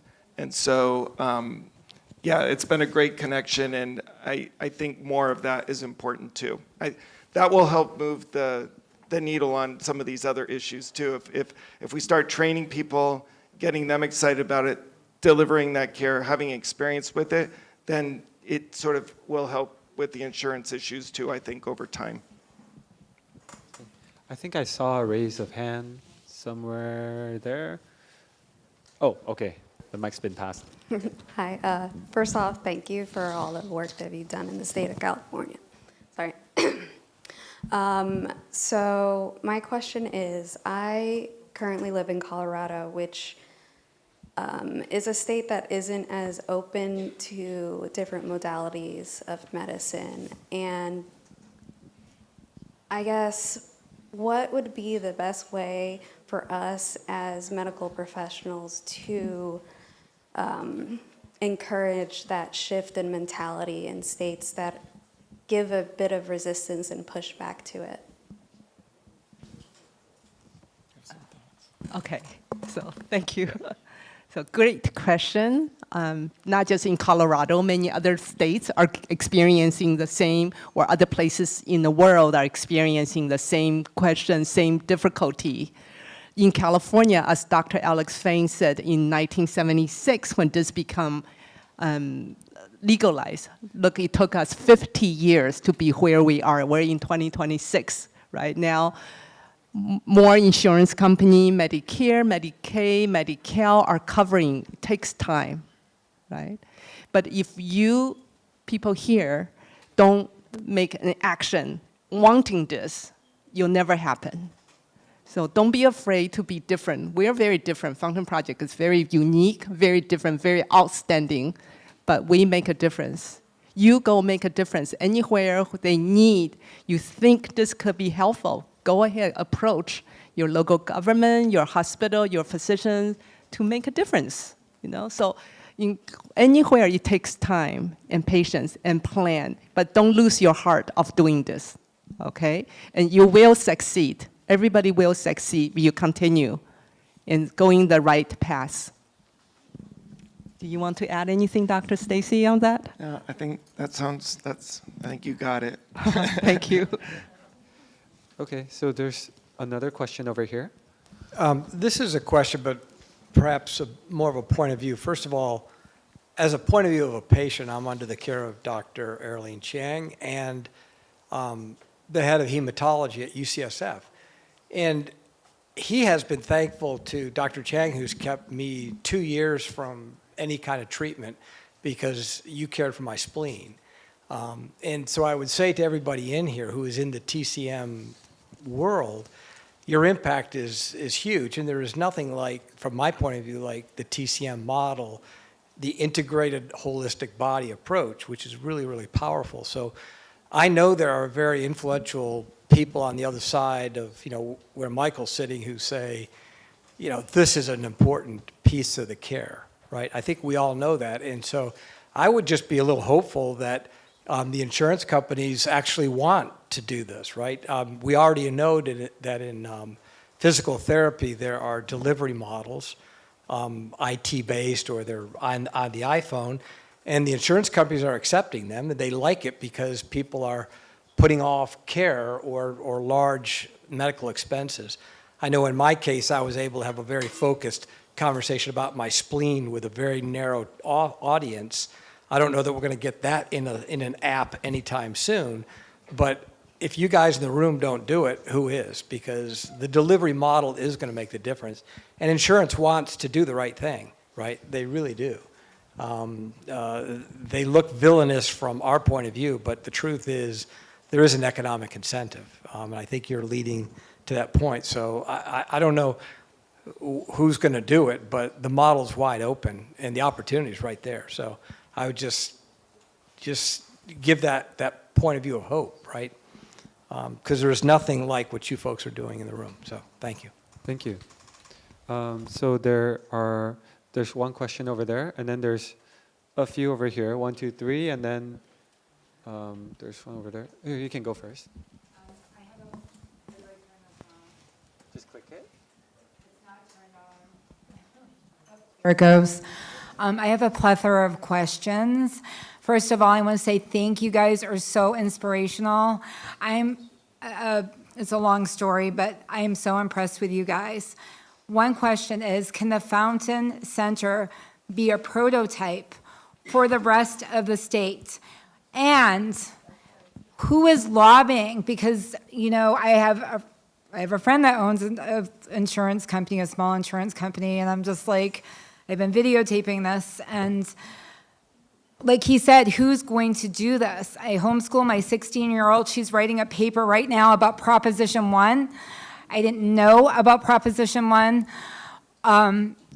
How is this going to impact? It's just, have you guys spoken to our governor, to our legislator? Have you gone to Sacramento? As homeschoolers, we would lobby. We lobby for not just homeschooling, but medical issues and things like that.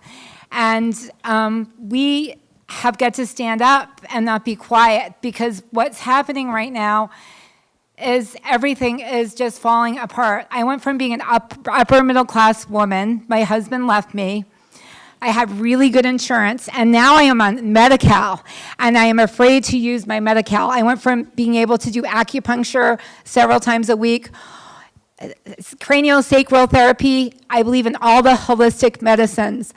And if we do not stand up, I took my daughter to Sacramento last week. She got into the Sacramento, California Museum. She did a project with MIT with our homeschooling thing out in rural Lake County. Somehow we get into this. She had 5 brain surgeries last year, and there's no one to help us. Luckily, I'm a big mouth, and I email people, doctors in London, doctors in India, doctors in Mexico. They're more willing to talk to me than doctors right here in the United States at UCSF or anywhere. I had one great doctor speak to me from North Carolina, from Duke University. He Zoomed with me. He felt horrible for me. And this state right now, it is falling apart. Acupuncture will help mentally ill. We have so many mentally ill people around our state house right now. Our governor's building a huge, like they talk about Trump, they're all bad. I'm sorry to get political, but our administration, we need to stand up for our people. You are loving and you are kind. You brought tears to my eyes, both of you, with your Nicaraguan story and your story about both the stories that you told. And thank you guys for your big hearts. And in Sonoma County, I use their healthcare. Thank you for your big hearts. I mean, this has meant so much. Thank you. So sorry I went off on a... Okay. Any other questions? I see so many questions. Did these come first? Okay, let's go over there first, and then, yes, there's many here. This whole row has questions. Hi, yes, my question was, I believe I've learned a little bit of, I think that we have, or the government has like federal funding for community-based health programs. And I was just wondering, I know you guys said that a lot of your funding comes from like philanthropy or donors. Have you guys looked into that process at all, or what it would look like? Or if there's been any challenges? All of the clinics that we, outside of the Fountain Project, the community health centers that I've worked in, they're all really funded by government. There's federal grants that fund that care. There's some enhanced reimbursement that comes that makes it possible to actually create a model of delivering care with Medicaid dollars, which are typically reimbursements very low. So in order for it to work and create a community health center, that is all government sort of assisted with additional grants that come in. So there's tons of grants searching for that. I think that is something that we have explored and looked at some level in Fountain Project, and would love to be able to get some grant funding, or if that was possible. We haven't as yet done that. We've really mostly relied on the. Go ahead, but we are approaching more grants and funding, like this lady said. And have you approached other places, other locations? Yes, we are. Well, we are continuing. We wanted to expand. We wanted to bring this modality to everywhere, not far, but so start from us, right? So for your question, we started in 2001. Not until 3 years ago, we finally land a center. But this passion, this heart never stopped, right? You could easily turn away. People often said, you're just doing this for yourself, so on. So what? But the truth revealed You're not doing this for yourself, right? You're doing this for everybody, right? What's wrong with doing it for yourself? That's nothing wrong. But if you can do it for everybody, that's beyond. Then people can see and sense your sincerity in what you're doing.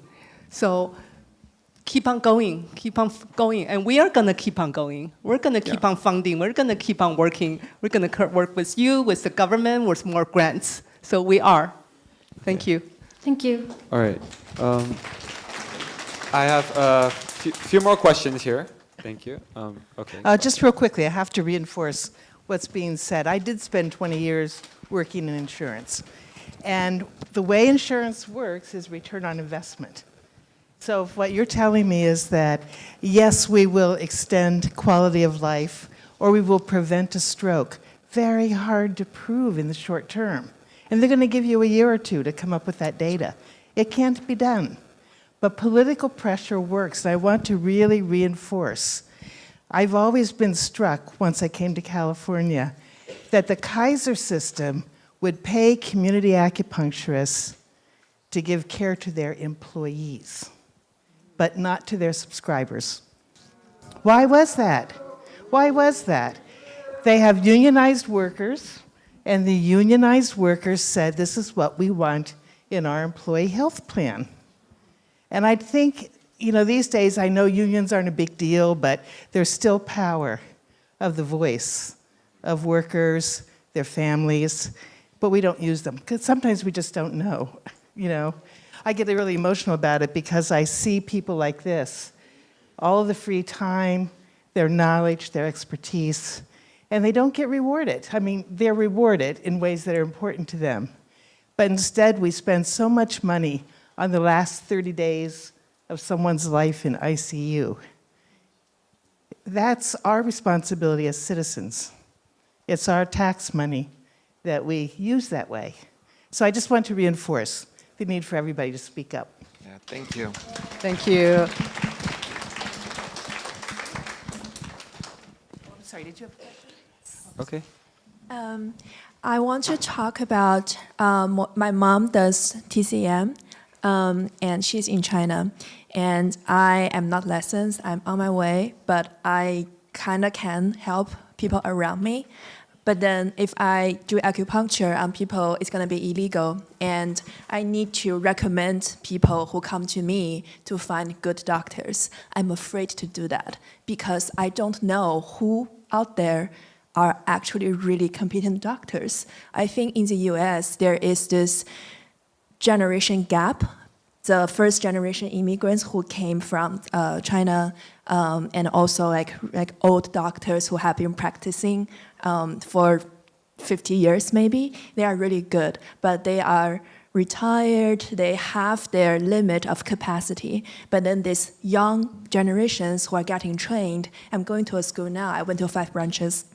People who are graduating, they don't, I feel like, because I come from tech, so graduates from tech and graduates from TCM schools, they are very different. Like I would be worried to recommend my friends or people who are really vulnerable to just an average doctor that's out there.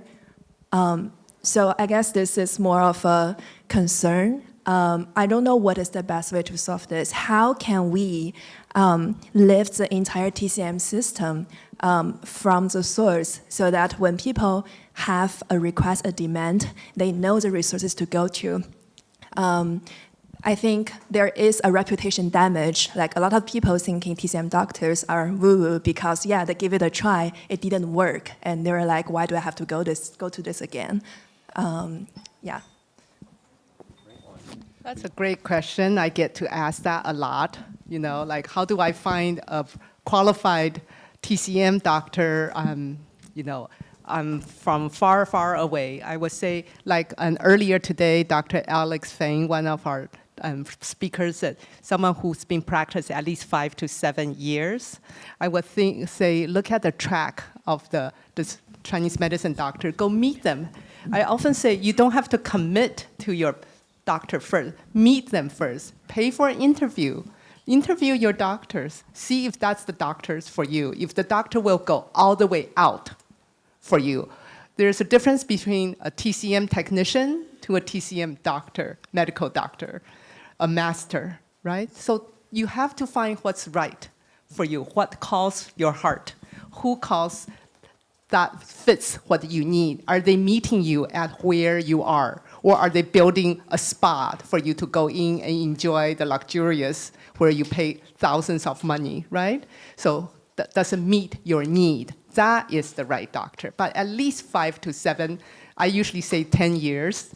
If you wanted to go see, a doctor for hematology or cancer, I would say at least 20 years or plus.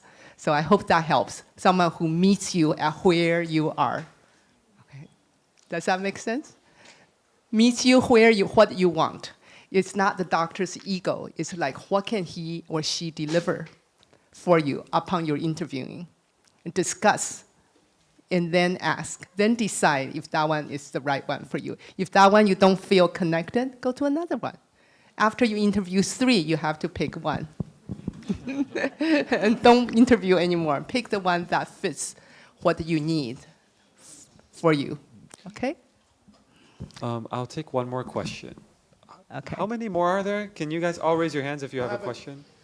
Okay, I see one here, one there. 1, 1, 1. Okay, 1, 2, 3, 4, 5. Okay, no more. Okay, here you go. Help her with the mic. 5 more questions. Hello. Okay. Thank you so much for all of the work everyone who has presented today has put into the world of TCM.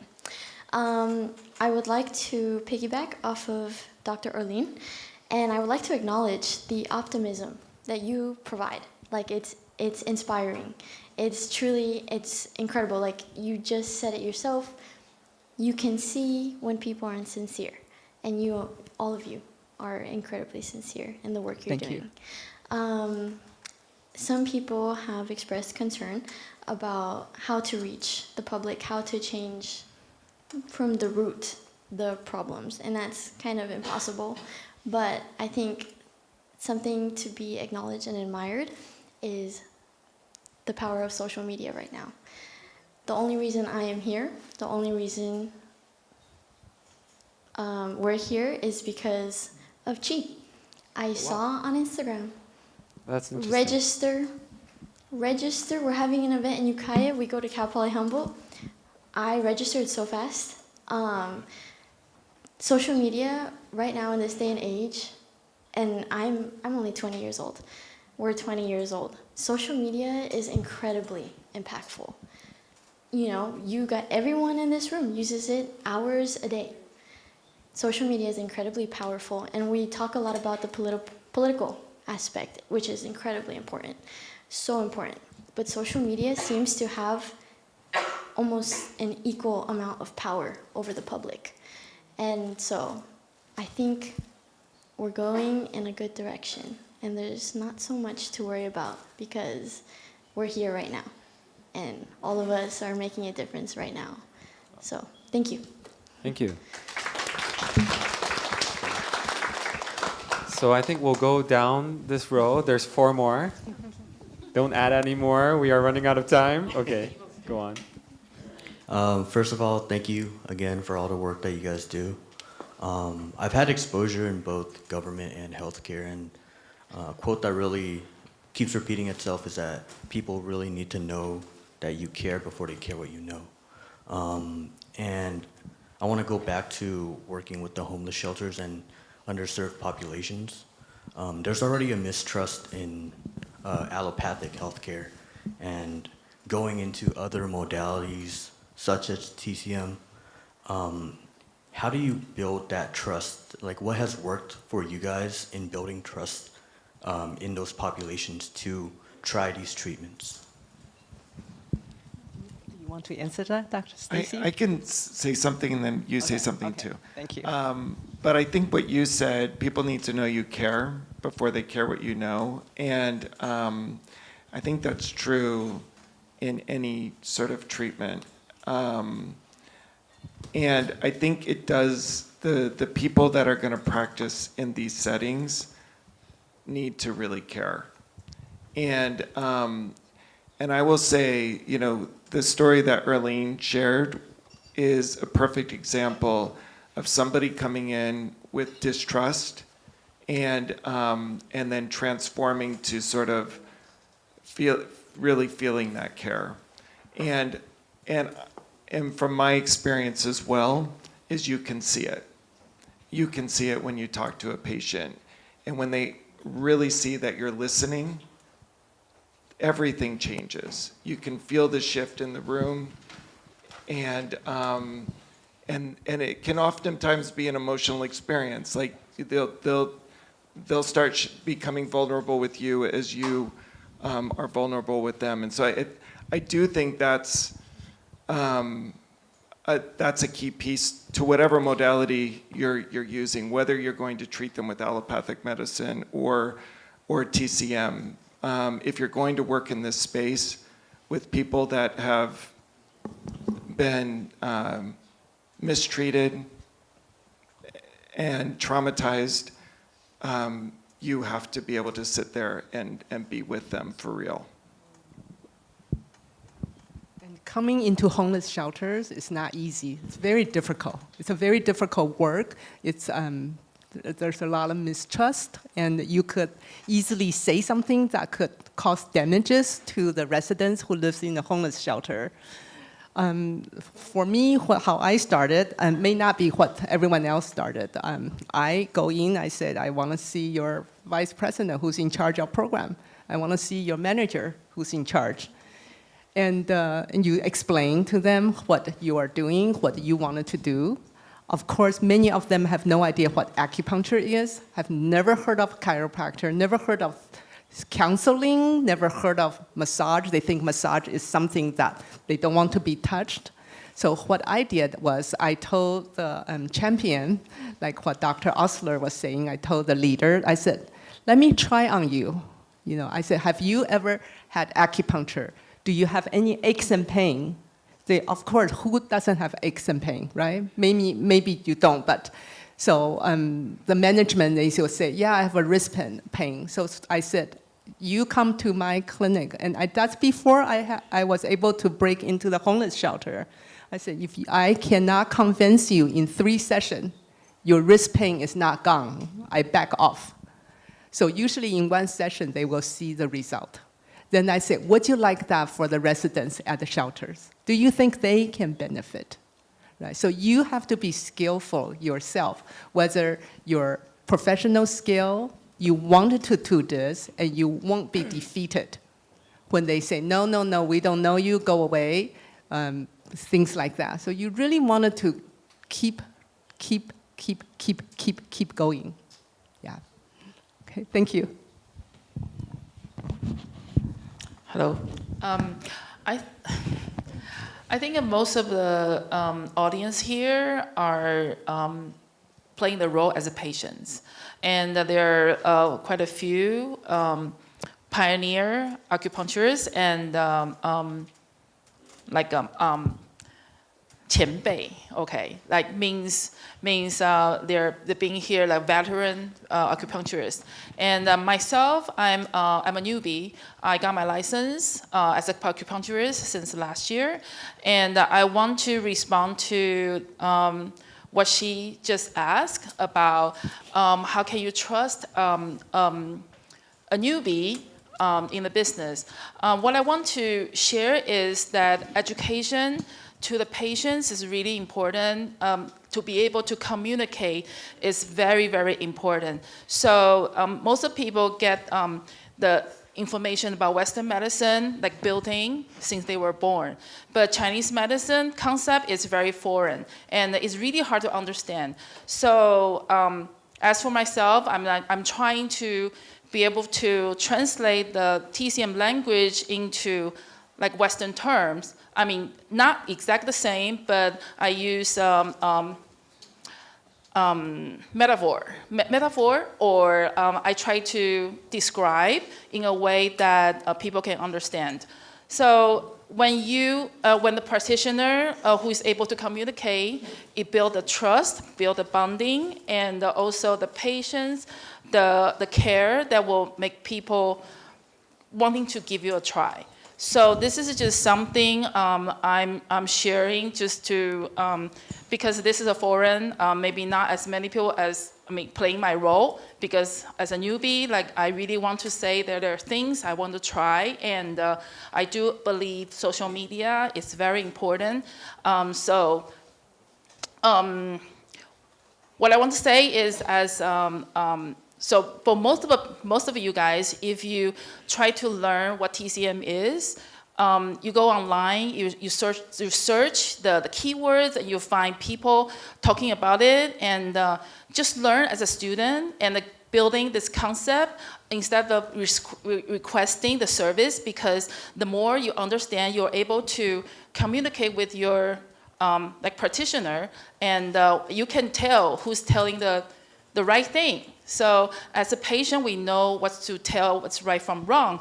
And also, I want to say, like, Google Business is really great. So if a practitioner, like, who is like serving a good job, and as a patient, we go out online and give a 5-star. If it's a bad review, 1, or it's like as a patient, like, we can really express our ideas through like online whatever ratings, or there's a lot of discussion through Facebook, social media. So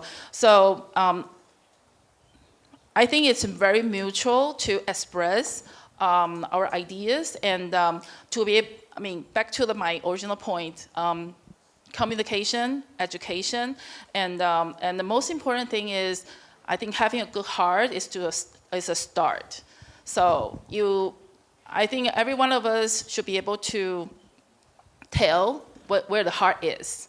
So that's just what I want to share. Thank you. Thank you. How many more questions do we have? So many. Okay, no new hands. No new hands. I'm sorry. Oh, Or we're not going to go home today, guys. You want me to go? Okay. They can ask us afterwards. Yes, over there. Yes. Do you want to go, Raul? I can wait. Well, mine isn't really a question. Mine's as an observation as a physician, okay? What I find appalling is we've allowed the New York Stock Exchange to have healthcare companies, insurance companies, pharmaceuticals, which are all for profit, okay? Like this lady said, for profit. The average patient changes their insurance policies within a year or so. That's why you'll get emails changing your insurance policy. We have a new plan for you, and yada, yada, yada. And people change their plans. So these guys, like that gentleman with the hip, he's going to change insurance companies, most likely. These guys are bean counters, okay? And they're going to say, we're not going to pay for this because this guy's going to be gone in 1 year. Okay? They're bean counters, okay? And when we have this migration of healthcare changing around, you're not going to get what you want. I'm dead serious about this, okay? It's insanity. And my feeling is, what's the biggest problem in America is called greed. Okay? Look at this book right here. I'm reading this book, and it just resonates to me, getting greed out of our hearts. Okay? Greed is the problem in America. Greed is the problem for healthcare. Okay? Greed is like, example, you just talked about your rural health clinics. The rural health clinics, the government's giving these guys, now bean counters running these rural health clinics. These poor people are going through, you know how much time they get to spend with a physician? 7 minutes. They have a clock, because they have some bean counter saying, you're spending too much time with a patient. You're only allowed 50. As a physician, I can't see a patient in 15 minutes.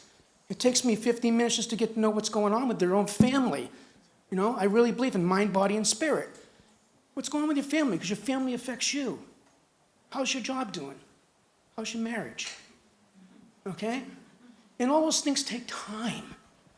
And yet, you have bean counters in the federal government giving these clinics, believe me, a lot of money. Okay? The average, from my understanding, the average appointment time, they're getting $150 an office visit.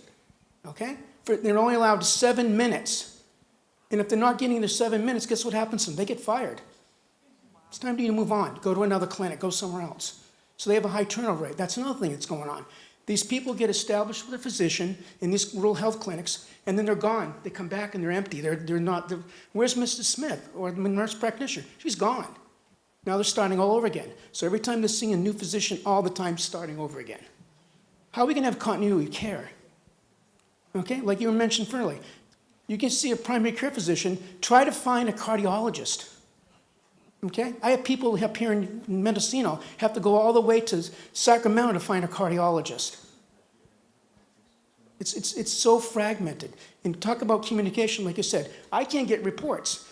Like, I had a guy I just saw from Placerville over at the, I don't know what it's called, Marshall Hospital. The guy passed out, had a seizure, ruptured his spleen, and now he came to me as a new physician because I'm on this panel.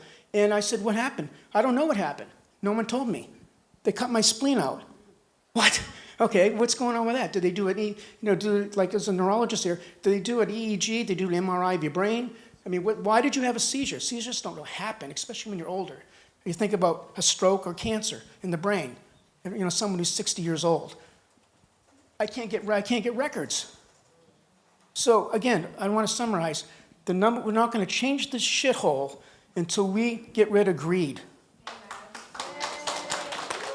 And all our congressmen are in bed with these people, okay? Lobbyists, okay?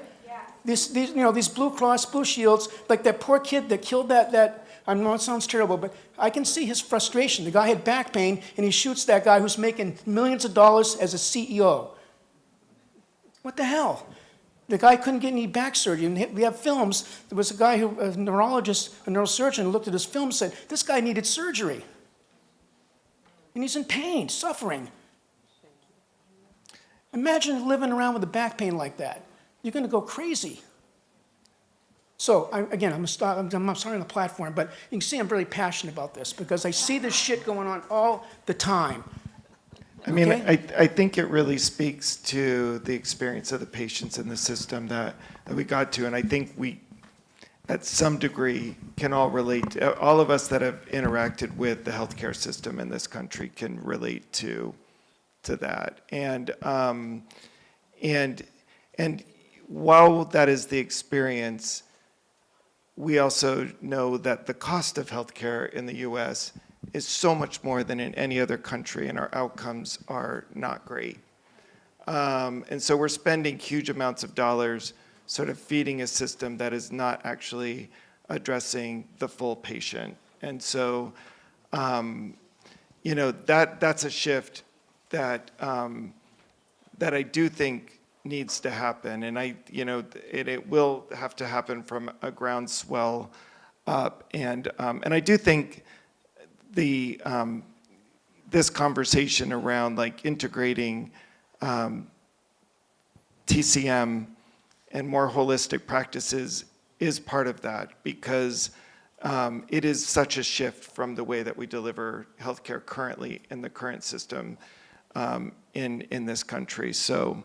But yeah, thanks. I mean, that's the patient experience, and that's also the provider experience, physician experience in the system too. Yes.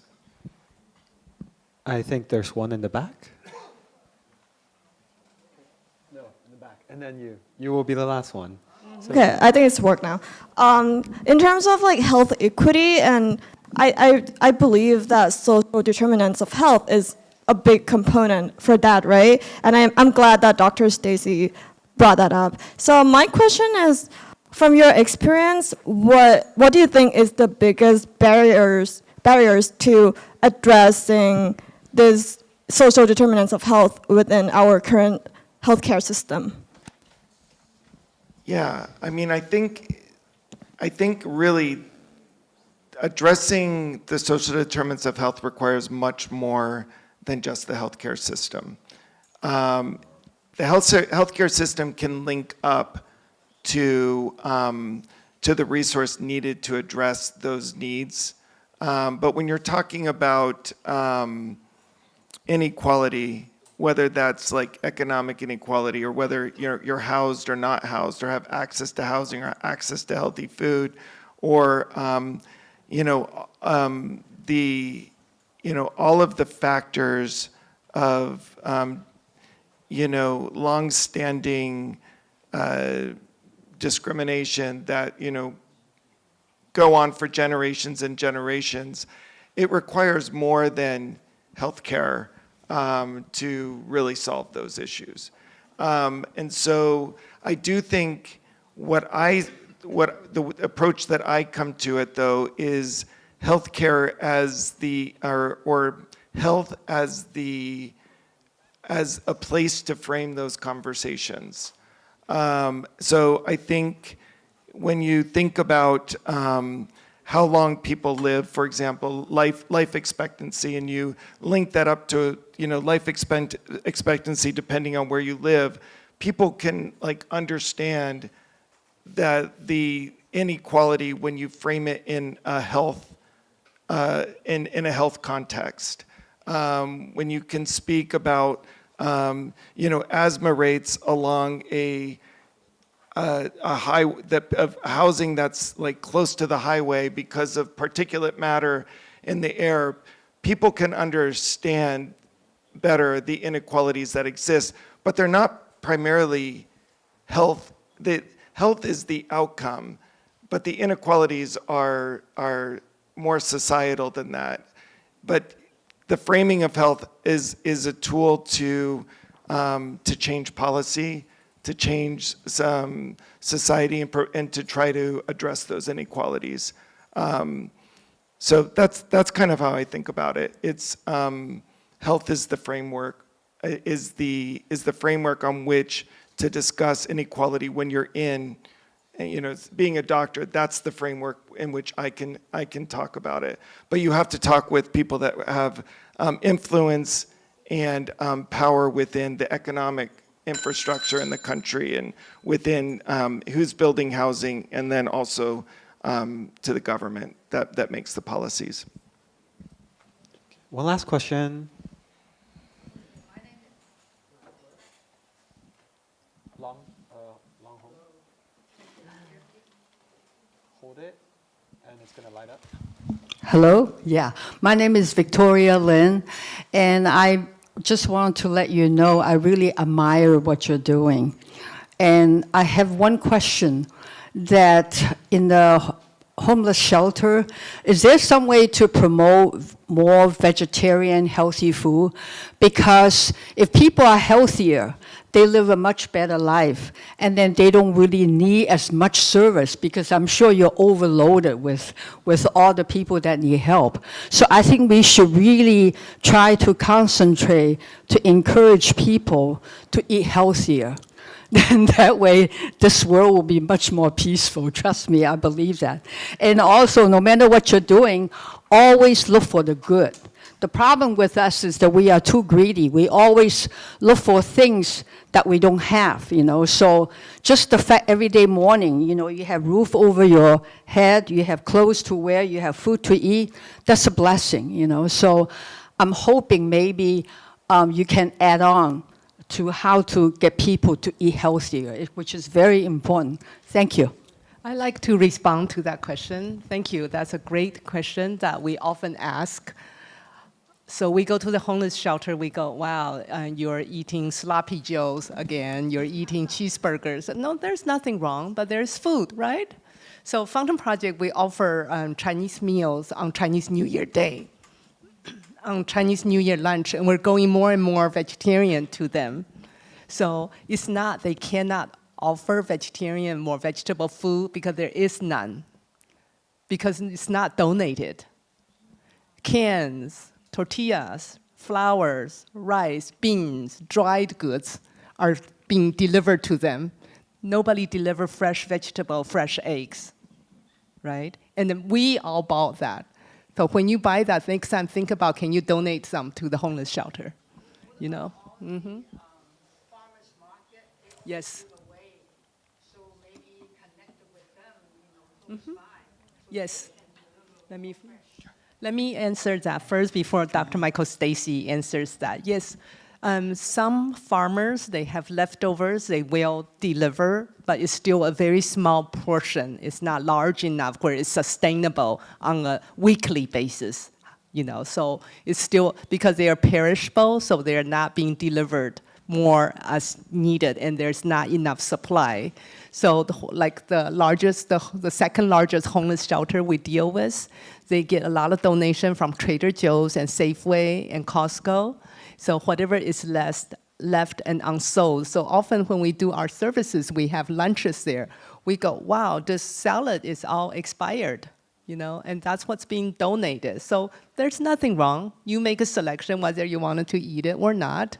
So I'll let Dr. Stacy, I know he has a lot of experience in this, to speak about it. Just a couple of things. There are like pockets where in Alameda County, where I've done quite a bit of work. Alameda County is where Oakland is.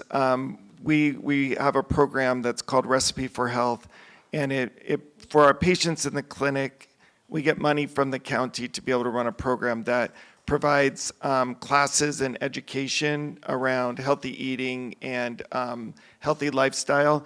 And then in addition to that, they get a box of food delivered to their house on a weekly basis, and it's all vegetables grown in urban farms within Alameda County regenerative farming practices. So that's a pocket of where there is kind of a food as medicine, and I think that is in kind of this Western medicine, that the idea of that is newer than sort of in traditional Chinese medicine, where of course food is medicine.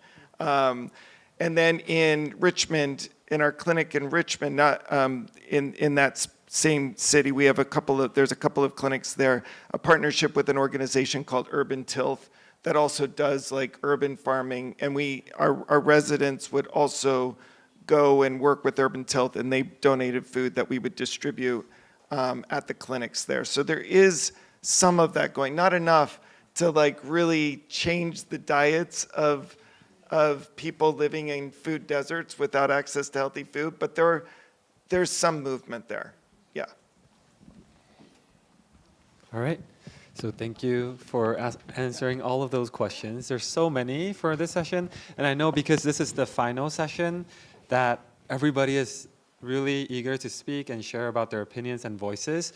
And I think it would be good if I share a bit before we end this session, right? So initially, I wanted to start off with an opening speech to share about why we're here, what we're doing, and why we're doing this, why is everybody here together. But because of time constraints, I kind of skipped that part. Yeah, but I think it would be good to address it in just a short 10 minutes to share about why we're here and just go back to the mission of really promoting our schools here. It's the 50th anniversary. And this is the school that really taught me all the values I have as a person. I was here during the most critical parts of my life when I was shaping my personality. So I think that was really impactful for me as an individual, because here they teach you values like kindness, like brotherhood, like goodness, like love, how you give back to the community, and like what Dr. Alex Feng said today, like what have you done for humanity, right? So I think those are really amazing values, and they are very powerful in today's world. And especially many of you read the books over there, and you also identified, like I've heard so many of you talk about greed. And we learned all about that in the schools that we have here. It's called Instilling Goodness and Developing Virtue School. And in the name itself, it literally tells us how powerful the school's mission is. It's really to bring more good people into this society, to bring more virtuous people, and really create an impactful change. So that's really inspired me to do what I do. So I'm very surprised, honestly, to see that I'm reaching people on social media here, and people are coming because they saw my post, because this is my first time ever doing a forum like this here in the US, and seeing people drive all the way up a few hours, it really touches my heart, and I just really want to thank you guys. Give yourselves a round of applause for being here. Yeah. And yeah, so to celebrate this school, this 50th anniversary, we've come together to create this. Jing Yanshi, me, and Dr. Erlene Chang, we've interviewed and invited all of these amazing speakers from the morning till the till right now, the afternoon, to share about all the work that they've been doing for decades. You know, all the work they've been doing 10, 20 years, 30 years, 40 years. It's really crazy amount of work and effort, and it all comes from their love, their dedication, their mission. And I think that's just really touching and inspiring. And I learned a lot personally from all of you today. And the reason why I'm doing this podcast style is because I want to make this more accessible. So I see people are recording, I know, but I'm also doing a recording right here, because what I do is, my mission is educate to medicate. So I believe that it all starts with education. So be it in the food that you eat, like food is medicine, the lifestyle, the medical Qigong. I'm learning so much that I think that after going back, I want to bring all of this to the online audience as well, so they have more awareness of what's going on, all the work that you've been doing. People need to know about this. Right? So that's why we did this today, and I think it's really meaningful. And all of you who are here, if you could help and share that message to more people, the work that they've been doing, and also if you could help in any way with either the donations or direct support, or even using this as a framework. If you have the heart to start your own free clinic, or to start your own initiative, or to voice up, or to do something about it, I think that's something that can really make a change after this session. And I think that's why we're all here for. So yeah, that's just something from my heart, and yeah, that's all I have to say. Thank you, everyone. So now we are going to do a closing ceremony where we're presenting the certificates of appreciation to all of the speakers. So I'd like to invite Jing Yanshi, Dharma Master Jing Yanshi, to present the certificates. Before we give out the awards or certificates, we like to transfer the merit we have done today to all beings for the good of world or the world, and for the world peace. So since today morning we start with the Guanyin Bodhisattva, and we have entered the hall of the Earth Door. Gaba Bodhisattva. So we can chant Dizang Pusa this time. Okay. If you can stand up, welcome. I'll stand up.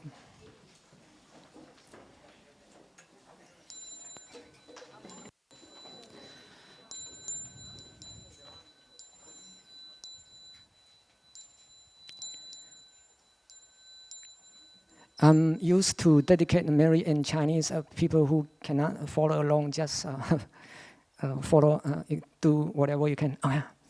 愿以此功德庄严佛净土，上报四重恩，下济三途苦。若有见闻者，悉发菩提心，尽此报身同生极乐国。Bow in respect to the Master.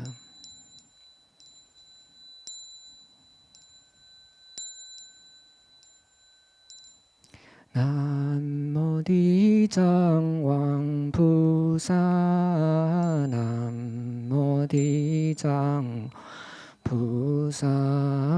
Nam mô Di Giang Hoàng Pu Sa. Nam mô Di Giang Hoàng Pu Sa. Nam mô Di Giang Hoàng Pu Sa. Nam mô Di Giang Hoàng Pu Sa. Nam mô Di Giang Hoàng Pu Sa. Nam mô Di Giang Hoàng Pu Sa. Di Giang Pu Sa. Di Pu Sa. Di Giang Pu Sa.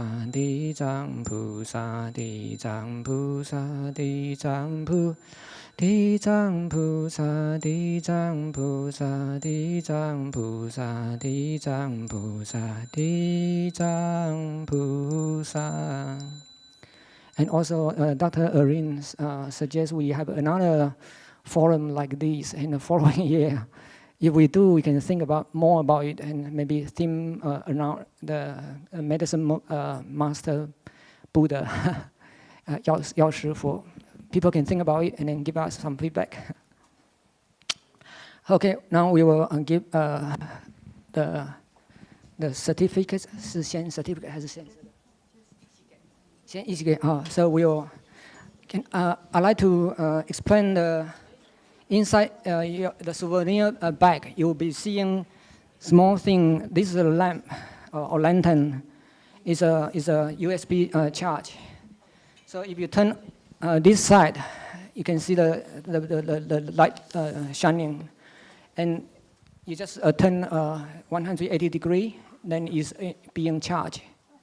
So if you bring home and see this cannot light on, let me know. I will mail you a replacement.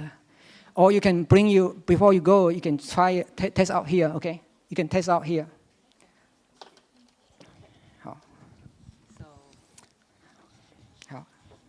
好，两个一起刷。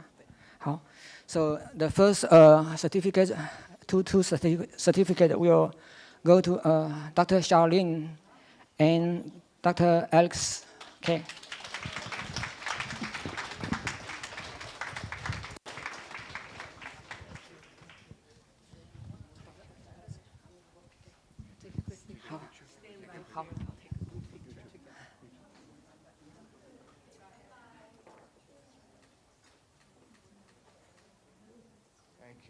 Okay, 好。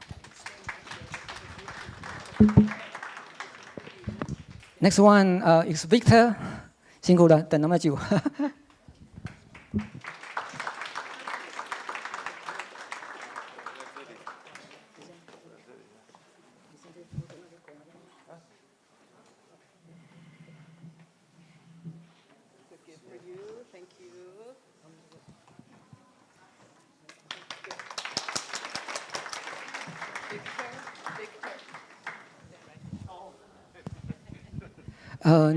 Next one goes to Michael McCulloch.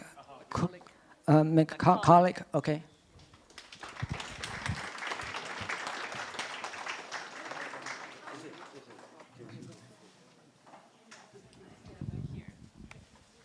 Next one goes to Dr. Diane Lee.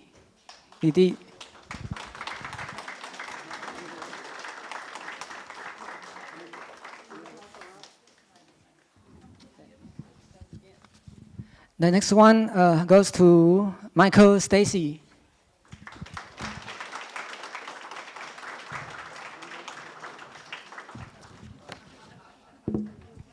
And this one for Dr. Erlin. For myself. The next one, certificate goes to Chihi Sun, Dr. Chihi. 你一直说这个气体要并在一起。哦，我不知道。是不是 Yes. 哦，好，没关系。 Thank you. Thank you so much. 好。Thank you. 哎。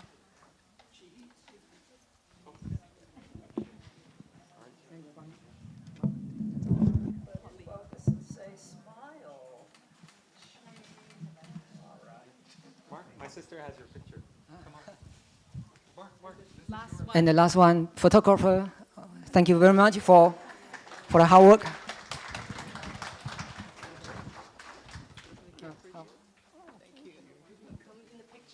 So all done today. Very good. Thank you for coming. Oh.